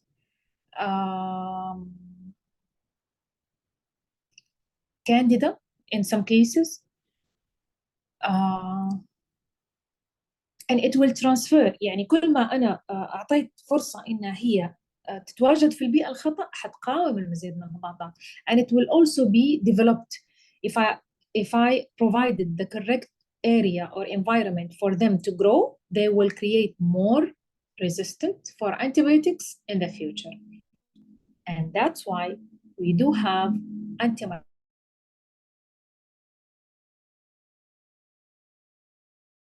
resistant bacteria poses a threat to the continued use of antibiotics in the wrong way to treat bacterial infections. And that's why the overuse of, and misuse of antibiotics has been identified as a significant driver in the emergence of resistance. So antimicrobial stewardship programs in our hospitals promote, or the vision of the antimicrobial stewardship programs in our hospitals, working on prescribing the right antibiotic to the right patient with the right duration and dose. And you, as a healthcare provider, you should prescribe, or sorry, you should recommend this to everyone, or be an example, or be a role model of not taking any type of medication or antibiotics. فلذلك عندنا برامج اللي هي الانتيميكروبيال ستيوردشيب في بالتعاون مع مكافحة العدوى والصيدلة والإدارة، وتقريبا يعني التمريض والأطباء، اللي هو تقنية صرف المضادات الحيوية وصرفها للمريض الصح بالطريقة الصح، اللي هي بالجرعة والكمية أو المدة الصحيحة. وهذا كله يعتمد it depends only on correct diagnosis. That means I have to screen very well, to take samples as needed, and fix, or let's say review the medical history of the patient and his immune system status, and check the vital signs. لازم أراجع أعراض المريض وتاريخه المرضي وجهازه المناعي وإذا عنده حساسية، وأشخصه بالطريقة الصح، وبناء على ذلك أصرف له العلاج الصح. Either he needs antibiotic or he doesn't need antibiotics.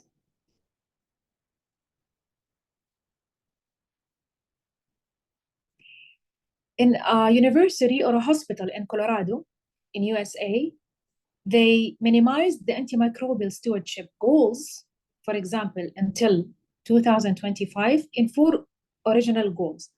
We have to prevent urinary tract infection and SSI, SSTI. فعندهم something كده developed. So they have to implement the reach of 75% adherence to facilities specific treatment guidelines for common indications by 2025. So the result will be focusing on appropriate duration of therapy and de-escalation, meaning I will not, if I had a UTI, urinary tract infection in my hospital, I will prescribe, for example, only 2 types of antibiotics. And I will focus on following up the situation of each patient. And I will decide in the next year or in the next vision or a plan, what happened. I will plan what should I do. Should I avoid this? Should I continue this, etc. So this is an example of goals to antimicrobial stewardship. في مستشفى في كولورادو في الولايات المتحدة الأمريكية حطوا مثلا مثال على الانتيميكروبيال stewardship goal، أهداف هذا البرنامج، بحيث إنه إذا كان عندي في المستشفى عدوى مصاحبة للقصرة البولية، حستخدم 1 2 3 أو فقط نوعين من المضادات الحيوية، وحستمر على هذا التعميم أو الإرشاد لمدة 2 سنين، وأشوف النتائج وأتابع كل مريض في حالته الصحية، إيش حصل له، إيش كيف استجاب للعلاج، أو تدهورت حالته، أو رجع دخل المستشفى وصار عنده نفس الالتهاب مرة ثانية، وهكذا. فطبعا متابعة مسار أو تطور استخدام المضاد الحيوي أو تجاهل المضاد الحيوي إلا في الضرورة يحتاج برامج تكون مدروسة من الأشخاص اللي متخصصين في هذا المجال طبعا، أو related to this major، اللي يكون هم يعني من أهل هذا التخصص، أو ضروري يحافظوا على تقنين استخدام المضادات الحيوية. So I can use it. For example, also the second objective أو second element in this goal، فهم يقدروا يستخدموها، they can use it، يقدروا يستخدموها لتحقيق هدف سلامة المريض. They can use it for patient goal safety. Second element in this goals, for example, it's anti-MRSA antibiotic. يعني هم صار عندهم antibiotics for MRSA، إيش استخدم لها؟ So either empiric or direct or regular or prophylaxis antibiotic. So this is only an example to review. Now we will talk about antibiotics as prophylaxis، يعني كإجراء وقائي. أنا ليش أحتاج أستخدم المضادات الحيوية كإجراء وقائي؟ So as prophylaxis means before. Prophylaxis means before. Okay?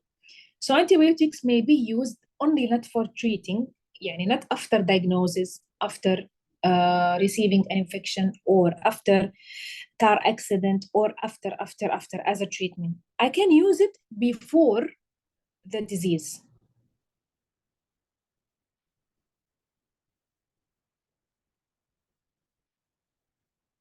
Okay? So antibiotics may be used to treat bacterial infection that are unlikely to clear up without antibiotics, or could infect others and could take long time to clear without treatment, and carry a risk for infections, carry a risk of more serious complications. So people at high risk of receiving the infection may also be given antibiotics as precaution measure called antibiotic prophylaxis.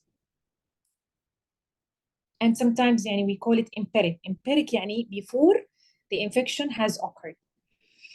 So المضادات الحيوية نستخدمها لعلاج العدوى البكتيرية إذا كان ضروري. أول شيء يعني ما في علاج تتحسن في حالة المريض إلا إذا استخدمنا مضادات حيوية، أو أمراض وعدوى قد تنتقل إلى الآخرين أو أفراد العائلة أو مرضى منومين في الأقسام الجانبية، أو علاج قد يطول مدته فأنا أختصر الوقت وأعطيه أنتيبيوتيك أو مضاد حيوي، أو عدوى ومرض أو عدوى بكتيرية ممكن تعطيني مضاعفات سريعة للمريض، فقوم أعطي له أنتيبيوتيك أموت البكتيريا حقت العدوى أو أثبط نموها.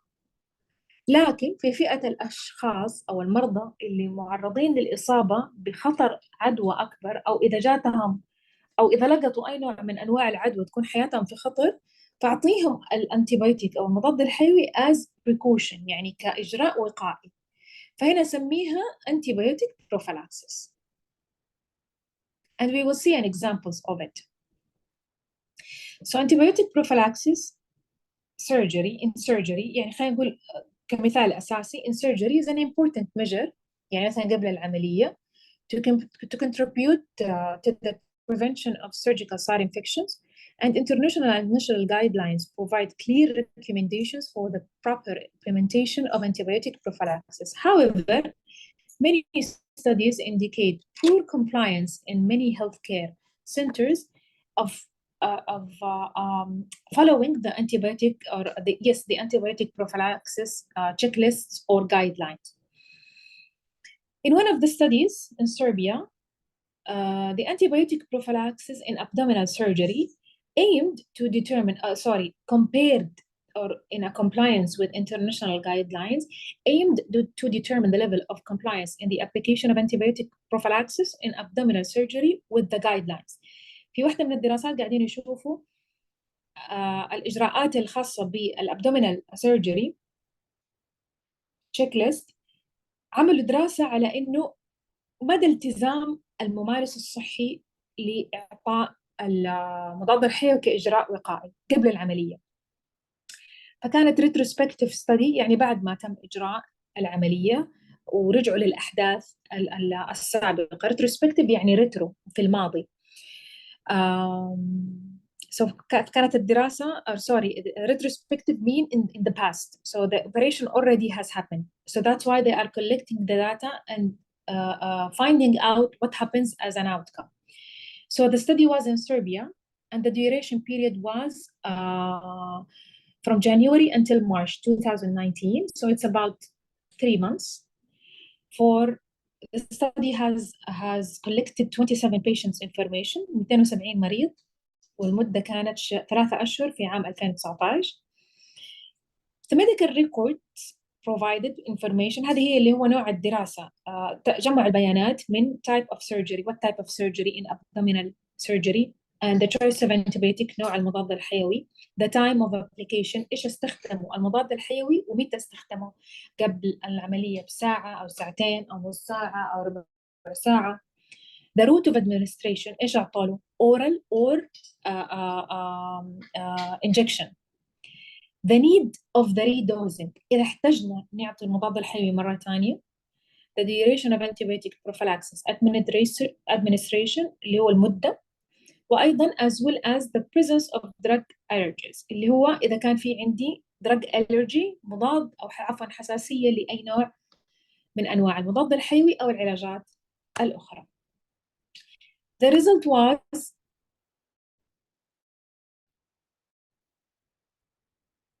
(270 patients were operated in the clinical of digestive surgery in the same hospital and 84.1% received antibiotic prophylaxis.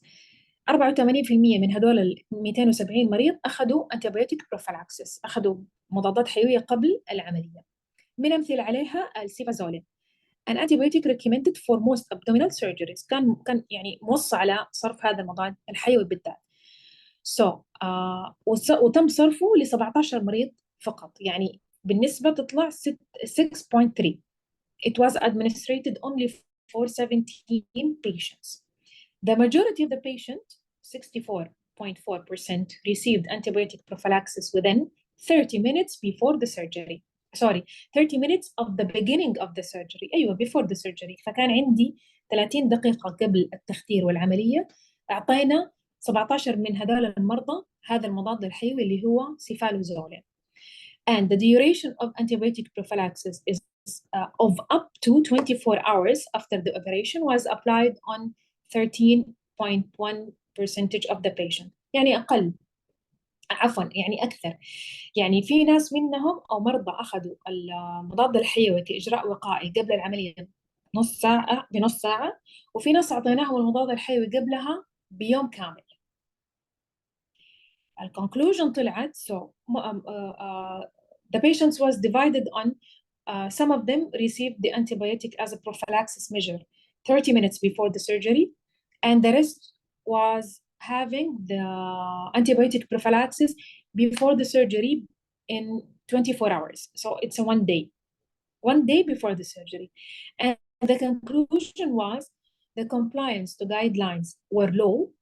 Why? Because it should be administered in a different way, for example, while full compliance with the recommendations for antibiotic prophylaxis was achieved only with regards to the route of antibiotic administration. يعني الامتثال الصح لإعطاء المضاد الحيوي كإجراء وقائي كان يعتمد على route of antibiotic administration اللي هو صرف المضاد الحيوي في الوقت المناسب فأعطاني نتائج أفضل. بس كده بكل اختصار.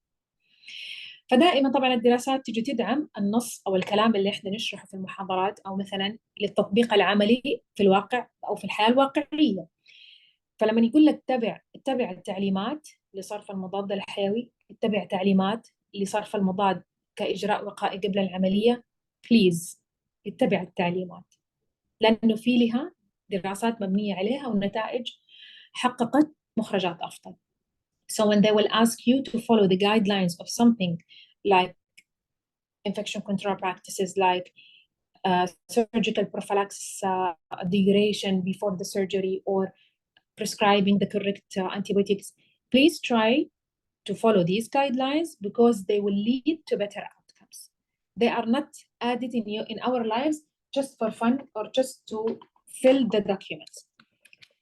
Why? Because there is an evidence-based information and studies has proved that these guidelines are correct for the patient safety.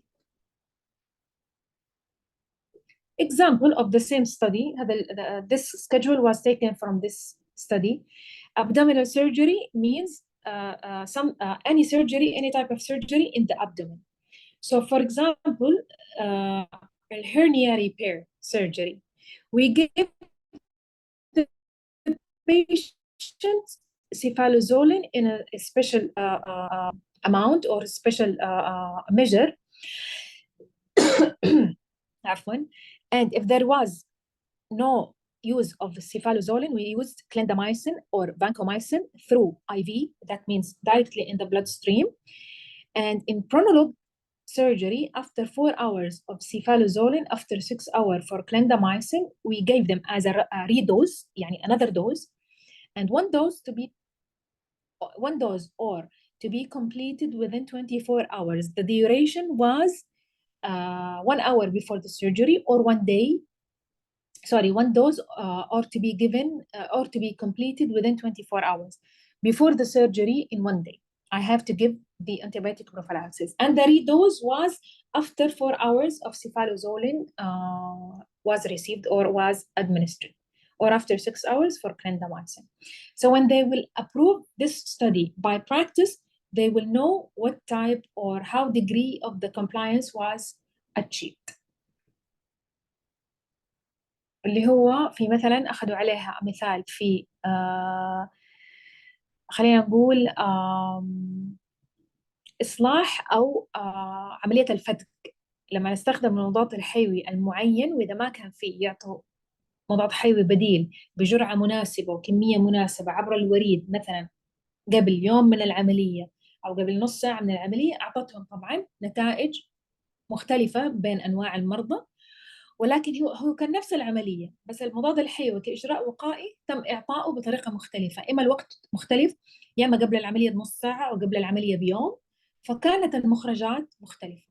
وأيضا إعطاء الجرعة الإضافية اللي هي الريدوزنج، إني أنا أصرفه مرة ثانية، يكون أيضا يعني حسب الدراسة والنتائج اللي طلعت بناء على إيش حصل مع المريض خلال العملية.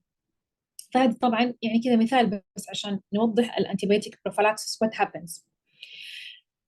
So the surgical prophylaxis in general, what are the guidelines for surgical prophylaxis؟ إيش هي الإجراءات الصحيحة والاتباع أو التعليمات اللي أحتاج أحطها موضحة قبل إعطاء المضاد الحيوي كإجراء وقائي. First of all, choice of antibiotic. كيف أختار المضاد الحيوي الصح؟ بناء على إيش؟ So choices of antibiotic based upon surgical procedure, and consider the addition of vancomycin or clindamycin for patients known to be colonized with MRSA. ففي بعض التعليمات أحتاج أوضحها كإجراء وقائي إذا عندي مريض عنده أصلاً colonization أو استعمار ل MRSA. أعطيهم vancomycin or clindamycin 2 hours before the surgery. So it's the choice of the antibiotic، اختيار المضاد الحيوي يعتمد على إيش نوع العملية كمرحلة أو خطوة أولية. ما أقدر أصرف أي نوع من أنواع المضاد الحيوي كإجراء وقائي قبل العملية يعني كده بس بشكل عشوائي. لازم أعرف شو العملية، عملية فداك، عملية استئصال، عملية ولادة، عملية إزالة ورم etc. So either if the surgery was hernia, repairing hernia أو delivery for a baby or removing a tumor etc. Also, it depends on dose of antibiotics. جرعة المضاد الحيوي. For dosing and redosing guidelines, we recommend weight-based dosing of both cephalosporin and vancomycin. Cephalosporin should be administered every 4 hours, clindamycin every 8 hours. Vancomycin do not require redosing لأنه أساساً لوحده قوي and given its long half-life. So, and also aminoglycosides and vancomycin should not be redosed in this setting. يعني بشكل عام أغلب العالم before any type of surgery ما يخرجوا عن مثلا مجموعة محددة من المضادات الحيوية بجرعات معينة. عفوا أيوة بجرعات معينة، فيكون غالبا يعتمد على وزن المريض، ويعتمد على طبيب التخدير لما يفحصوا قبل العملية إيش يعطي تعليمات مثلا، أو يسألوا ويعرف إيش تاريخه المرضي أو إذا حصل عنده مضاعفات بسبب التخدير. لذلك أنا لما أعطي المضاد الحيوي كإجراء وقائي لازم يكون في تعليمات واضحة، مثلا أعطي له المضاد الحيوي قبلها بساعة أو ب4 ساعات، وأرجع أصرف وأعطي له بعد العملية بساعة أو ب4 ساعات أو 8 ساعات according to بناء على نفس نوع المضاد الحيوي اللي يكون ينصرف بناء على نوع العملية. في بعض أنواع المضادات الحيوية تنصرف كإجراء وقائي قبل العملية وما يحتاج نعطيله مضاد حيوي بعد العملية. من أمثلتها الفانكومايسين والأمينوغلوكوسايدز، لأنها هي أساسا مضادات مرة قوية، فتعمل بناء عمارة في الجهاز المناعي كده من أول وجديد، فما يحتاج أعطيله جرعة ثانية. Number 3, timing of the pre-operative antibiotic use. So guidelines recommend the pre-operative antibiotics be administered 60 minutes before the surgery. Pre-operative antibiotics should reach acceptable tissue concentration prior to the incision time in order to be effective, زي الفانكومايسين مثلا أو الكليندامايسين. Cefalozolin should be given 30 minutes before the incision، قبل ما نفتح الجلد على طول أعطيله، قبل التخدير كده بشكل عام، قبل العملية بنص ساعة أعطيله Cefalozolin مثلا. Exceeds the minimum concentration needed. Because vancomycin and fluorochlorin زي ما قلنا قوية require a prolonged infusion time period to avoid intolerance, especially at higher doses, guidelines recommended that vancomycin infusion may be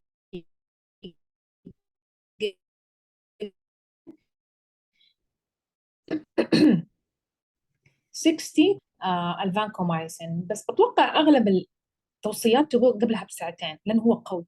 So its long half-life makes this acceptable. Number 4, the duration of post-operative antibiotics. كمان إيش أعطي مضاد حيوي بعد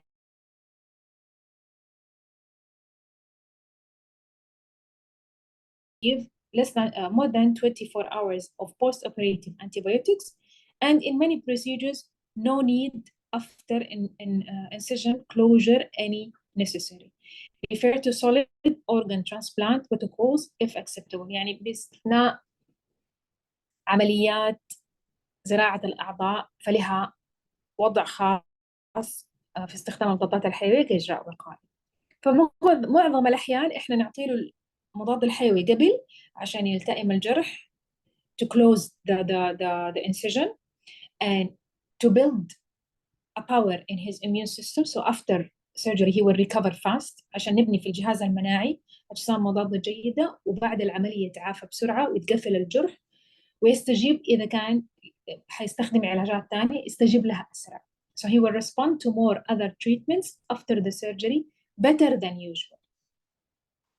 So I hope that this also point is clear for you. So if you have any questions, I'm ready for you. You can ask now.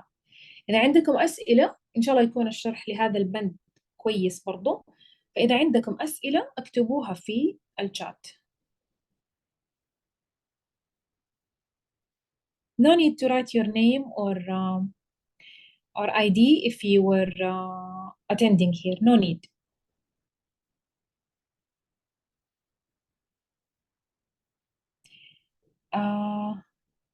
Pus or adhesion not recommended post on antibiotic. يعني حتى لو مع المرض. بس write your question يا زينب clearly either in Arabic or in English.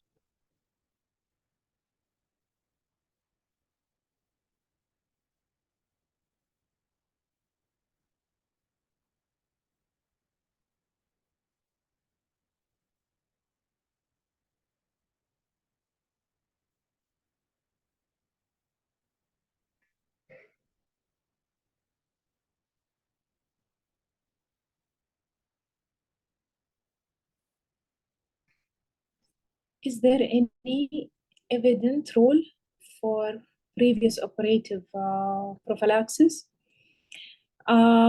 Please clarify your question, يا دعاء. What is the safest antibiotic for pregnant women in dental clinic? As I said in the early of the lecture, كيف أعرف إنه هذا المضاد الأفضل للمرأة مثلا الحامل؟ إحنا قلنا we have to take consideration for pregnant women، لازم يكون في اعتبارات.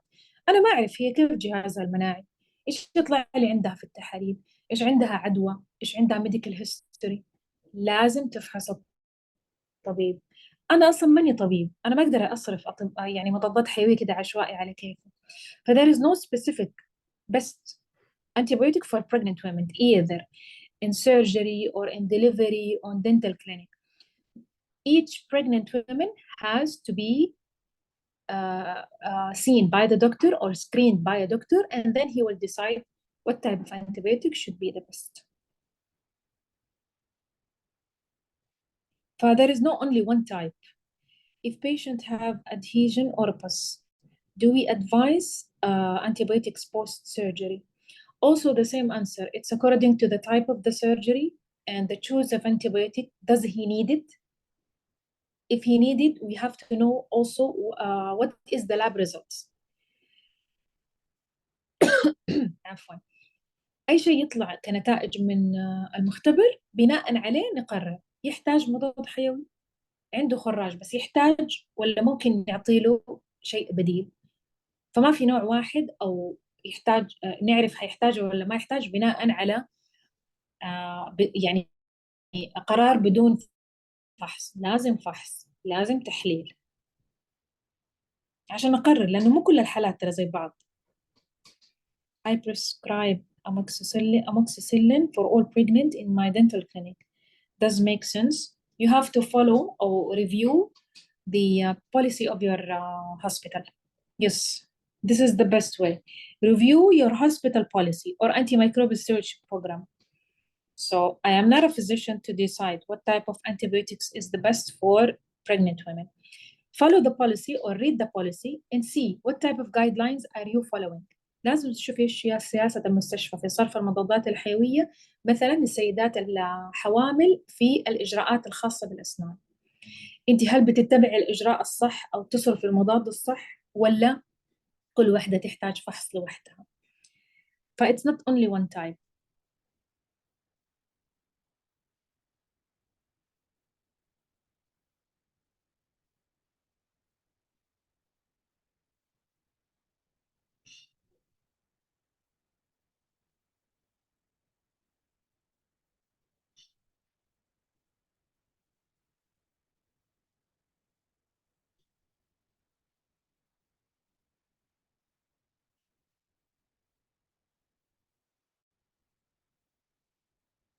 أنا ما أقدر مثلا أصرف بس أموكسيسيلين لكل المرضى الحوامل. يمكن في واحدة عندها حساسية، يمكن في واحدة ما يوافقها المضاد الحيوي. So it's not only يعني either makes sense or only one type. I'm not sure of her immune system. يمكن عندها hepatitis B, hepatitis C، يمكن عندها يعني مثلا chronic disease, other chronic disease. So I'm not sure. We have to follow the guidelines. الguidelines تقول please visit the doctor. He will screen you very well. كمان عشان يعني مو أتخلى عن المسؤولية، لا عشان أعالجها صح. ما إحنا قلنا الأنتي ميكروبيال stewardship تقول لك diagnose صح. You should give the right or the correct diagnosis, and as an outcome for the right diagnosis, I have to prescribe the right antibiotic to the right patient. وخاصة لما تكون حامل، يعني وضعها مختلف تماماً عن أي شخص تاني سواء صحته كويسة أو لسه منوم عندي. I have to take care يعني especially in pregnant women. أحرص على إنه أقلل أنواع الخطر لها يعني وللبيبي بأي طريقة. أول شيء تروح تفحص تحلل، يقول لك 1 2 3، يمكن ما تحتاج أنتيبيوتيك. زي موضوع التطعيم either يعني نفس الشيء vaccination situation for pregnant women. What type of pregnant women should receive COVID-19 vaccine or influenza vaccine? They have to make screening. They have to be seen by the physician. And according to lab results and screens, they will decide. Maybe she is excluded from the vaccine. She don't need the vaccine. So each patient has a special situation. كل مريض له حالة خاصة. نفس التطعيم كنت أقول إنه مو كل السيدات الحوامل مناسب لهم التطعيم. واحدة عندها مثلا حساسية، عندها ردة فعل حساسية، وهي واحدة عندها أزمة، في واحدة عندها أصلا مرض معدي، أو عندها عفوا مرض مزمن، أو في شيء من السيدات عندهم زي ما قلنا مثلا حساسية للبنسلين، أو عندها مثلا حالة خاصة disabled، إعاقة خاصة، ما ينفع أصرف النوع واحد للكل. ولذلك هناك العديد من أنواع المضادات الحيوية، اللي ما يناسب هذا يناسب الشخص الثاني، وهكذا. فالتشخيص الصح يعتمد على موضوع الطبيب نفسه يعني، والفحوصات والتحاليل المطلوبة. فهنا وقتها أنا أتأكد إنه هذا الطبيب أساسا قاعد يشتغل صح. عشان كده one of the instructions, please don't borrow or share your antibiotics with others. What fits you doesn't fit me, or what's good for your immune system is not good for me. So that take care of this point. حتى لو كان one of your family members.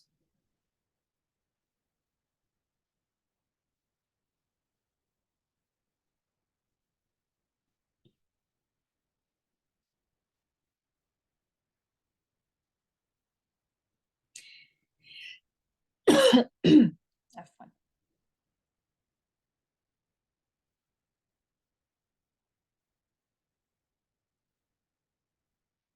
If you have other questions, إذا عندكم أسئلة ثانية.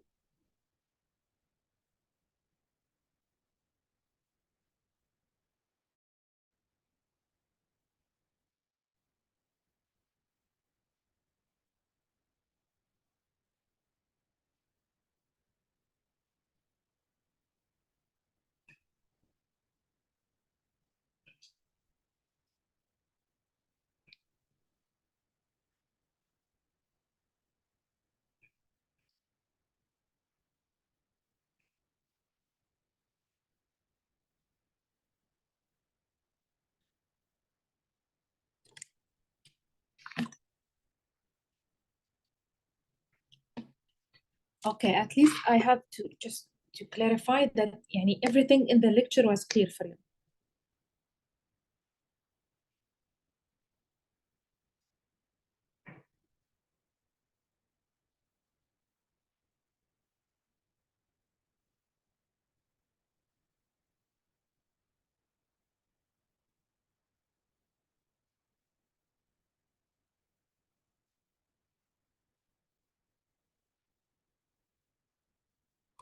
Okay, excellent.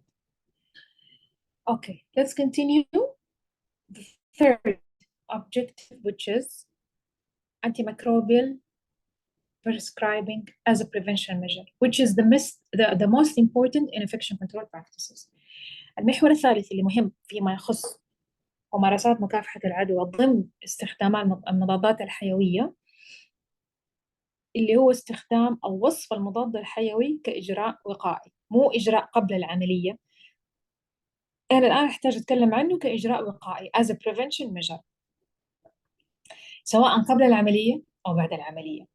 أحتاج a team to work with me، الطبيب مع التمريض مع المريض نفسه، ومع أخصائي مثلا أو ممارس مكافحة العدوى، و someone from the lab and someone from the pharmacy، من المختبر ومن الصيدلية، وشخص مختص في الأمراض المعدية، عشان أنا أعرف أصرف المضاد الحيوي كإجراء وقائي بشكل عام. But it's not only one member. I need pharmacists and nursing and physicians and the same patient and infection control, and someone from the lab, and someone is expert in infectious disease, either a consultant or a specialist or etc. So it's a team. It's not only one member who will decide to prescribe the antibiotic as a prevention measure. There are multiple benefits of appropriate antimicrobial prescribing, which is it has a direct impact on clinical outcomes, avoid adverse effects and side effects. It is a cost-effective procedure, and it helps to prevent the emergence of resistance for antibiotics. Because again, when I will prescribe the correct antibiotic, I will avoid resistance and more severe conditions. And similarly, the prescription of prophylaxis antibiotic to prevent surgical site infections, despite being commonly accepted, is suboptimal. Factors that that may explain suboptimal use are related to the absence of well-defined protocols, poor knowledge of prophylactic protocols, miscommunication or disagreement between physicians, and logistical problems and the lack of audits. That's why it's responsibility. And this also reflects on the elements related to inappropriate prescribing of antibiotic and their empirical, directed or prophylactic use. What does that mean? It means when I will follow the guidelines and make the correct diagnosis as much as I can, and I will use the correct antibiotic, I will have better outcomes and I will avoid deterioration of the patient. I will balance the cost-effective behavior or element in giving or receiving the healthcare services for the patient. And it will help me to prevent the antibiotic resistance. So when I will not follow the guidelines, on the opposite side, I will not follow the guidelines, that means I'm ignoring the protocols. I don't know enough about a prophylactic protocols. I will reflect with other physicians, or each physician should decide what type of antibiotic should we use according to their medical school. And so there will be no supervisionary on what type of antibiotics we should prescribe, or there is no good communication between the staff of, or the committee staff, the committee members of antimicrobial stewardship. So here, the hospital or the healthcare settings will be collapsed. So there is no agreement of working together or communicating very well. And in the other side, so there will be inappropriate prescribing for antibiotic in all situations as a prevention measure before and after, during. What do we mean about empirical, directed, or prophylactic use? I can say about prophylactic use, as we said before. Prophylactic means before the surgery, before the infection will happen. So antibiotics will be used as a prevention measure, and it depends on the selection of the antibiotic. When we know the pathogen, when we know that this patient might receive hepatitis C or might receive hepatitis B, I will give him the vaccine of hepatitis B. So this is prophylaxis measure. Prophylaxis mean before. When I will know that this patient might have a very big wound in the incision of the surgeon, I will give him vancomycin as a powerful antibiotic prophylaxis to heal faster, to close the wound, and to build a good antibodies in his immunity, and he will avoid using antibiotics after the surgery, etc. Prophylactic means before it happens, before the surgery or before the infection will happen. What do we mean by empirical? Empirical, it's about knowing what type of infection we do have, but we don't know what type of symptoms, what we are expecting. Or we don't know the pathogens in some cases. So I will give him an antibiotic, could be flexible or has a wide solutions for treating most of the microorganisms. This is called empirical. Unless we receive the lab result and confirm what type of antibiotic I should give, or unless we have clear vital signs. So that's why I know what type of antibiotic I will use. Okay, what about directed? Directed antibiotic use, that means I know the pathogen and I know the lab result, and I know what will happen with this patient. I suspect what will happen with the patient. So it depends on the selection of what type of antibiotic I will use. Directed, a clear diagnosis, a clear treatment. So I hope it's very clear for you. فهنا كنا نتكلم على موضوع الفوائد، بناء الفوائد أو المخرجات الخاصة بموضوع صرف المضادات الحيوية الصحيح أو اللائق.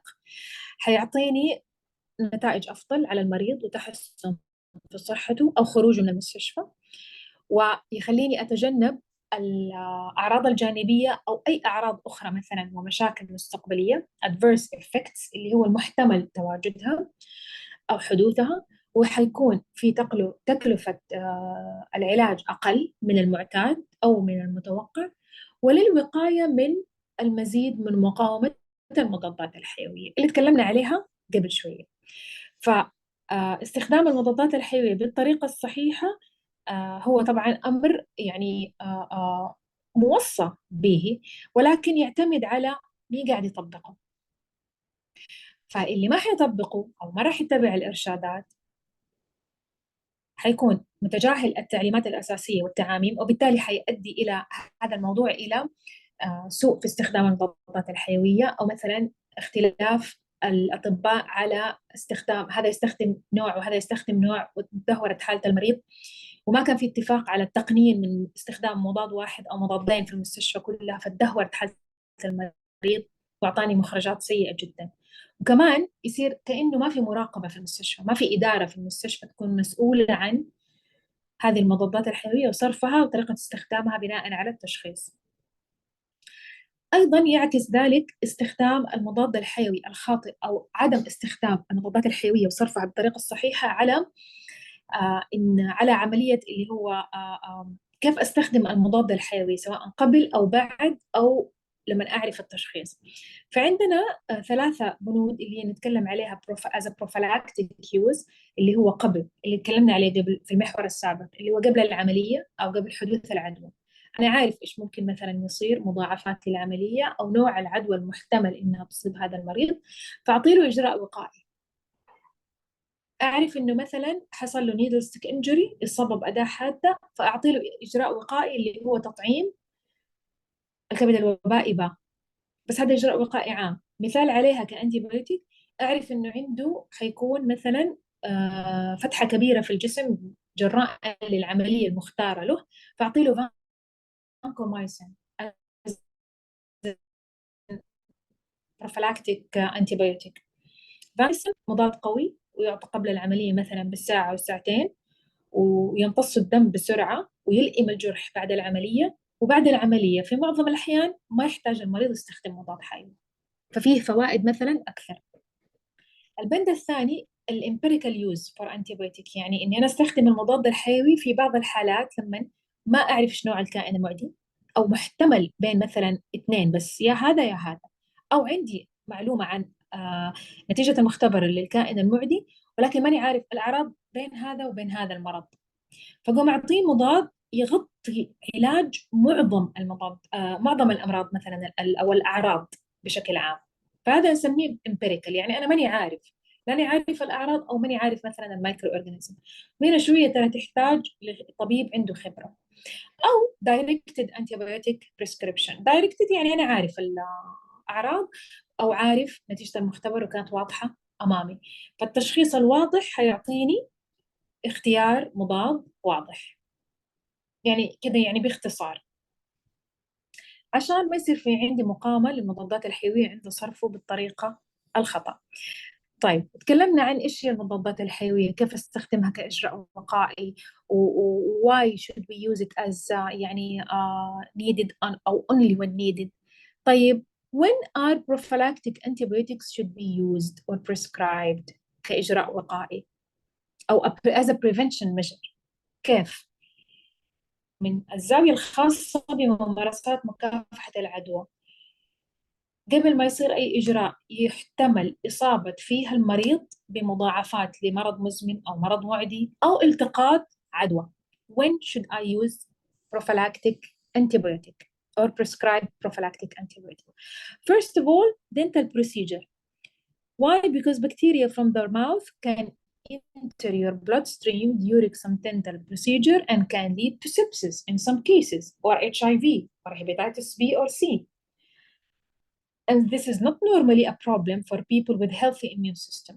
Yes, it's a problem for immunocompromised patients. And they can easily fight off many infections. So people with certain conditions are more likely to develop infections through dental procedures who have artificial heart valve or heart valve required a prosthetic material, or a heart transplant with a valve problem, congenital heart problems, or history of infective carditis, which is a heart or type of serious heart infection condition. I have to give him prophylactic antibiotic before، أو خلينا نقول قبل بعض الإجراءات الخاصة بالأسنان، لأنه من الإجراء الخاص بالأسنان سواء خلع ضرس أو ضرب أو سحب عصب أو كذا وكذا وكذا، ممكن تنتقل خلال الإجراءات الخاصة بالأسنان البكتيريا إلى مجرى الدم وتسبب لي مضاعفات أو أمراض خطيرة. والأشخاص اللي يكونوا جهازهم المناعي على الأقل متوازن أو سليم ما يكونوا في الفئة الأكثر عرضة للخطر، لكن الأشخاص اللي عندهم حالات خاصة بضعف عضلة القلب، اضطراب النبض، أو أصلا previous يعني إصابة مسبقة ل infective carditis اللي هو مثلا العدوى الخاصة بالقلب، ممكن تدهور حالتهم سريعا وتصل فيها إلى الوفاة. أو أشخاص تم زراعة قلب في أجسادهم فيكون معرضين للإصابة بالعدوى، فجهازهم أساساً المناعي ضعيف شوية. فأنا كمان قبل ما يصير هذا التدهور في حالة المريض أحتاج أعطيله مضاد حيوي as a prophylactic measure أو prevention measure، إجراء وقائي قبل هذه الإجراءات الخاصة بالأسنان. Also in some surgeries زي ما قلنا كمان في المحور السابق، في بعض أنواع العمليات neurosurgery, hysterectomy or organ transplant, knee replacement, pacemaker الجهاز الخاص بالقلب أو اللي يدعم نبضات القلب. Some types of surgery have a high risk infection or might be susceptible for high infections. So your doctor will probably give you a prophylactic antibiotic if you have surgeries like head or neck cancer surgery or neurosurgery, which is surgery of on your brain or spine. Surgeries to place a device inside you like pacemaker, or hysterectomy, which is a removal of your uterus, and some orthopedic surgeries such as hip or knee replacement, heart surgery, or organ transplant. So some types of also removing the tumor, removing part of the kidney, or removing part of the liver, or exchanging kidney with others. All of these type of surgeries needs to be prophylactic antibiotics prescribed for the patient before the surgery عشان أحمي المريض من مضاعفات العملية وإغلاق الجرح بالطريقة الصحيحة وبناء أجسام مضادة كافية في الجهاز المناعي. أعطيه المضادات الحيوية قبل هذه العمليات كإجراء وقائي، اللي هي العمليات الخاصة بجراحة الرقبة والرأس اللي يكون عندهم سرطان عافانا الله وإياكم فيها، أو الجراحات اللي هي في الجهاز العصبي في الدماغ أو العمود الفقري. الجراحات الأكثر جدية اللي يكون فيها مثلا زراعة جهاز يعمل على تنظيم اضطرابات ونبضات القلب.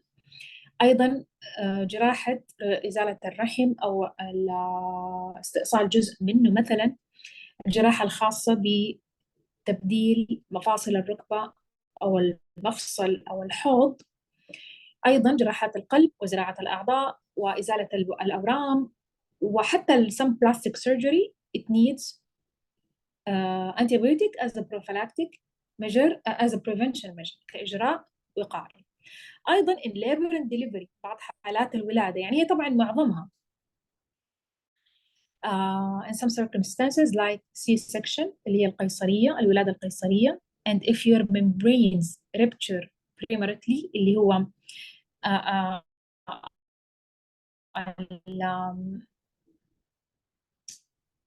تمزق، أيوه التمزق prematurely. And if you tested positive for any type of bacteria like Gobi streptococcus، في بعض الأشخاص يكون عندهم استعمار MRSA زي ما قلنا في أجسادهم، ويكون عندها مثلا ستريبتوكوكس جروب بي ستريبتوكوكس كاستعمار موجود في أجسادهم. فإذا عرفنا إنه عنده في التحاليل المريض هذا النوع من البكتيريا، لازم أعطيها المضاد الحيوي كإجراء وقائي قبل كل عملية. If you have heart disease that has a high risk of infection، أيضا أمراض القلب. و if your placenta has to be removed manually، إذا المشيمة لازم تخرج مثلا بالطريقة اليدوية اللي هي مو المعتاد عليها تنزل مع البيبي، لازم أعطي هذه المريضة antibiotic as a prevention measure. يعني أنا أشوف بصراحة بشكل عام أغلب العمليات most of the surgeries has to be given prophylactic antibiotics before the surgery. Also, if you have a chronic infection, if you have urinary tract infections regularly, and if you have skin conditions, if you have chronic obstructive pulmonary disease, COPD, you have to be given as an antibiotic as a prevention measure، اللي هي عدوى الجهاز البولي بشكل مستمر، أو عدوى في الجلد بشكل مستمر، أو مثلا عندك حساسية واضطرابات في الجهاز المناعي، ودائما يصير في طفح دائما في البشرة، أو اللي هي pulmonary disease اللي هي العدوى الأمراض الصدرية، لازم يتم إعطائك المضاد الحيوي كإجراء وقائي دائما. يعني في أغلب الإجراءات الصحية أو تقديم خدمات الرعاية الصحية.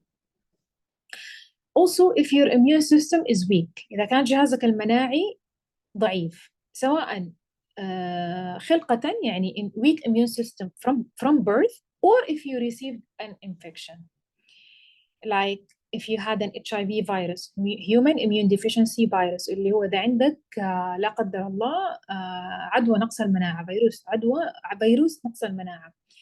If you have neutropenia, which is when you have a fewer of certain type of white blood cells than normal، لما يكون عدد كريات الدم البيضاء أقل من المعتاد، معناته جهازك المناعي ما يقدر يدافع عن أو ضد الأمراض أو العدوى بشكل عام، فنسميه نيوتروبينيا. هنا لازم تاخذ المضاد الحيوي كإجراء وقائي. and also people under chemotherapy اللي يكونوا تحت تأثير العلاج الكيميائي لعلاج أحد أنواع السرطانات، لازم نعطيهم المضاد الحيوي كإجراء وقائي. واللي هي مثلا other autoimmune disease such as juvenile arthritis اللي هو اللوبس، يمكن عندي نوع من أنواع الأرثرايتس اللي هي الأرثرايتس في المفاصل والعظام. وأنا أشوف زي ما قلت إنه most of the surgeries has to be given as an antibiotic prophylaxis, antibiotic as a prevention measure, and control diabetes. السكر، المريض اللي عنده سكر وغير مسيطر عليه.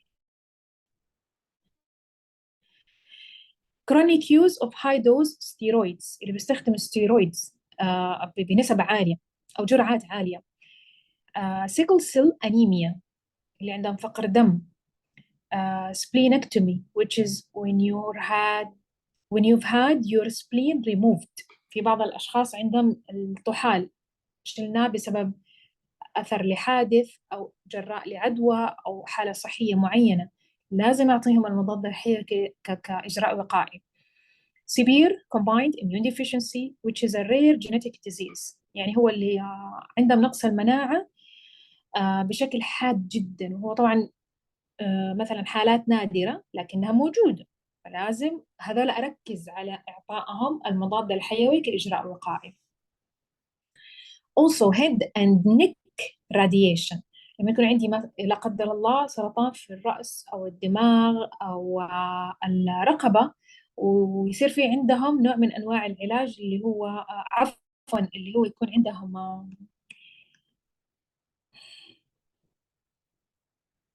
الآن أجيبها عشان الترجمة حقتها حرفية لازم تكون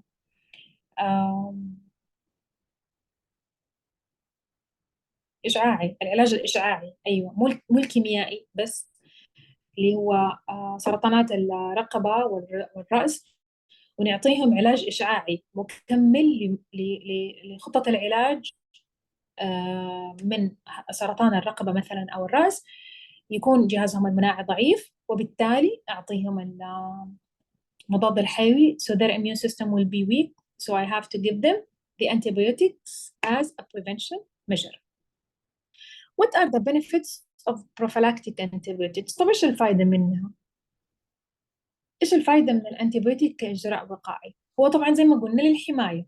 أنا بالنسبة لي كإنفكشن كنترول يعطيني التئام للجرح بطريقة أسرع، وتماثل للشفاء بطريقة أسرع، ويحمي الجهاز المناعي للمريض، يعني يبني فيه أجسام مضادة وخلق جيد جدا لكريات الدم البيضاء. وأيضا يشتغل على موضوع إنه ما يكون في ضرورة لاستخدام المضاد الحيوي بعد العملية. So prophylactic antibiotics decrease your risk of developing infections that can sometimes be life-threatening, and prophylactic antibiotics can also stop a chronic or recurrent infection from coming back. فنقطة زيادة على اللي قلت إنه ممكن يساعد على حمايتك من التقاط المزيد من العدوى أو تطور العدوى عندك في الجسد، وممكن يوقفها تماما فما ترجع تجي مرة ثانية إلى الجسم. So as I was saying before, it helps to recover the patient faster. It helps to close the wound faster. It helps to prevent using, or there is no necessity of using the antibiotic after the surgery.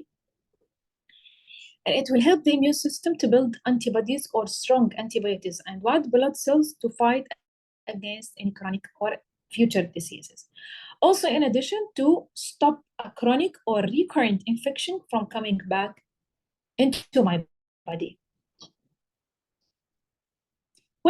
Okay, and the other side, what are the risks of prophylactic antibiotics? The only risk for prophylactic antibiotics that it might lead to antibiotic resistance.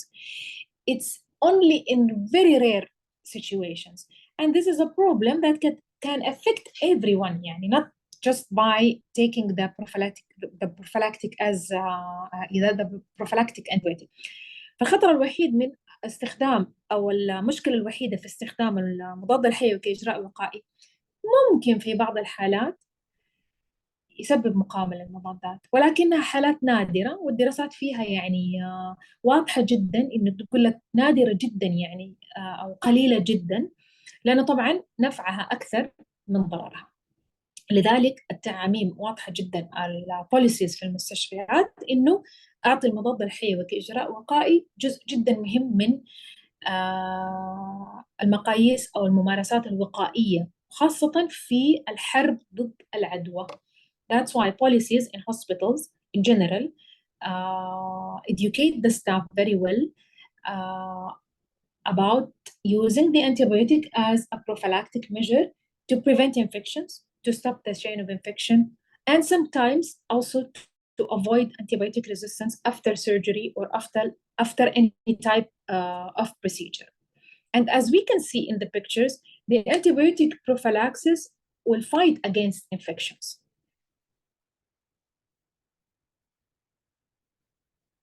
حتى البكتيريا زعلانة أو الفيروس زعلان. Okay, this is the last objective of our lecture today. فهذا حيكون آخر محور في محاضرة اليوم، اللي هو تعليم الممارس الصحي لمخرجات أفضل. ليش ضروري لازم أعامل الممارس الصحي على إنه إلى آخر يوم في الوظيفة لازم يتعلم؟ لأنه طبعا تحديث البيانات والمعلومات والإجراءات الوقائية والمضادات الحيوية أو التطور اللي قاعد يصير في المجال الصحي جزء من تشافي المريض، جزء من تقديم خدمات الرعاية الصحية بطريقة الصح. So why should I be taking care of educating the healthcare worker for better outcomes? It depends, or all of this will get benefit by providing a better healthcare services for patient safety and for making the patient get better day by day. So I have to educate him and update his information and give him more studies to read, or give him more directed instructions and clear instructions to fix whatever happens with the patient and to give him a satisfaction as a worker or a healthcare worker.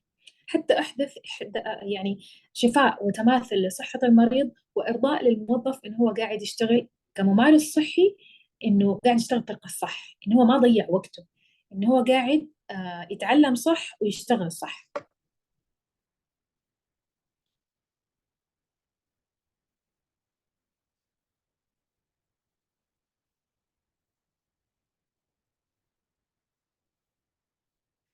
So continuous infection control education in general, يعني infection control education for all healthcare workers, and update the informations of like prescribing antibiotics, for precaution measures, for vaccination, or for teaching him or educate him in his major as nurse or as a respiratory therapist or as a lab technician or as a pharmacist.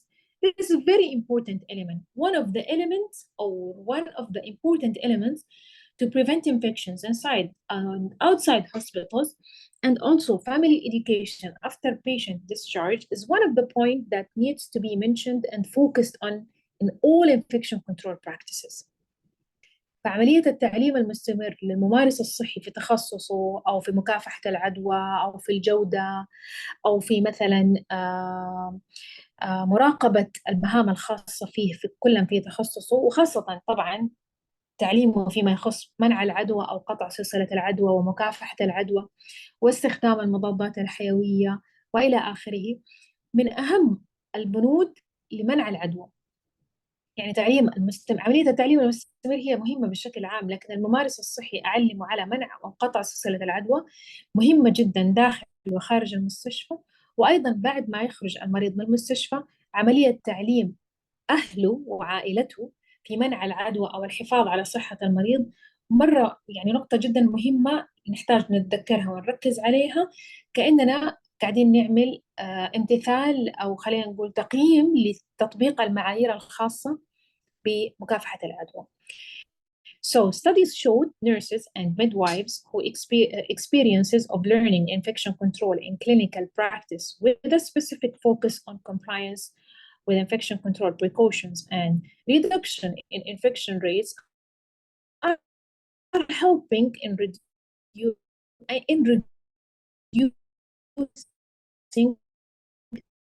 infections and لما صار عندهم خبرة أو مرت عليهم محاضرات كثيرة في تطبيق ممارسات مكافحة العدوى وتركيزهم على الامتثال للإجراء مثلا للعلامات الحيوية للمريض ومتابعة حالته، كلها ساعدت في قطع سلسلة العدوى reduce infections وقللت العدوى بشكل عام والأخطاء الطبية، لأن التمريض كمان هم عيوننا في كل مكان، وهم يعرفوا مثلا حالة المريض فين وصلت، أو هم أكثر الأشخاص اللي يكونوا حريصين على إنهم إنه المريض يتلقى الرعاية الأفضل عشان يخرج، يعني كانوا عشان يرتاحوا شوية كمان هم.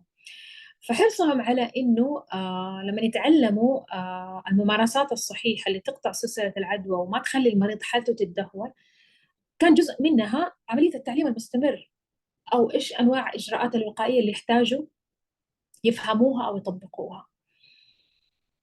Implementation of an infection control program or guidelines using education and performance feedback resulted in a significant reduction of hospital-acquired infections rates. بمعنى تطبيق ممارسات وبرامج مكافحة العدوى باستخدام التعليم والتغذية الراجعة لهذا التعليم أعطت نتائج واضحة جدا ومؤثرة أو يعني مميزة في تقليل العدوى المصاحبة للمستشفيات ونسب هذه العدوى في الأقسام المختلفة، وهذا world wide، هذا في العالم كله، مو بس مثلا عندنا في المستشفيات الخاصة أو الحكومية وإلى آخره.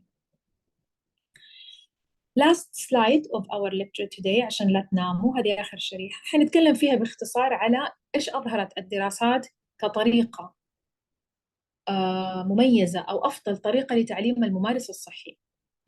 إذا أعطيته محاضرة حيستفيد بنسبة 5%، إذا أعطيته مقال أو دراسة أو بحث حيستفيد بنسبة 10%، إذا أعطيته مواد سمعية وبصرية حيستفيد بنسبة 20%. هو حيتعلم بس يحتاج شوية، يحتاج ينتقل إلى مرحلة التطبيق عشان يستفيد 30% اللي هي demonstration. إذا حطيته ضمن جروب، مو جروب واتساب، جروب في الدوام قاعدين يشتغلوا في المكتب، أو جروب قاعدين يطبقوا مثلا تمارين التنفس، تمارين التنفس الصناعي، تمارين الحفاظ على إدخال مثلا القسطرة القلبية بالطريقة الصحيحة. discussion group إنه يدخلوا مع بعض يتناقشوا ويطبقوا، معناته حيستفيد الممارس الصحي بنسبة 50%. إذا أعطيته مهمة وقلت له practice by doing، أنا علمته التعليمات، أعطيته التعليمات وقلت له يلا سوي طبقوا قدامي، هذا workshop، هذه ورشة عمل، حيستفيد بنسبة جدا ممتازة ومرضية اللي هي 75%.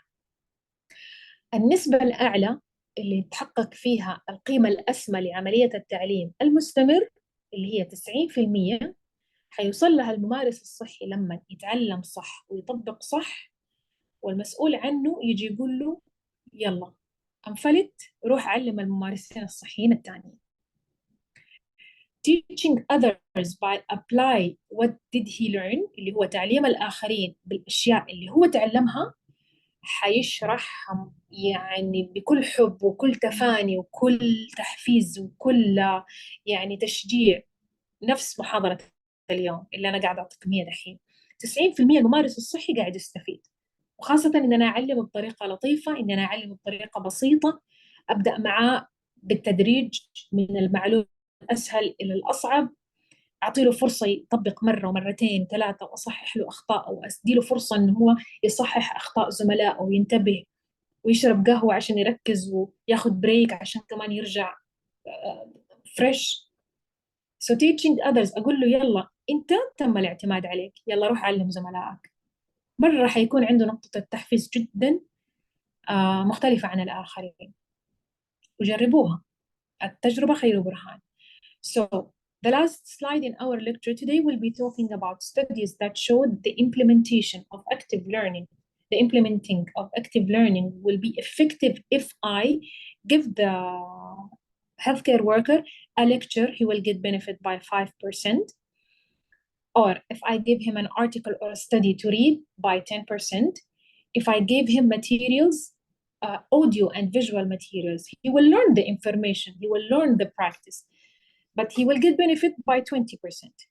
And if I give him a chance to demonstrate what he did learn on the bodies, on the cadabra, on etc., he will get benefit by 30%. حتى في بعض الطلاب المشاغبين في مرحلة الامتياز يعني قاعدين يلعبوا شوية، يعني يطبقوا على بعض تمارين السي بي التنفس الصناعي، هم أحياء يعني، هم ما فيهم شيء يعني، ولا فيهم انتكاسات ولا جاهم يطبقوا، تعرف مزح الشباب شوية يعني ثقيل، يطبقوا على بعض السي بي آر. طبعا هو غلط، بس التطبيق demonstration بأي طريقة معناته الممارس الصحي حتبدأ نسبة استفادته من التعليم أفضل. So in some يعني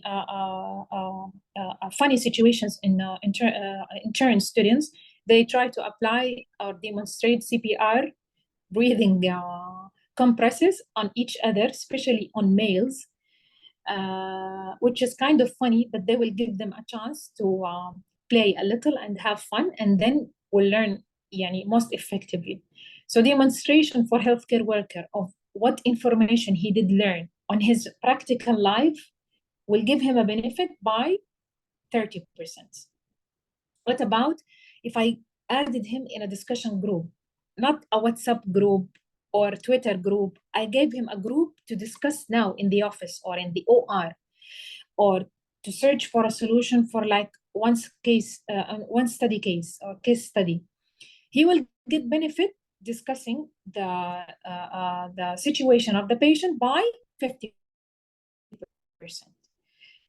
And if I want the best percentage by 75%, I have to give him a task to practice. Please insert an indwelling urinary catheter. Please show me how you should transfer blood from one patient to another. Show me a septic technique. Show me how to remove the catheter. Show me how to insert the ventilator. show me how to practice or perform hand hygiene. Practice by doing, that means education, learning, information, and then practicing. This is by 75%. If I need a higher chance or to achieve the best value of educational or continuous educational goal, I have to prepare my staff, teach him the information, give him a chance to demonstrate, and practice, practice, practice, practice. And then I will give him a key. I will give him a power. Please, you have to spread your knowledge, teach others by applying what you did learn. So he will be self-motivated, he will be more self-confident, he will have the power, he will be a leader, especially if I taught him in a gentle way or a nice way, or gave him a chance or a space to explore the information by his own way. Why now he is considered as an expert. So the information will be delivered to others or other healthcare workers in a very excellent. As we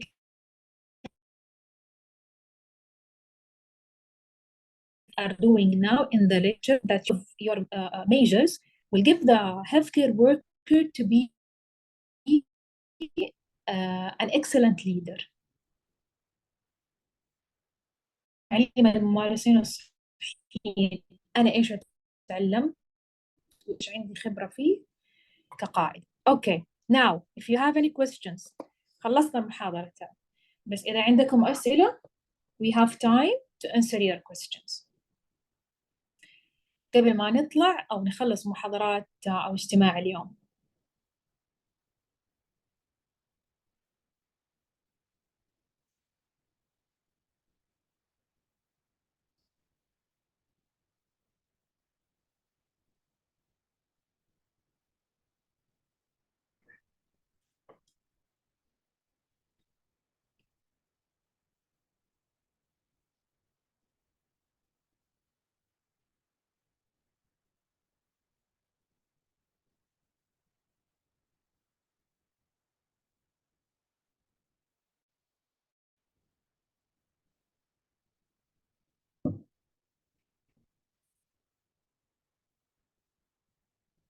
والله شكرا لكم انتم، يعني thanks should be for you. شكرا لحضوركم انتم وانصاتكم، واذا كانت المادة يعني بسيطة وسهلة عليكم او المهم انها وصلت الاهداف التعليمية المطلوبة يعني. فاذا احد عنده سؤال ويحب يستفسر، ترى كل واحد يسأل سؤال تأكد انه كل الحضور قاعدين يستفيدوا، فاسألوا.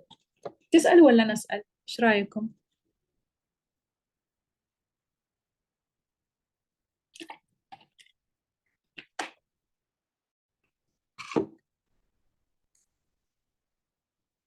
طب خليني أسألكم as a personal question. I can ask you from your experience, what is the best way that you received the information very well?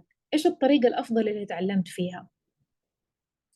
القراءة ولا المواد السمعية ولا التطبيق ولا فترة الامتياز أو مثلا أول 3 شهور في الوظيفة؟ What's the best way that you can receive the information and absorb it and demonstrate correctly?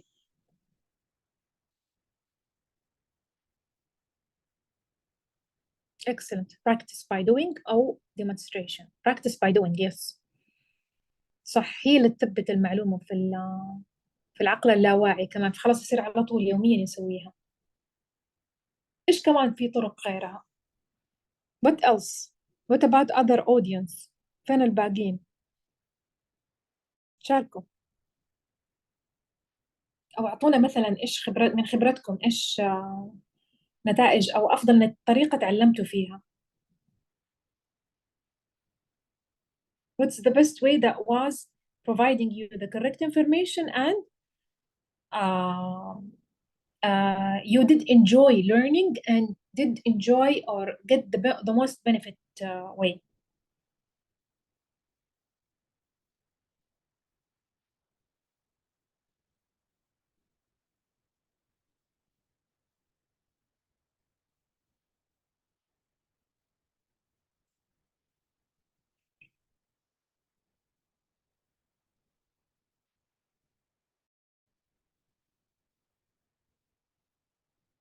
تعلم تحت فني شاطر، تحت يد فني شاطر. طبعا هذا الفني الشاطر كيف صار شاطر؟ يا مستر أو الدكتور محمد اشتغل على نفسه، اتعلم صح، اتدرب صح، فعنده مساحة، مارس مارس مارس مارس، صير شاطر. هو كيف اتعلم؟ خلينا نسأل. online during COVID-19. I hate COVID-19 والله. بس online what was better than zero, was better than nothing. learning by doing, excellent. by practice, excellent. بالممارسة. so دائما إذا في يعني أضعف الإيمان من الحلول we should use it، اللي هو زي إيش؟ الأونلاين. طبعا يوفر وقت ومساحة، وقد يكون أنا قاعد أصلا في الدوام وقاعد أسمع المحاضرة بإذني، يعني it's also still effective.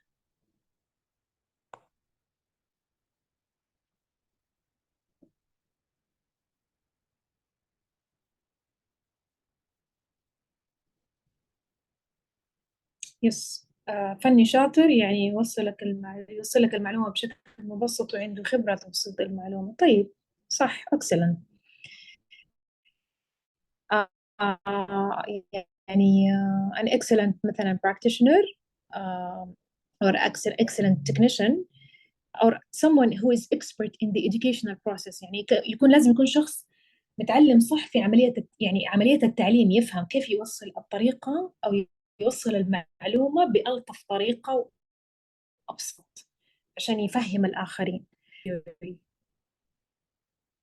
Yes, excellent. يعني المذاكرة النظرية والتطبيق العملي، يعني اختبار شفوي اختبار تحريري، صح؟